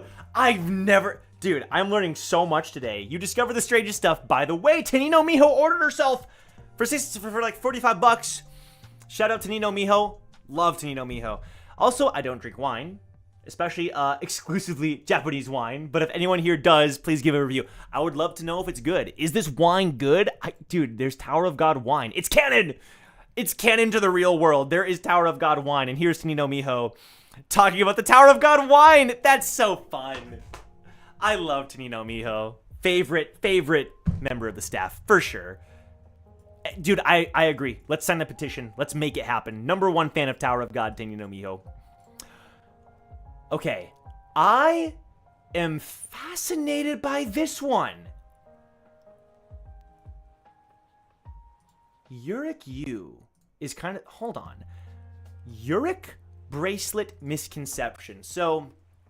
I thought this was gonna go into like the Yurik bracelet like lore, like why he, like the fun jokes about it, but no. Yurik Yu is... So I actually just brought this up in Naya's stream. This is kind of blowing my mind. Okay, let's read. When Gustang gets Rachel, he brings up that Rachel brought 3 important items to Gustang. We see 2 of these items, the Jihad ring and the Hidden Floor bracelet. Yeah, these are confirmed. Hidden Floor bracelet, that's the whole reason he gave her the stingray, you know? And then, of course, Wongnan's ring. For some bizarre reason, there is a popular theory that the 3rd item was Yurik's bracelet. Wait, I believed this! I just brought this up on Naya's stream! Even though... we never see the treasure-eating stingray pick up that item, and it makes 0 sense why Gustang would want it. There's not a single panel, not one piece of evidence, so it's really annoying that I keep seeing it brought up when there's 0 evidence. Can someone right now point me evidence of the 3rd item? Instead of, I don't know, the super important weapon that Rachel has called Emily that Gustang... Okay, listen. I swear there's a panel. I swear there's a panel. I swear. Am I crazy? Is there not a panel? Wait, I feel so dumb.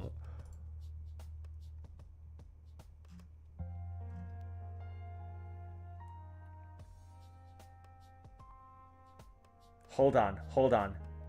Okay. It's the final chapter of Season 2. Let's do some digging. The wiki says it's a blurry image. Okay, let's do some sleuthing. I believe this. Oh my god, I feel bamboozled. Hold on, let me make sure it's the right... Yeah, it's this one.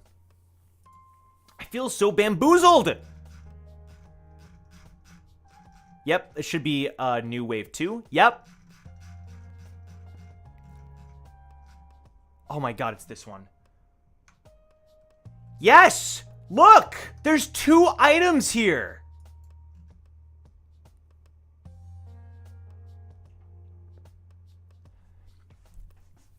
I don't think it's Emily, man.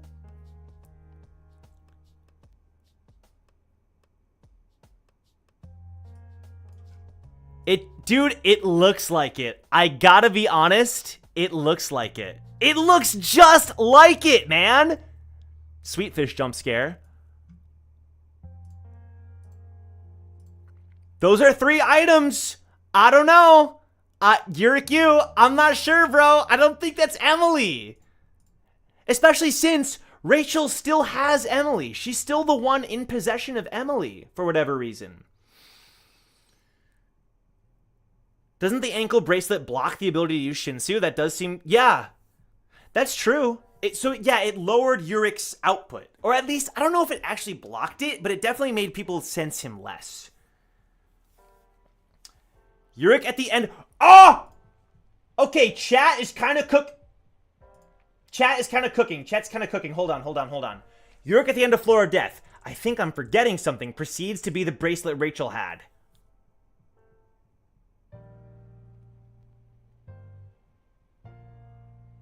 Wait, is that true? Hold the phone. We gotta do some research. People. The hidden fourth item, sweet fish. I think, so I guess my point is this. Is it confirmed? No, but like, I think people rightfully think so. I don't think it's just like a weird thing. I was willing to believe you, Yurikyu, but after looking at the evidence, I don't blame people for thinking that. Like, I'm not gonna sit here and judge people who think that. It looks like the ankle bracelet, you know?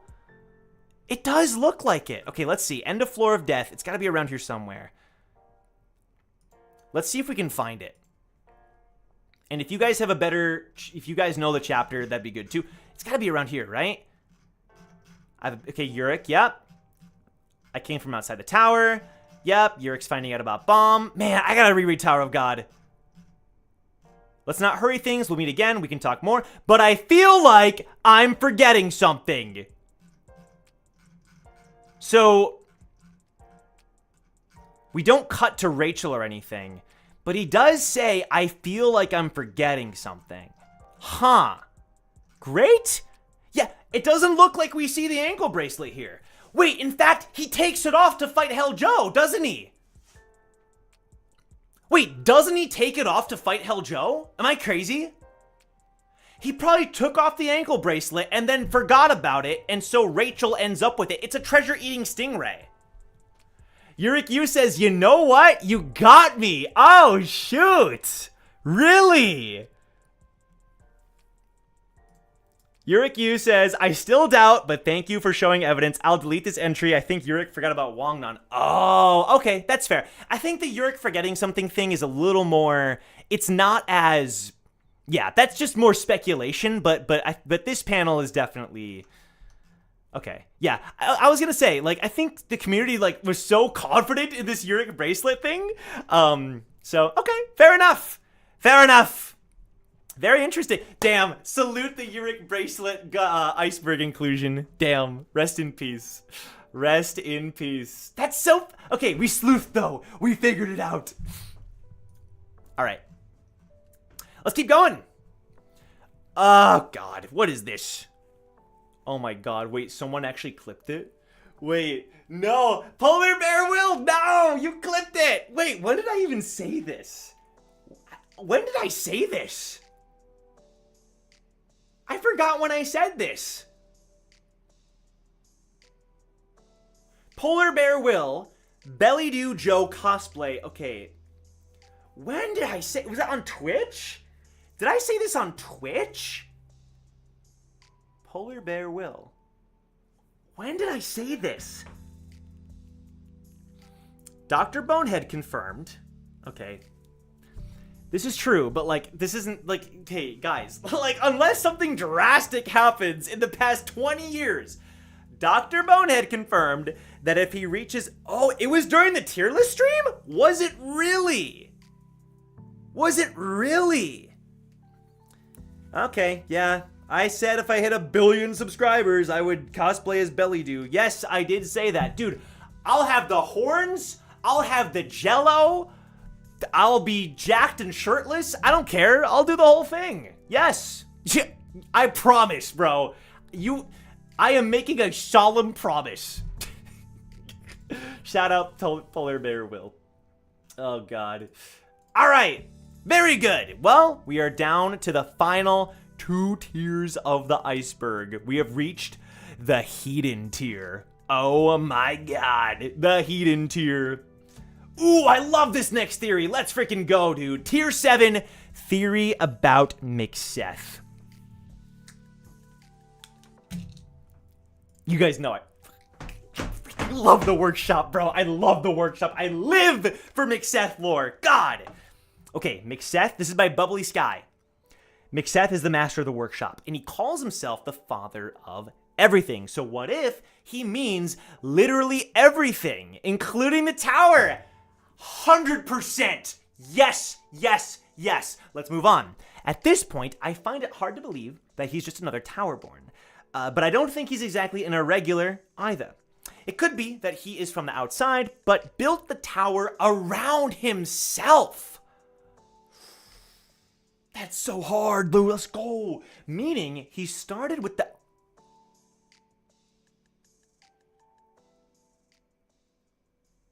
He started with the outer walls, then moved towards the center, trapping himself in the tower. Therefore, being from the outside and the inside of the tower at the same time. As to how he could have done this, maybe it was a collaboration with the outside god. As we know, this god has a connection to the tower, but we don't know their intentions and what the true purpose of the tower is. As a side note, the workshop could totally have another way out of the tower that isn't just through the top of the tower, so Mixeth could leave at any point. I'm like, this has to be real. Like, the father of everything, the workshop is from the outside. He created Mixethian and pockets and all this stuff. He probably is, like, the administrators in the Shinwei are probably, like, evolved under his guidance. I'm telling you, bro. Yes, yes, yes, yes. Mixeth created, yes. I think you're spot on, Bubbly Sky. Like, obviously it's not confirmed, but, like, dude, from the master, the father of everything. Yeah, where did this tower come from? I love the idea that you start from the outer wall, the outer tower, then you have the middle area, and then you have the inner tower. It's so sick, bro. We know Mixeth greeted them when they first entered the tower, man. They said that. Gusting literally says, bro, don't mess. Who says it? It's Gusting. He's like, you commissioned Mixeth for this jade stick? No, don't you know what it means to talk to like, oh, Mixeth something? He's like scared. Mixeth is a god. I think there's absolutely truth to this. 100%. 100%. 100%, bro. 100%. True or not, Mixeth is simply epic. I agree. Mixeth is so badass.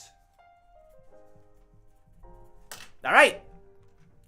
I love that. Thank you, Bubbly Sky. That was a really cool theory. Mixeth built the tower. All right. Okay, this one's weird. I've never heard this one. Yuri is a clone of Hayurin. Oh, God. Yuri is a clone of Hayurin.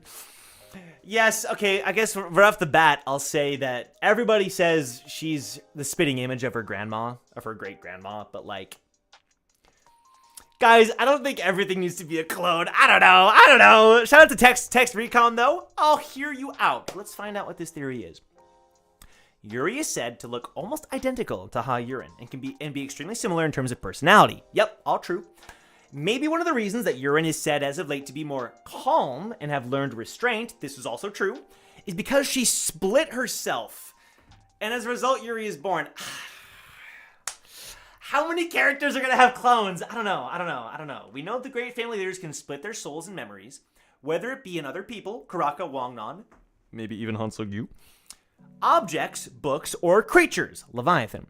Due to her incredible importance in the Ha family, her deep connections to Jihad and Walhaik Song, and having Evan, chief guide of the Jihad family, let's not forget, Evan is the greatest guide in the tower. As her partner, I think she has much more importance to the tower itself than just her princess status. Come on, that is just Yuri. Yeah, but like, I don't know. I just see it as like the grandma genes are strong. You know what I mean? I don't know. Like, The thing I do like about this theory is that Yuri has an importance, right? She's the first ranker we've ever met. She's one of the very, very, very first characters we had ever met in the entire story. I do think she is very important, and Pentaminum spared her when he entered the tower and slaughtered everyone, according to the blog posts. He had a conversation with Yuri while he killed everybody else. So, I do think she has an importance, but I don't think it's that she's a clone. I think that's too... I don't think everybody, because, like, I don't know, where do we draw the line? You know, is Bellarire a clone of Gustang? Is Iwa a clone of, I don't know. I do like clone theories, and Haku brought up a really cool one in Naya's stream about Irang having 2 clones, Hana and Ilarde, which is a pretty cool thought. But, like, I don't know. I think it's just the strong grandma genes. I think it's the grandma genes, I gotta be honest. But it is a cool theory, and listen, it'd be cool to be proven wrong. They do look extremely alike, so. Okay, Kirin is related to Valhalla. This is by Bubbly Sky. Love the font. Theory about Robodon and Kirin's making. I've never heard this. We know that after Traumarai summoned the Valhalla, Gustang speculated that Amuse's body might be the core part of the dragon. And if that is the case, then we might have an idea of how Robodon and Kirin came to be.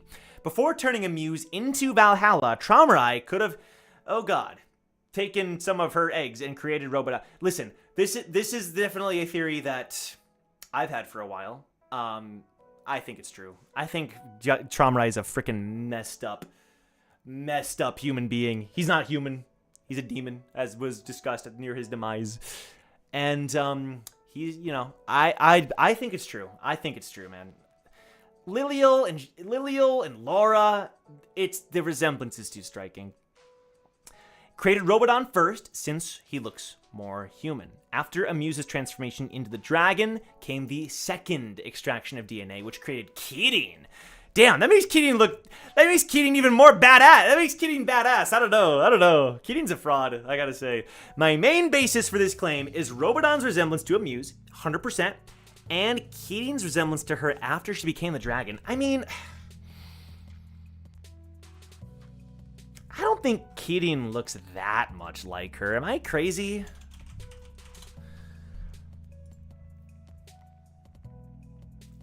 I guess so. I never really considered it. I mean, Valhalla does have the wings and the red, obviously.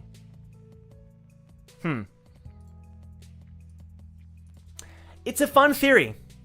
It's cool. It's a way to tie in Kirin. Like, I honestly think Kirin was just created and born from Gustang's, Traumarai's just general experimentation and necromancy habit. I don't know that it was like Valhalla. He does have wings, and he has red skin, so it is an interesting theory. A clone of Victor, very funny. But I don't know. They have no resemblance. They're both red. And they both have wings. So it's a fun theory. I definitely buy the Robodon one. That, I'm, like, convinced. Because, like, otherwise, what? Traumarai just found another blonde-haired woman that looked like a Muse? Maybe. That's how he coped. I don't know. SAU said the Tower of God was meant to have many main characters. One of them was Yuri. That's cool. I do like having many main characters. Wangnan, Yuri, Kun, you know. Traumarai was playing the world's most insane game of The Sims. Literally. Sims, but real life. That is terrifying. Cool theory. Shout out to Bubbly Sky. I never thought about the Kirin Valhalla connection, and I'll admit there's like a sliver. I give it a little bit. I give it a little bit of a chance. I'm not convinced, but I think it's a very fun thought. Okay, moving to our next theory. These are some really cool theories. I like, a lot of this stuff is old lore, but a lot of it's also just stuff I've never thought about. Yo! Alright, hey, listen. Do you love stats? Do you love charts and graphs? Do you love power scaling? Well, do I have the thing for you? These are iconic. The Season 1 stat cards. Bro, I can't believe these were a real thing. Back when Season 1 was being serialized, SIU gave these cards to measure characters' power. They became outdated. Yeah. Thank God. Dude, thank God. Yeah, Mule Love had one. You can tell because even in the comic, when Mule Love punches the machine, like there's a damage value. You know what I mean? Oh my god, look at Han Sung and then Endorsi. This makes no sense though. You're telling me that Endorsi is this close to reaching Han Sung levels? Hell no. Also, like, Han Sung is almost maxed out on Shinsu. Also, his intellect should be way more. I don't know. The stat cards are fun. Also, Pericule has nothing. Shout out to my goat. Oh my god. Dude. And then he gave them rankings, too. So freaking fun, but also terrible. Like, just, this was never gonna last. You can tell he was having fun with his characters, which is totally understandable and really cool, but also, you could tell immediately there was no shot this was gonna stick around. There was zero chance this was ever gonna be a thing. Those stat cards caused so many arguments back in the day, I can only imagine. You didn't know what the stat cards? Yeah, dude. There were stat cards for a lot of characters. A lot of different characters. And again, it's fun. Dude, physical ability, Shinsu control, intelligence, weapon mastery, potentiality, willpower, weapons level, pocket, inventory, mobile, lighthouse. SIU was having so much fun with his world. So much fun. And I so respect it. It's so cool, but also, yeah, rip to the stat cards. I think it was a good thing. Did Joe ever do stat cards at Towers and Gods? No. Well, okay, the characters have stats because it's a game, so, like, we need to roll and add modifiers. So, technically, I suppose, you're not wrong, but also, they're more for the game and not really an in-lore thing. You know, like, a character can roll really bad, but it doesn't mean they're in-lore terrible. So, you're onto something, Suji. I never thought of that. But I guess you're technically correct. I do have stat cards for Towers and Gods. Okay. Next theory. Ooh, the red garbage dump for artificial irregulars. I love the words artificial and irregular next to each other. It makes my brain happy. It makes my brain sing. Because I've had so many theories on this, and again, I won't say much. I will not say much, but I love it. Red Light District Theory. This is by Polar Bear Will, but prompted by SADF 555. Cool. It's commonly accepted that clones of Jihad are almost confirmed. I'm glad we said it's commonly accepted because this is by far the most common theory, but it is not quite confirmed. We're close. We're so close. We are told that only irregulars can change the tower's rules. And on top of that, they have to come from outside the tower. Yep. I'm with you. However, ever since the nest, we've been exposed to vital characters and important information relating to this topic. Arya, yes, I'm following, is a woman artificially created by the workshop in their experiments to see if they can break the rules established by the tower. Just watch Towers and Gods. That's all I gotta forget say, bro. I'm so ahead of the game. Sorry. I'm not tooting my own horn. I just love this series so much. I love Tower of God. She is able to manipulate how people perceive time, like she did with White in the Yusracha game. This proves the Tower's laws are not set in stone. 100% agree. And they can be broken by using the power of science and innovation. Yes. This is where the theory comes in. And it states that the RLD, Red Light District, could have been used as a research facility. Okay, this can be justified because this area in between the inner and outer tower is basically as lawless as can be. Maybe the workshop sought to create artificial irregulars, people who have all the benefits of an irregular, but were born inside the tower. This is a cool theory. Because astronaut person, freaking astronaut ranker, was doing feats, like ungodly feats.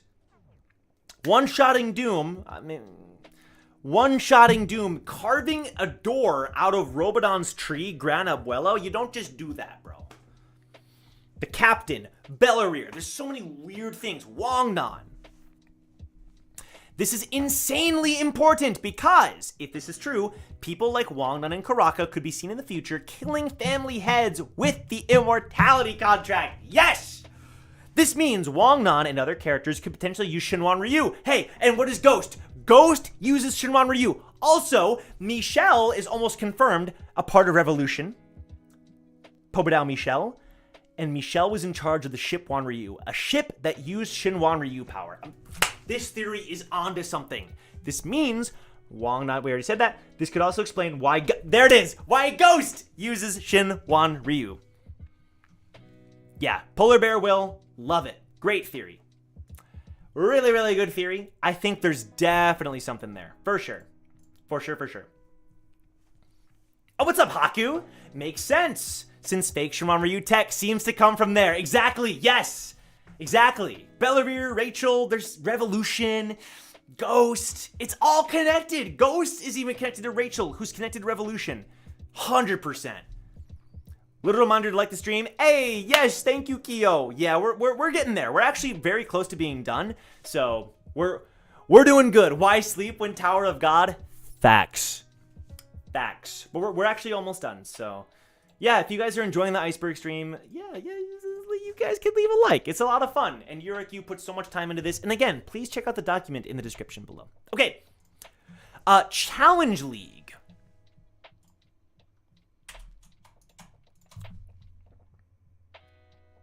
I don't know what this is referring to.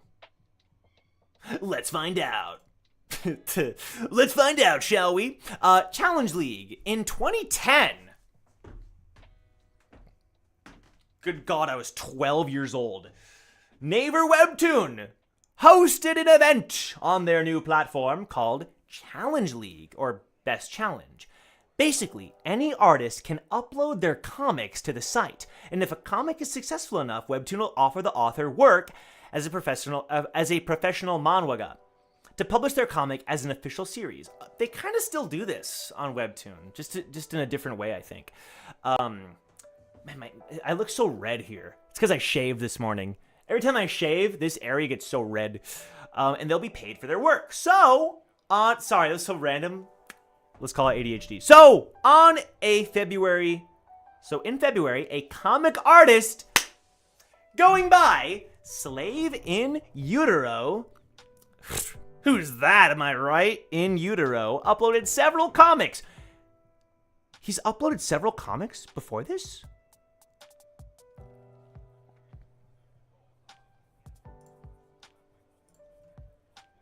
Huh? How did I never... The most successful was Tower of God, which was the most popular comic of that event. After SIU signed on to become a pro, he decided to reboot Tower of God. Yes, okay, I did know about this. At the time, it was still early in Season 1. Also, this is the second time Tower of God got rebooted, but oh my god, there's so much lore! Look at this! We could go over all the manhwa here, but let's keep it related to Tower of God. There's only one chapter of the Challenge League version we have. The rest was deleted. Chapter 12, which showed the crown game. Wait, this rings a bell for me. Yes! Look at this. Look at this! That's Ho! Oh my god! Stop, you guys are gonna fail anyway. Stop! How far do they go? Wait! Oh my god, look at these designs. Who the frick is this? Now, wait a minute, what is this? Something is strange. Why? Foolish turtles. Is that Laro? The crown the turtle is wearing is a fake. Where's Kun? Oh my god, it's Leiroro. Oh my god. Oh my god. The art looks... Listen, I know SIU was learning, but like, damn, the actual comic at this period in the story looks so much better. Oh my god!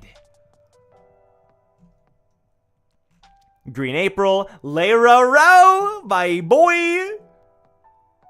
Look at Kun whispering away. SIU kept all these plans, but it looks like he combined the first test on the second floor with the crown game, because they're all outside in the weeds. Oh, look at Bomb! That's so fun! Bomb had so much more personality here. I don't mind Bomb currently, but look at this. He like crashed out for a minute. Oh my god, the art gets... Oh my god, I'm so glad he rebooted. Look at all these knives, man. Barandina! That's right! Oh, man. Look at Bomb stabbing away. Shoot. Hots, Anak, Shibisu, Amigo Chaz! Yo, Amigo Chaz! Ho and Serena! Oh, man, but he cuts this design. Look at this bird dude. Whoa, I love him.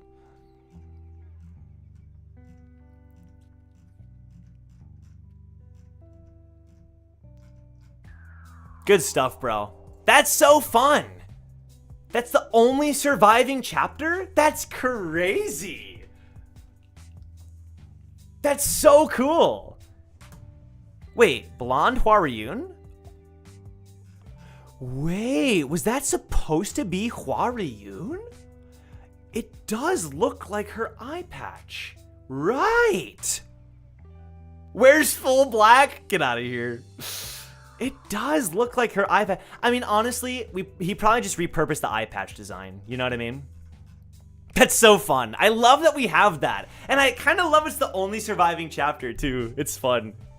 The other series do look interesting. Yeah. Peer-to-Peers, 2 chapters were interesting reads? I gotta check that out sometime. I didn't even realize these existed. That's so fun. Oh my god. Okay. Moving on to our next theory. Speaking of Hwaryun, Hwaryun is cursed. So this refers to what she said in season 3. I didn't take this as a literal curse, but I'm very curious what the doc is gonna say. Oh. okay. I love you, Yuriku. I ran out of time. It's all good. She said this, but what does it mean? Let's move on. No. We can talk about it for a second. It is interesting because, again, we were kind of running out of time in the stream ourselves, so I'm not going to look up the chapter. But yeah, she says, you're going to blame me, the curse of the Red Witch, V. She calls him V. It's super weird in season 3 during the Sprout.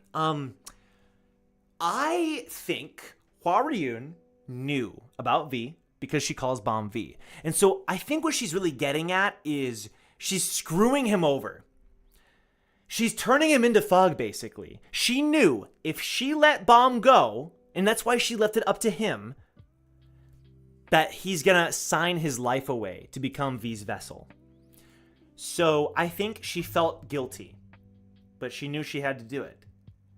I think she was one of the only people that were aware of the truth. And I think this is why she was calling him God so much.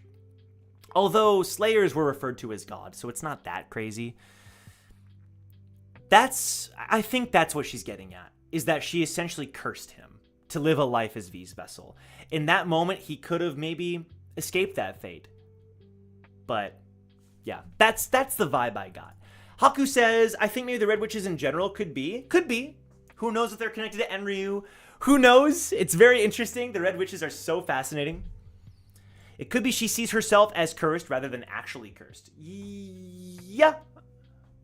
I think I get what you're saying. So maybe she's burdened. I see. Yeah, maybe she's she's cursed by somebody. Yeah, I don't know. If Hwaryun makes it to the top, would she be a ranker? Yep. She would, for sure.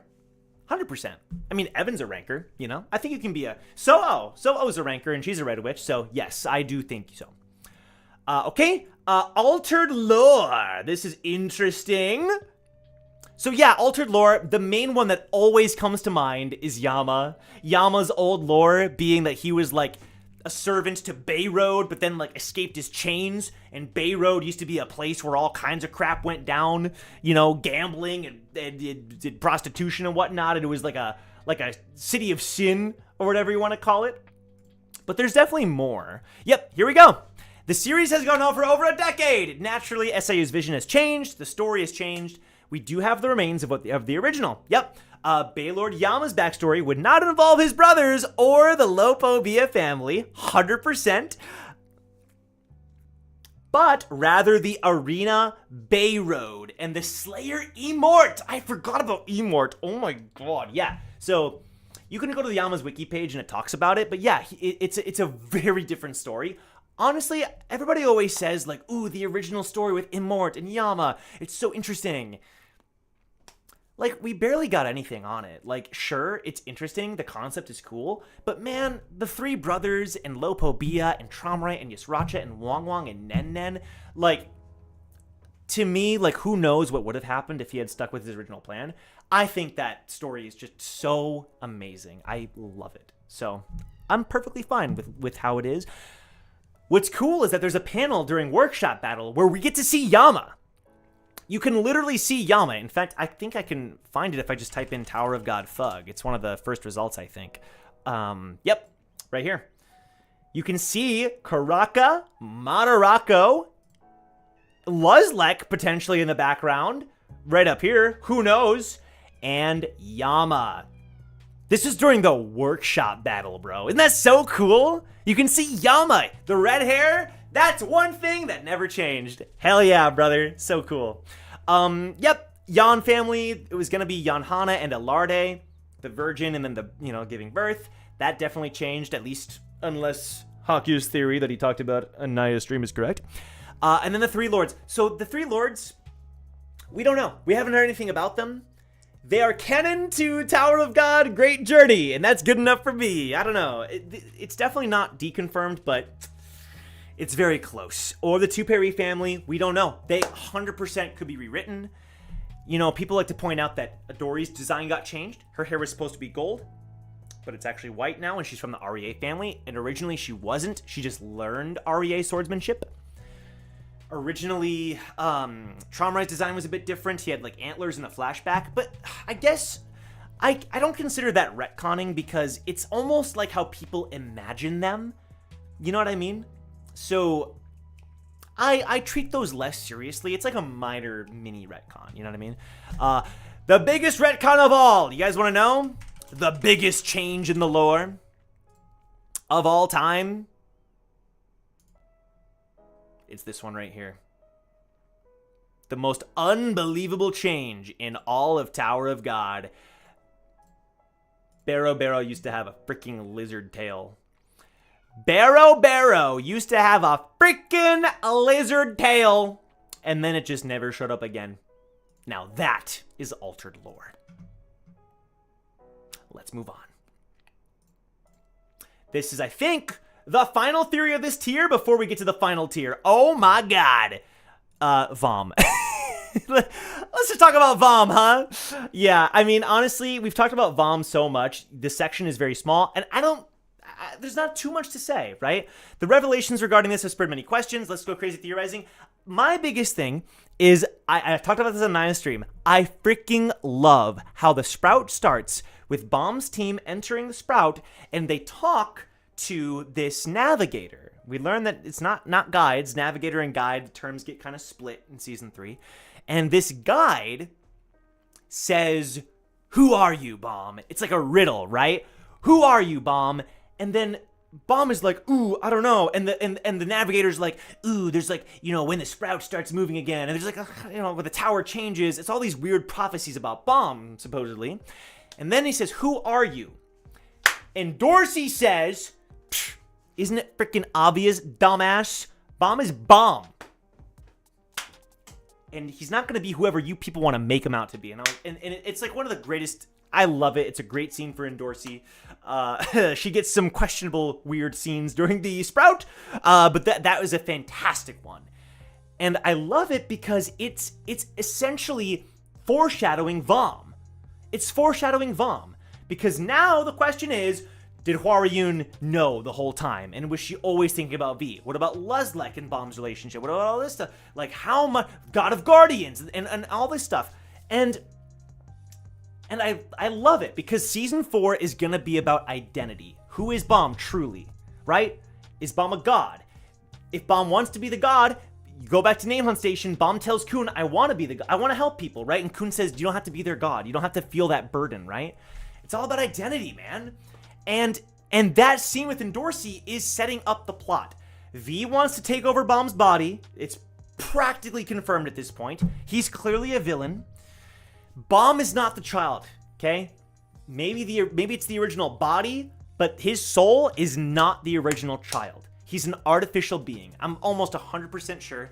Whether it's outside God juices or whatever, he is not the original child. That's why Garam's story is so vague. And so, it's going to be about, who am I? And Dorsey was right. You are Bomb. You don't have to be anything else. You are just Bomb. Our friend, the person we know, right? You don't have to be, ooh, you're V, or ooh, you're the child of the prophecy. No, you are just Bomb. Period. That's it. That's it. And so that's kind of my main takeaway. I think season 4 is going to be heavily focused on V and Bomb. I think it's going to be very interesting. So he's going to have a lot of time to think about it with the hiatus. And I'm telling you, man, post-hiatus SIU is a legend. I don't know what it is. SIU takes a break and he comes back on fire. So I'm very excited. I also don't think Isos Ademone is going to be like too cliche. I think there's going to be something interesting there. That's just my gut feeling. I feel like SIU wouldn't just randomly have another bomb doubter like Lilial. I don't know. We'll see. It reminds me a lot of Lilial, because that was how the last hiatus ended, with Lilial being like, ew, he's so weak. It's the same thing. I don't know. It's interesting. It is interesting. I've been talking for freaking like 6 hours. My jaw hurts. V. Ah, yes, Haku is a great point here. V the Father, Viol the Son, and Bomb the Holy Spirit. 100%. Yeah, so it's SIU loves his religion, or religious references, I should say. And I do think that is another one. Bomb was born on the 25th. Need I say more? Let's move on. Okay. Oh boy. We've made it. Bum, bum, ba. The bottom tier. Oh god. Cower in fear of SIU's wrath. I love this image. It's so peak. We have the final theories, everybody. Oh my god. Wait, these are some peak ones. These are peak. I love these theories because they're so stupid. They're so dumb. Okay, some of them are fantastic and I believe them, and some of them are bat crap crazy. So to keep the stream family friendly, if you will. Listen, you never know who's watching. Okay, guys, we're starting off strong. This is a classic. This is a classic. At this point, it's so classic, I want it to be true with all my heart and soul, bro. Sorry, why did I say Bomb? Traveler is freaking Enryu. No, Yurikyu is not giving this theory enough credit, bro. What the hell do you expect me to say? It's an old dumb troll theory. Nah, bro. Come on. Enryu and Traveler. There's so much here. There's so much, bro. I'm telling you, it's definitely true, right? Oh my god. If you search Enryu, I'm telling you, I just googled Enryu TOG, one of the first results. Enryu's secret identity is what it's called. Dude, this is a popular theory. I'm telling you it's popular. I'm telling you. Is there any evidence for this? No. Aside from SIU weirdly keeping Traveler relevant to a very strange degree, if this theory turns out to be true, I will die of happiness. Like, it'll make my life. You know what I mean? What are the odds I give it of being real? Like 0.1%. Like 0.1%. That's not nothing though. It's not nothing, but like dude, it would be so amazing. Like, you've never heard of this theory, Keo? This is a classic. This has been around since like I've been a part of the community. This is a classic theory. This theory is so classic. I think people are just weirded out by Traveler. I honestly think that's it. People are like, why does Traveler exist? And so they try to make it make sense. That's the only... People also compare Traveler to Ichigo. I don't know, bro. Like, obviously, I don't think it's real, but I think it's kind of funny, and so I choose to believe it, even though, like I said, there is a 0.1% chance it's real. There's literally no other evidence. There's not a single other point of evidence, aside from, like, Enryu just not being a part of the story, which is kind of weird, but like, I don't think he needs to be. He's a lore character. I don't think he needs to be a part of the story. We have Yurik to handle that slot of the overpowered irregular. You know what I mean? Okay, next. Ooh, okay, this is the one that I was thinking when I said I believe it. Blue Thrissa equals Blue Flame. So, when we first saw V in the Trauma and Gusting flashbacks, he's walking out of the God of Guardians Revolution, right? Looking all jacked, posing for the camera, you know? Looks just like Bomb. In fact, I gotta pull up this chapter because at this point, we just gotta look at it. This theory, I believe it.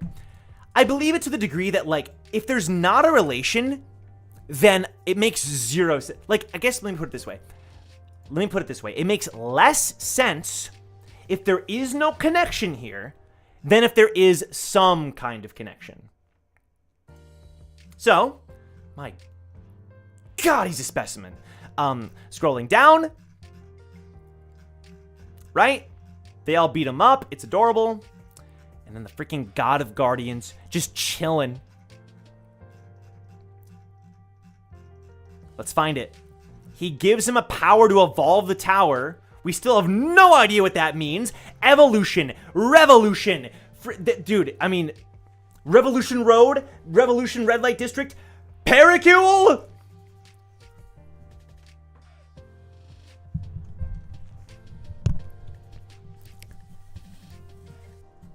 Dude, if this is not a thing, why the frick am I looking at Blue Thrissa right now?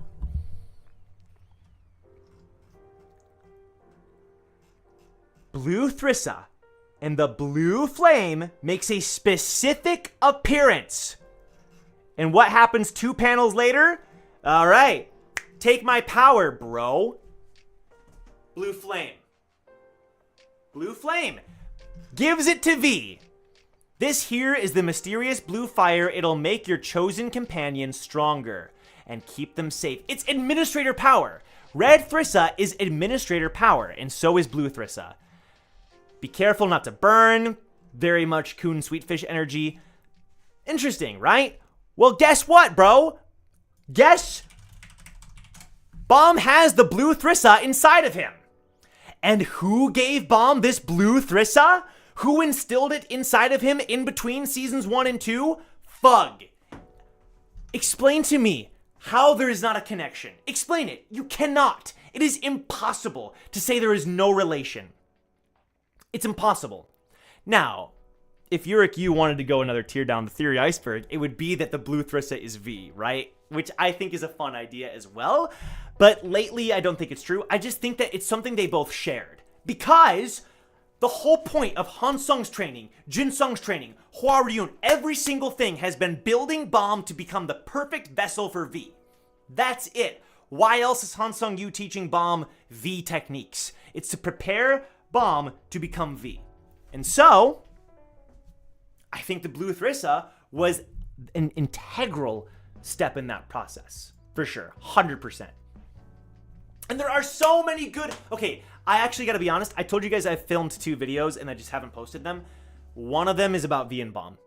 And so there's so many weird things about Blue Thrissa. So many lines that he says throughout the series that are just bizarre. And it actually makes a lot of sense if V is a factor. So look forward to that. I gotta make that freaking video. Okay, I gotta edit it, I should say. The editing process always slows me down, but I filmed the video and I can't wait to talk about it because I think there's something there.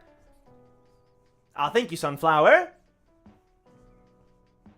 Yeah, I think this one's definitely... I think this one's gotta be true, for sure. I think you could put this one a little bit higher in the iceberg, but like, it's fine. It's a good place. Okay. What's next? The tower's weapons. This is freaking cool. Yes. So, of the tower's weapons is a book by Ashul Edwaru. Who is Ashul Edwaru? The creator of the 13 Months. Yep, 13 Months creator made a book. And you can, oh my God, I forgot you can read the first chapter. You can literally read the first chapter of the tower's weapons. Dear readers, a long time ago, Jihad came into the uncivilized tower and taught the inhabitants civilization and rule. This place is too boggy. Oh my god, I forgot this was a thing. Oh my god, I forgot this was a whole thing. For us, who were born and raised inside the tower, this confirms Ashura is a tower native. It is a statement that makes no sense, but for the people outside, they know. Surprisingly, there's no Shinsu in their world, and something called air. Dude, is Tower of God an isekai? I'm telling you, is Tower of God an isekai? I've never seen air, but I have found out commonalities and differences between air and Shinsu. First, they both let beings breathe, and they both flow constantly. Fish, gills, underwater, pressure, sorry. In Shinsu's case, it's more like a gas, and more like liquid when in high concentration, but it seems air is not liquefied, even in high concentrations. This turned into science class. The second is the circulation. The circulation of Shinsu is very fluent, but there is no common law. And the movements are all different by the floors. Yep, floor change, but it is said that there are set laws in the circulation of the air. I want to study more, but the research is slow because none of the irregulars I've met are knowledgeable. Yep.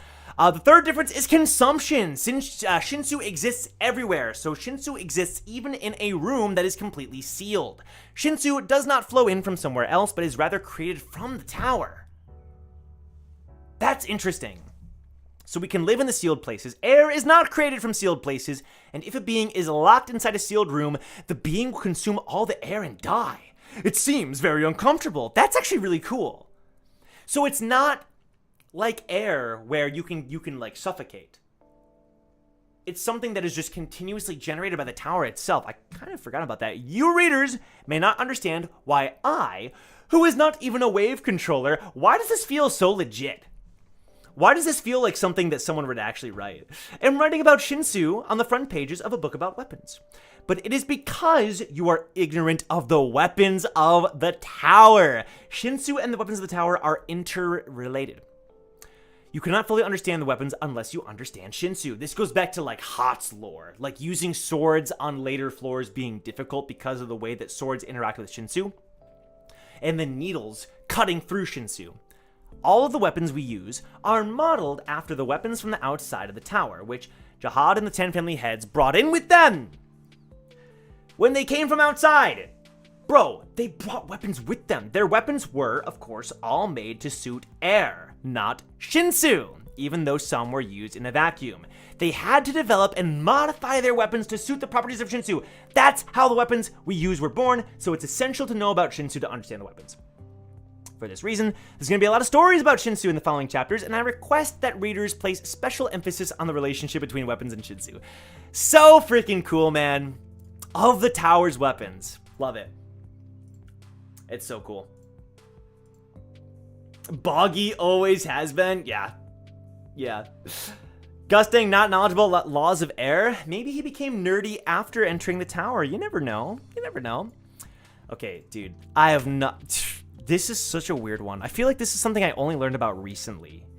Did you guys know that Lauro has a freaking tattoo? Look at this. Also, how is he so jacked when all he does is sleep? Can someone explain? In chapter 146, during workshop, they're resting, and in one panel, we see shirtless Lauro, and there's a tattoo. So here's my thing. I think next, in season 4, we're gonna get Yan family lore, and we're gonna get Eurasia family lore. We've gotten a lot of hints towards Blossom, and a lot of hints towards Irong and the Yan family. And I think the Eurasia Dream Irude stuff that we got during Hidden Floor and earlier, I think it's going to come into play. And I think Lauro as well. Am I coping? Probably. But what I also find interesting is that Lauro uses a scythe. If you don't know this, he can turn his Shinsu into a scythe. And the mobile games expand upon this. It's only one panel we ever see him do this when he fights Beta alongside Bomb. But the mobile games make him like a sleeping Grim Reaper, the way they use his scythe. It's badass. So maybe it's a symbol of a skull. Who knows? It's cool, though. It's a really cool theory. I mean, it's a cool thing to speculate on, I suppose. All right, y'all. Axis. Listen. Yeah. who knows? This is another thing that's like, who knows what's going to be canon by the time this series ends? But let's see here. An axis is the power system of SIU's universe, the Tails user story.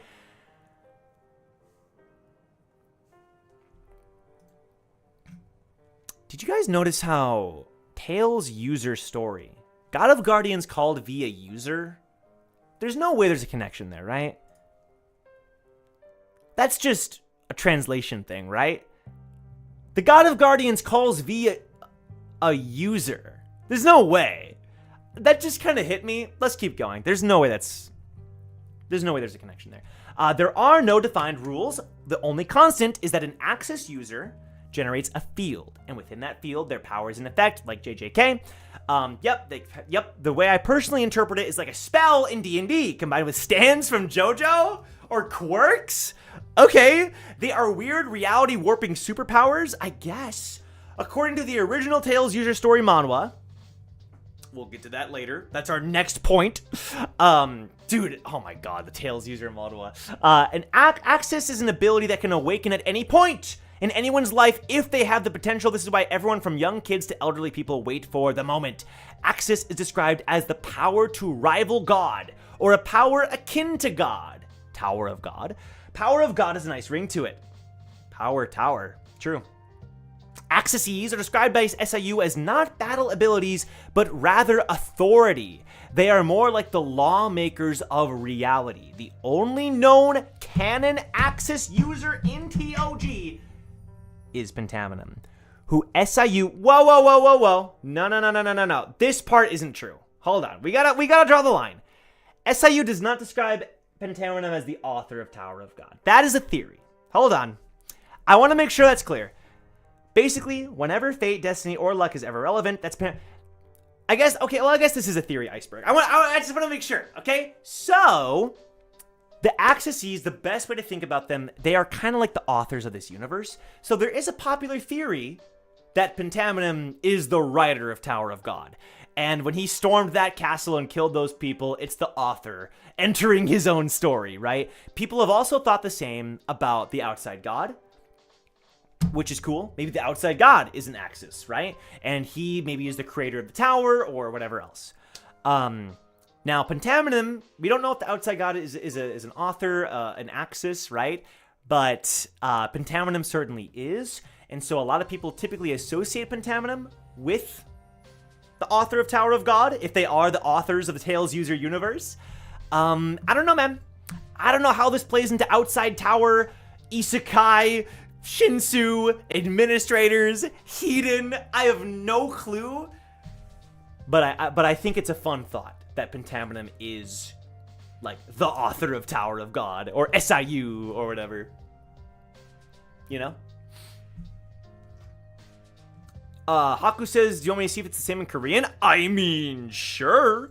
I find it very interesting that they use the term user to V. Seems very specific. What if it's meta and SIU is the axis? Totally, right. I mean, it kind of seems that way, right? We know two axes, Pentaminum and Paracule. Hell yeah, brother. Yeah, I kind of forgot all this lore about power awakening. It seems very isekai, you know, normal person gaining that. I honestly think it's just a fun idea that, like, this axis power is just you writing a story. Like, when you write a story, those characters are real. I'm not kidding. Think about it. Are there truth values that you can give to characters? If I told you Sherlock Holmes is American, am I lying? Am I right or wrong? I'm wrong, right? There are truth and false values to characters, right? It's just a different reality, dude. When you write a story, those freaking characters, they exist in their own reality because there are truth values you can give to them, right? Therefore, if you are an author and you make a story, congratulations, you're an Axis, bro. I don't know what to tell you. That's just how it goes. That'll make the rules. Let's move on. Good stuff. Okay. Tails user manhwa. Yeah, okay. So I don't actually know that much about this. I've seen a lot of panels from this original Tales user story manhwa, and I'm curious what we have concocted here. So, you remember how before TOG chapters, they would have that black title card with Tales user story by Slave in Utero. Yep. The TUS is the expanded universe SIU was working on. Keyword was, we don't really know what the status is now. All of his best challenge works were part of this universe? That makes a lot of sense. So all the stories we saw up here, these were all part of the same universe. That's actually so cool. Let me see. There was also the main manhwa TUS is based on. This manhwa was long deleted. Yeah, this is like an ancient text, bro. Oh man, you can still see though ancient like old drawings of this original manhwa. They're deleted from the original archives. It shows us the world of Axis and may or may not shed some light on the tower. Bro, Tower of God is so mysterious because we don't really have the originals. We have pieces. We have bits and pieces. Oh my god. If you look up like Tower of God Ranker, you can see the original concept. This is like old Tales user story art. Slave in Utero, High Ranker.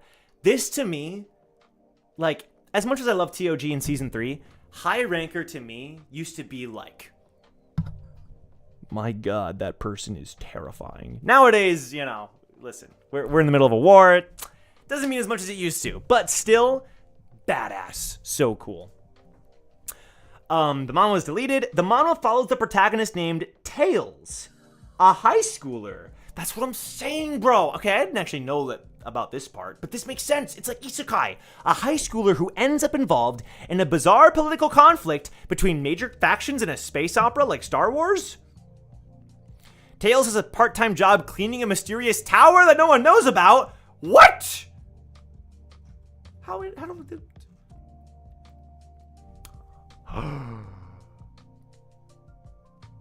The lecture is finished. I fell asleep. Tails user has been enrolled for the Axis class for ordinaries. Hey student, you sure do have some nerve for sleeping in class. Louis McDonald, one of the few friends of Tails. What the hell? I've never seen this. Am I a fake fan? Why don't you give up too, user? Might be better if you take other classes more. No way. I will never give up.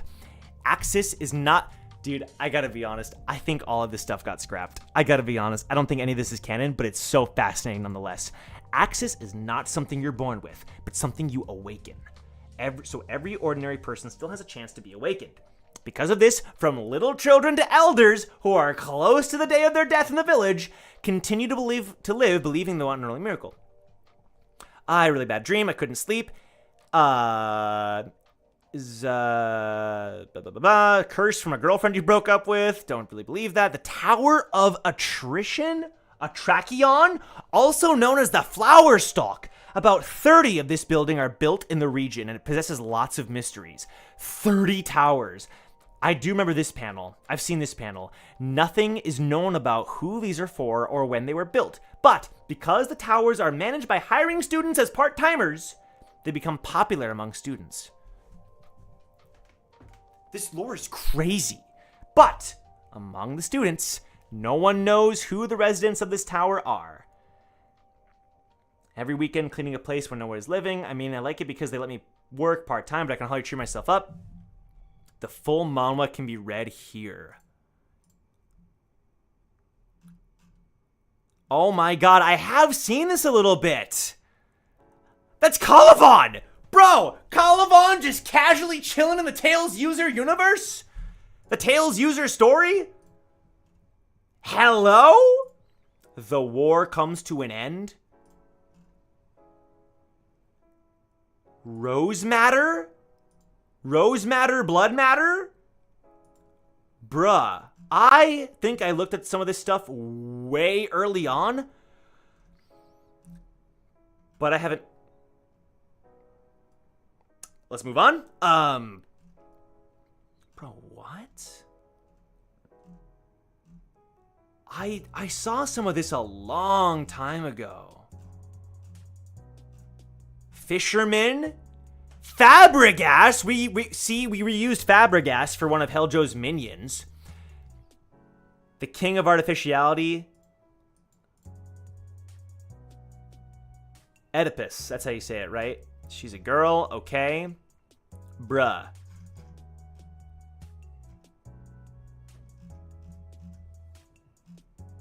Fascinating. So fascinating, man. Thank you for including all of this, Yurikyu. So cool. This is like fascinating lore. Fascinating lore. Again, I don't think any of it's canon anymore, but like I'm intrigued. And if you guys want to check it out, the doc is in the description. Okay. Okay, guys. I got news for ya. I got news for ya. You're about to get grommed. You're about to get grommed, and I cannot help it. It is not my fault. If your computer starts lagging, it is Grom. Grom is the most powerful character in the Tower of God canon. He may seem like a brutish ranker serving Karaka, but he actually displayed his power on March 9th, 2025, when he exerted his power over the internet during Dr. Bonehead's community tier list. Since Grom has power in our world outside the story, he could be considered stronger than an Axis. It's true. Listen. This is fake, right? Wait, what? Grommed to have your device... To have your device, life experience, day, night, dreams, emotions, mood, fate, or internet connection assaulted by the Tower of God character Grom by Slave in Utero. Yurikyu, this is so peak. Oh my god, this is so peak.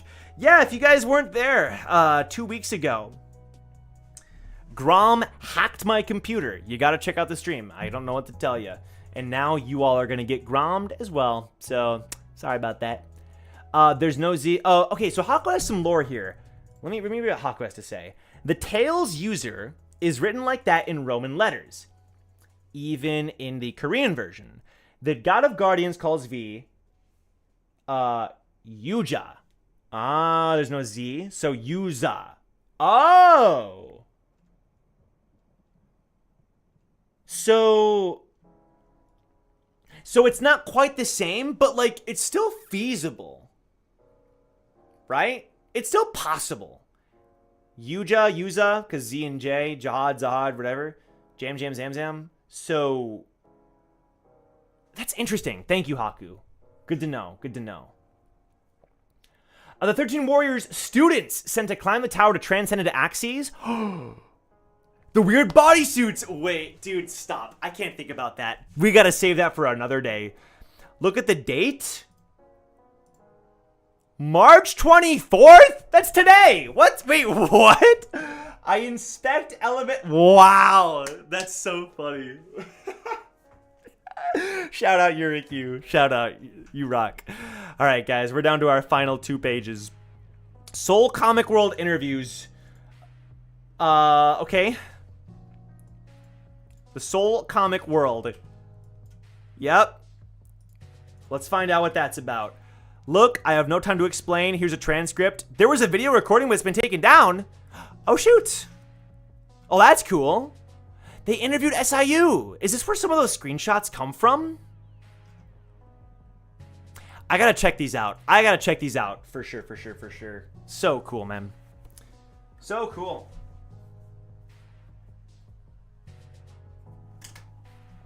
Okay. I'm just taking a lot of notes. Don't mind me. And then, finally, here we go. Guys, we have made it to the end. Thank you for... I do want to check out the Soul Comic World, but like... World, but it's so late. It is so late. We're going to end with Tower of God manhwa. Pull it up! So what is this about? There it is. Well, remember the Challenge League version of Tower of God? Yes. Yes, I do, Yurikyu. There was another draft before that. It was done in black and white. It looked a little more like a manga in composition. Huh. There is very, very, very little known about this draft. Oh my god. Only 2 images? I personally have heard that Anak was originally a human? but no one knows. It's all speculation. Besides that, the biggest difference seen here is instead of the white steel eel, the first enemy Bomb faces is a menacing golem. This was also stated by SIU, but I genuinely have no idea where. Hell, this could be fake, but I don't think so. The style and line work feels like SIU. Nah, this is real. I am repeating myself, but this tower is really dangerous. A girl being all alone does worry me, but a poor girl. But look at the golem. It would be a bit hard for you, a child, to defeat that monster. If you are afraid, you can give up. You have to save yourself first, don't you? Sometimes giving up is wise, child. Huh? Dude, this is so close to what we have. Welcome to the tower, child. And that's it. Holy frick. Thank you all for editing, submitting, and thank you, Joe, for what you do. I'm going to rest. I hope I blew a few minds today. Yurik Yu has been working on this non-stop for weeks, but especially the past few days. Like, just messaging me, updating me. Holy frick, bro. Look at all these sources.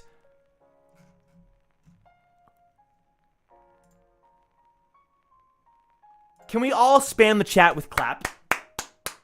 With clapping emojis? Because, oh my god, Yurik Yu, that was like the most well-researched Tower of God like anything I've feel like I've ever seen. Thank you so much for that. So cool.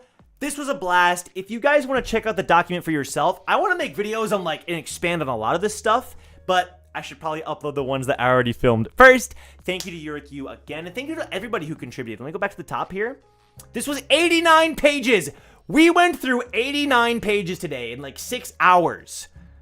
Yurik Yu, Nandita P, Polar Bear Will, Noxtol, Mariat, Ivan Tadai, our Bubbly Sky, Text Recon, and Felcor. Thank you so much, especially to Yurik Yu. Freaking legend. Absolute legend. This was a blast. This was so much fun. I'm sure you're tired, Yurik Yu. Your brain hurts. Yeah. I mean, my brain hurts, and I just reacted to it. I can't imagine putting it together. And thank you to the mods as well for being here. So much fun. I learned a lot. That was so cool, man. Oh my god. I can't wait to talk more about some of this stuff. And yeah, guys, well, I guess the sad part and the cool part, yeah, this was like seriously, the research here was insane. The cool thing is, I guess the sad thing is, guys, this is our last Tower of God Sunday. Until SIU comes back from hiatus. Unless something changes, this is our last Tower of God Sunday. Because, and what a way to end. This is such a fun way to end our Tower of God Sundays. Because, starting next week, we're going to start reading Omniscient Reader. Starting next Sunday, be there or be square. I'm starting from the beginning, even though I've already read the first few arcs. That was a long time ago.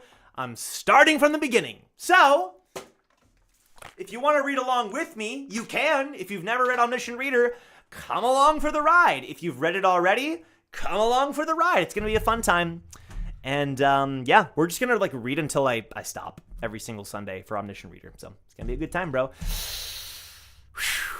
Yeah, man. Will this VOD be available? Yes, I am not deleting it. Yep.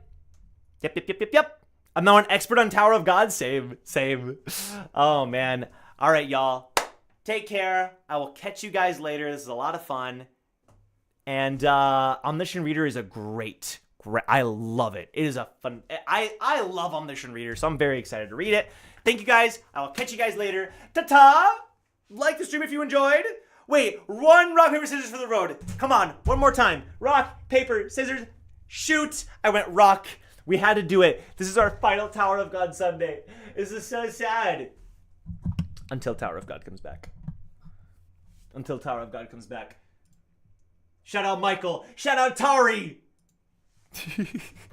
I snuck up on you guys with that one.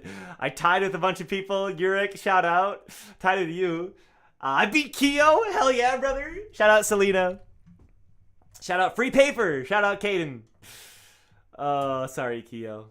Wow, Keo and Polar Bear Will, the only scissors. This is a lot of fun, guys. Take care. I'll see you guys next time. Peace. Bye-bye.